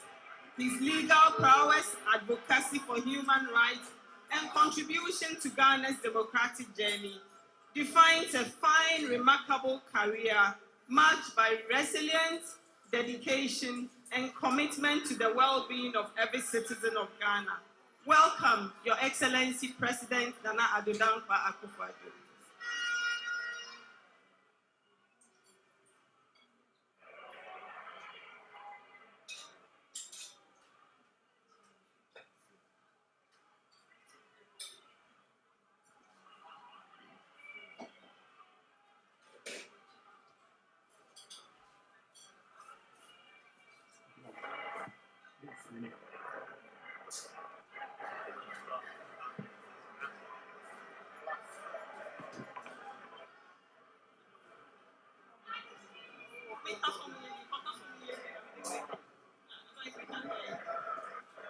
Hello, hello.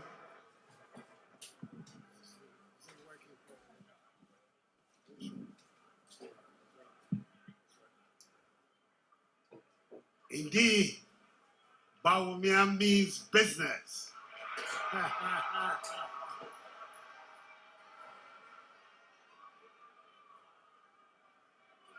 Mr. Vice President, Second Lady, our incoming Vice, National Chairman, Chief of Staff, General Secretary, Majority Leader, Chairman of the Council of Elders, and all the great and good of the MPP gathered here.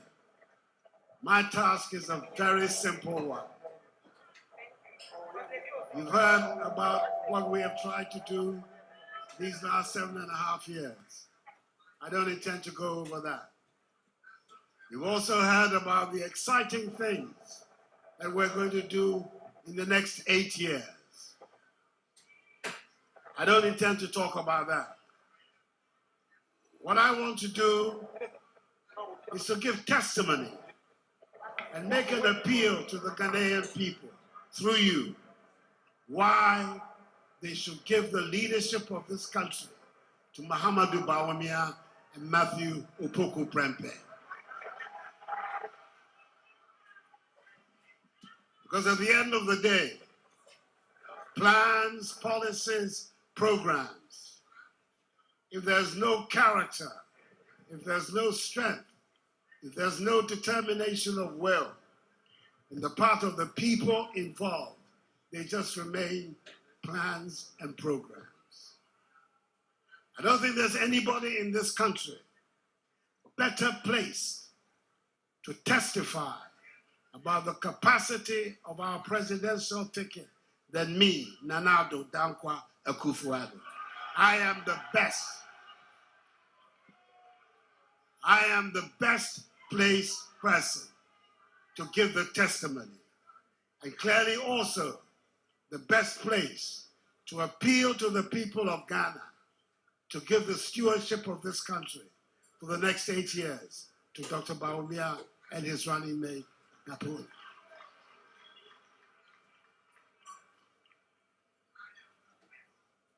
It was 16 years ago that Mahamudu Bawumia and I first met and decided to join our lives together. I can say that there's not one day that I've regretted joining my life to his and his to me. In opposition, as well as in government, he has been a model of loyalty, of honesty, of dedication, and of patriotism. This is a man who lives and breathes Ghana. Whatever commitments he has made before you and before the people of Ghana, I can put my hand on my heart and say he will deliver on each one of those commitments.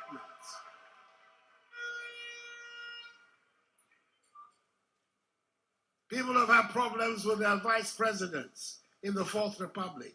We won't go over that. I, Nanado, I've never had any problem with my vice president.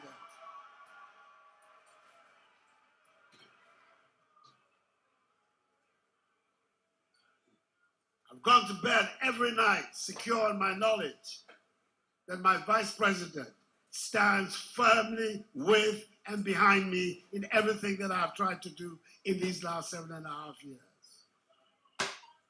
He has been the picture, the model of loyalty itself. And all I can say to his vice is that even if he has half of the loyalty that Mahmoud Bawumia has shown to me, he's going to be an excellent vice president.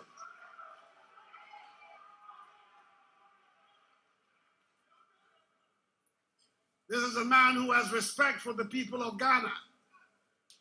This is not a man who is going to tell the Ghanaian people that you have short memories. That is not the kind of man we have here. That is not the type of man we have here. He's a man who has respect for the people of Ghana. This is not somebody who's going to say to the Ghanaian people when his policies have failed that I am not a magician. That is not the language of Mahmoud Bawumia. That is not the sort of person that he is. We have here a man who is respectful and who will work night and day to make sure that our country continues on the upward trajectory.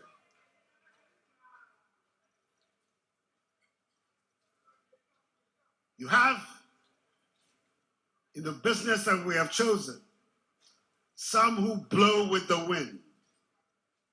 They say one thing today, and they'll say another thing tomorrow, because they believe that we have short memories. We don't remember their record. We remember their record. The record of failure. There have been 5 presidents in Ghana. One, unfortunately, died in harness. But the other 4 that are left, and I'm saying this because I know there are going to be a lot of first-time voters, people who perhaps don't remember our recent history very well. But 3 of these 4 presidents, all of them, because of their record, the Ghanaian people renewed their mandate. Jerry John Rawlings got a second term. John Ajekum Kufuor got a second term. Nanado Dankwa Akufo-Addo got a second term.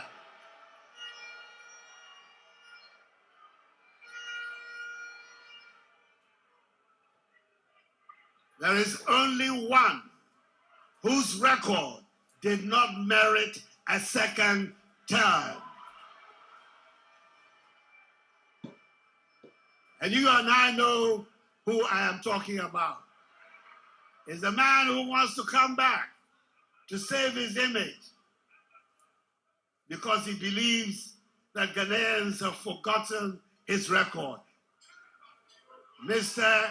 Candidate, your record has not been forgotten. We will not allow that record to be forgotten.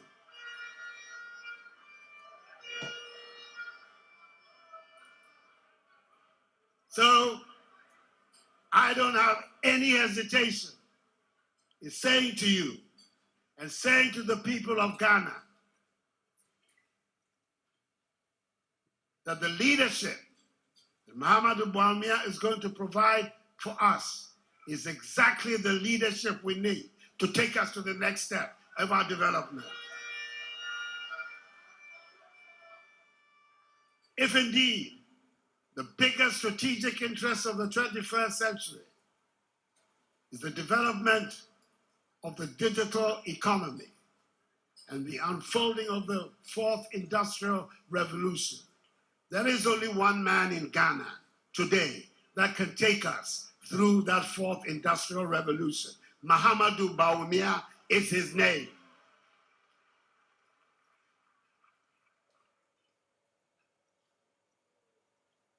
He's going to be ably supported by a young man. Are you still a young man? By a young man who has always impressed me. In 2012, he was the director of my election campaign. When, by the grace of God and the generosity of the Ghanaian people, I was honored and privileged with the office of President of the Republic.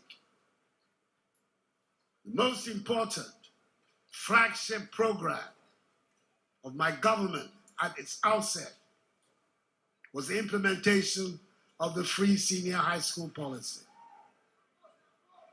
I had no doubt in my mind that he was the one person who could implement that policy to success. And that is why I confined him to this job. Everybody in Ghana can testify to the success with which he implemented the free senior high school policy.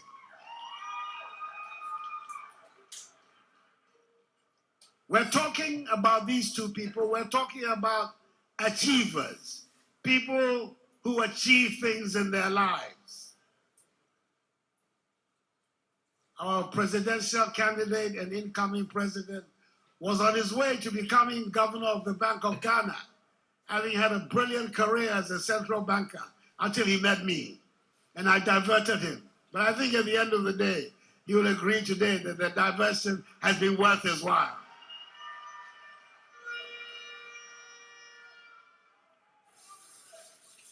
Matthew Poku Prempeh is an achiever. Apart from implementing the free senior high school policy, he has been for the last 3.5 years our energy minister.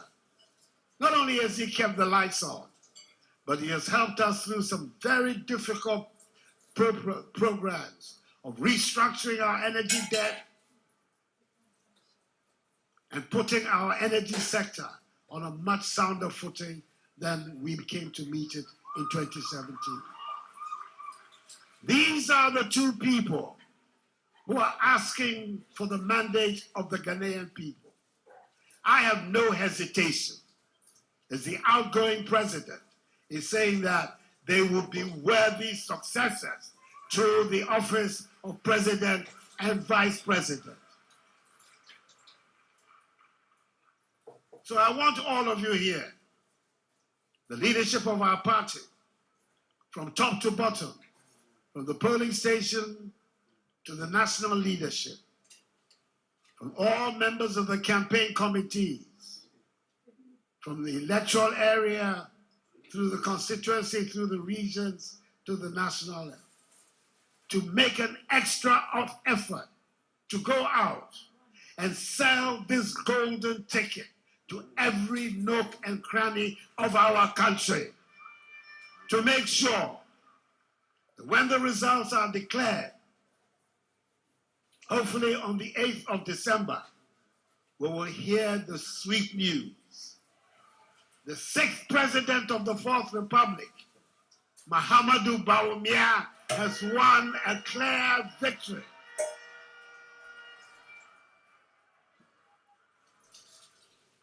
And as I told you, when I hear that noise and I go to Black Star Square on the 7th of January, then I'm off to Chibi, and I'm expecting to see some of you there in my retirement.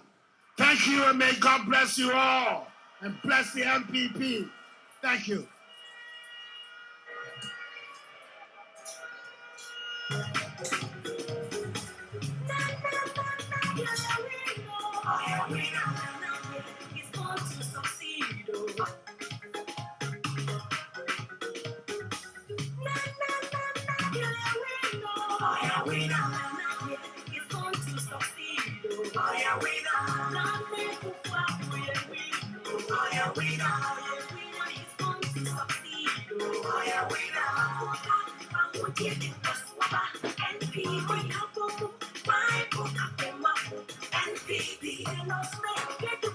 Thank you very much, Your Excellency Nana Adodankwa Ekufuado. Your legacy lives on forever. You will be remembered from generations to generations. Ladies and gentlemen, at this juncture, we bring the launch of the 2024 Manifesto of the new Patriotic Party to a successful end. And we call on all of you to have copies of the manifesto, both soft and hard. Go through it, read it, spread the word. Every room, every house, every community, every corner. And tell your neighbor that whatever it is that we aspire as Ghanaians, it is possible with Dr. Mahmoud Bawumia in the driving seat.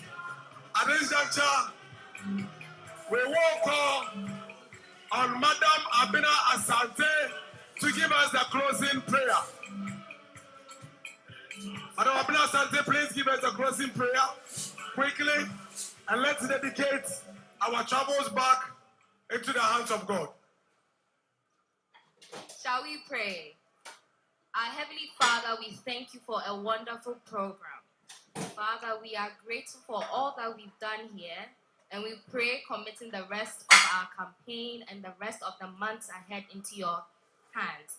Father, we ask that may you give us the wisdom to undertake all the tasks that we need to, that will give us victory on 7 December 2024, and see Dr. Mahamudu Bawumia be sworn in as President of the Republic of Ghana on 7th January 2025. We thank you in Jesus' mighty name. Amen. Ladies and gentlemen, please let all be seated. His Excellency the President, His Excellency the Vice President will leave before we please let all be seated. Thank you all for joining us today. We thank all MMDCEs for traveling across the country from the district to join us. We thank our brothers and sisters from the branches in the diaspora. We thank our CEOs. Thank you to our parliamentary candidates and our members of parliament. Thank you to our ministers and deputy ministers of state. Please sit and wait for copies of the manifesto. Please wait for printed copies of the manifesto. We also have digital copies going on. Thank you. So the abridged copies of the manifesto will be made available both in hard copy and in soft copy. Subsequently, the detailed manifesto will also be available online and in hard copies. Grab a copy, take time to digest it, and jump onto the train. We pray for God's guidance as we all journey back to our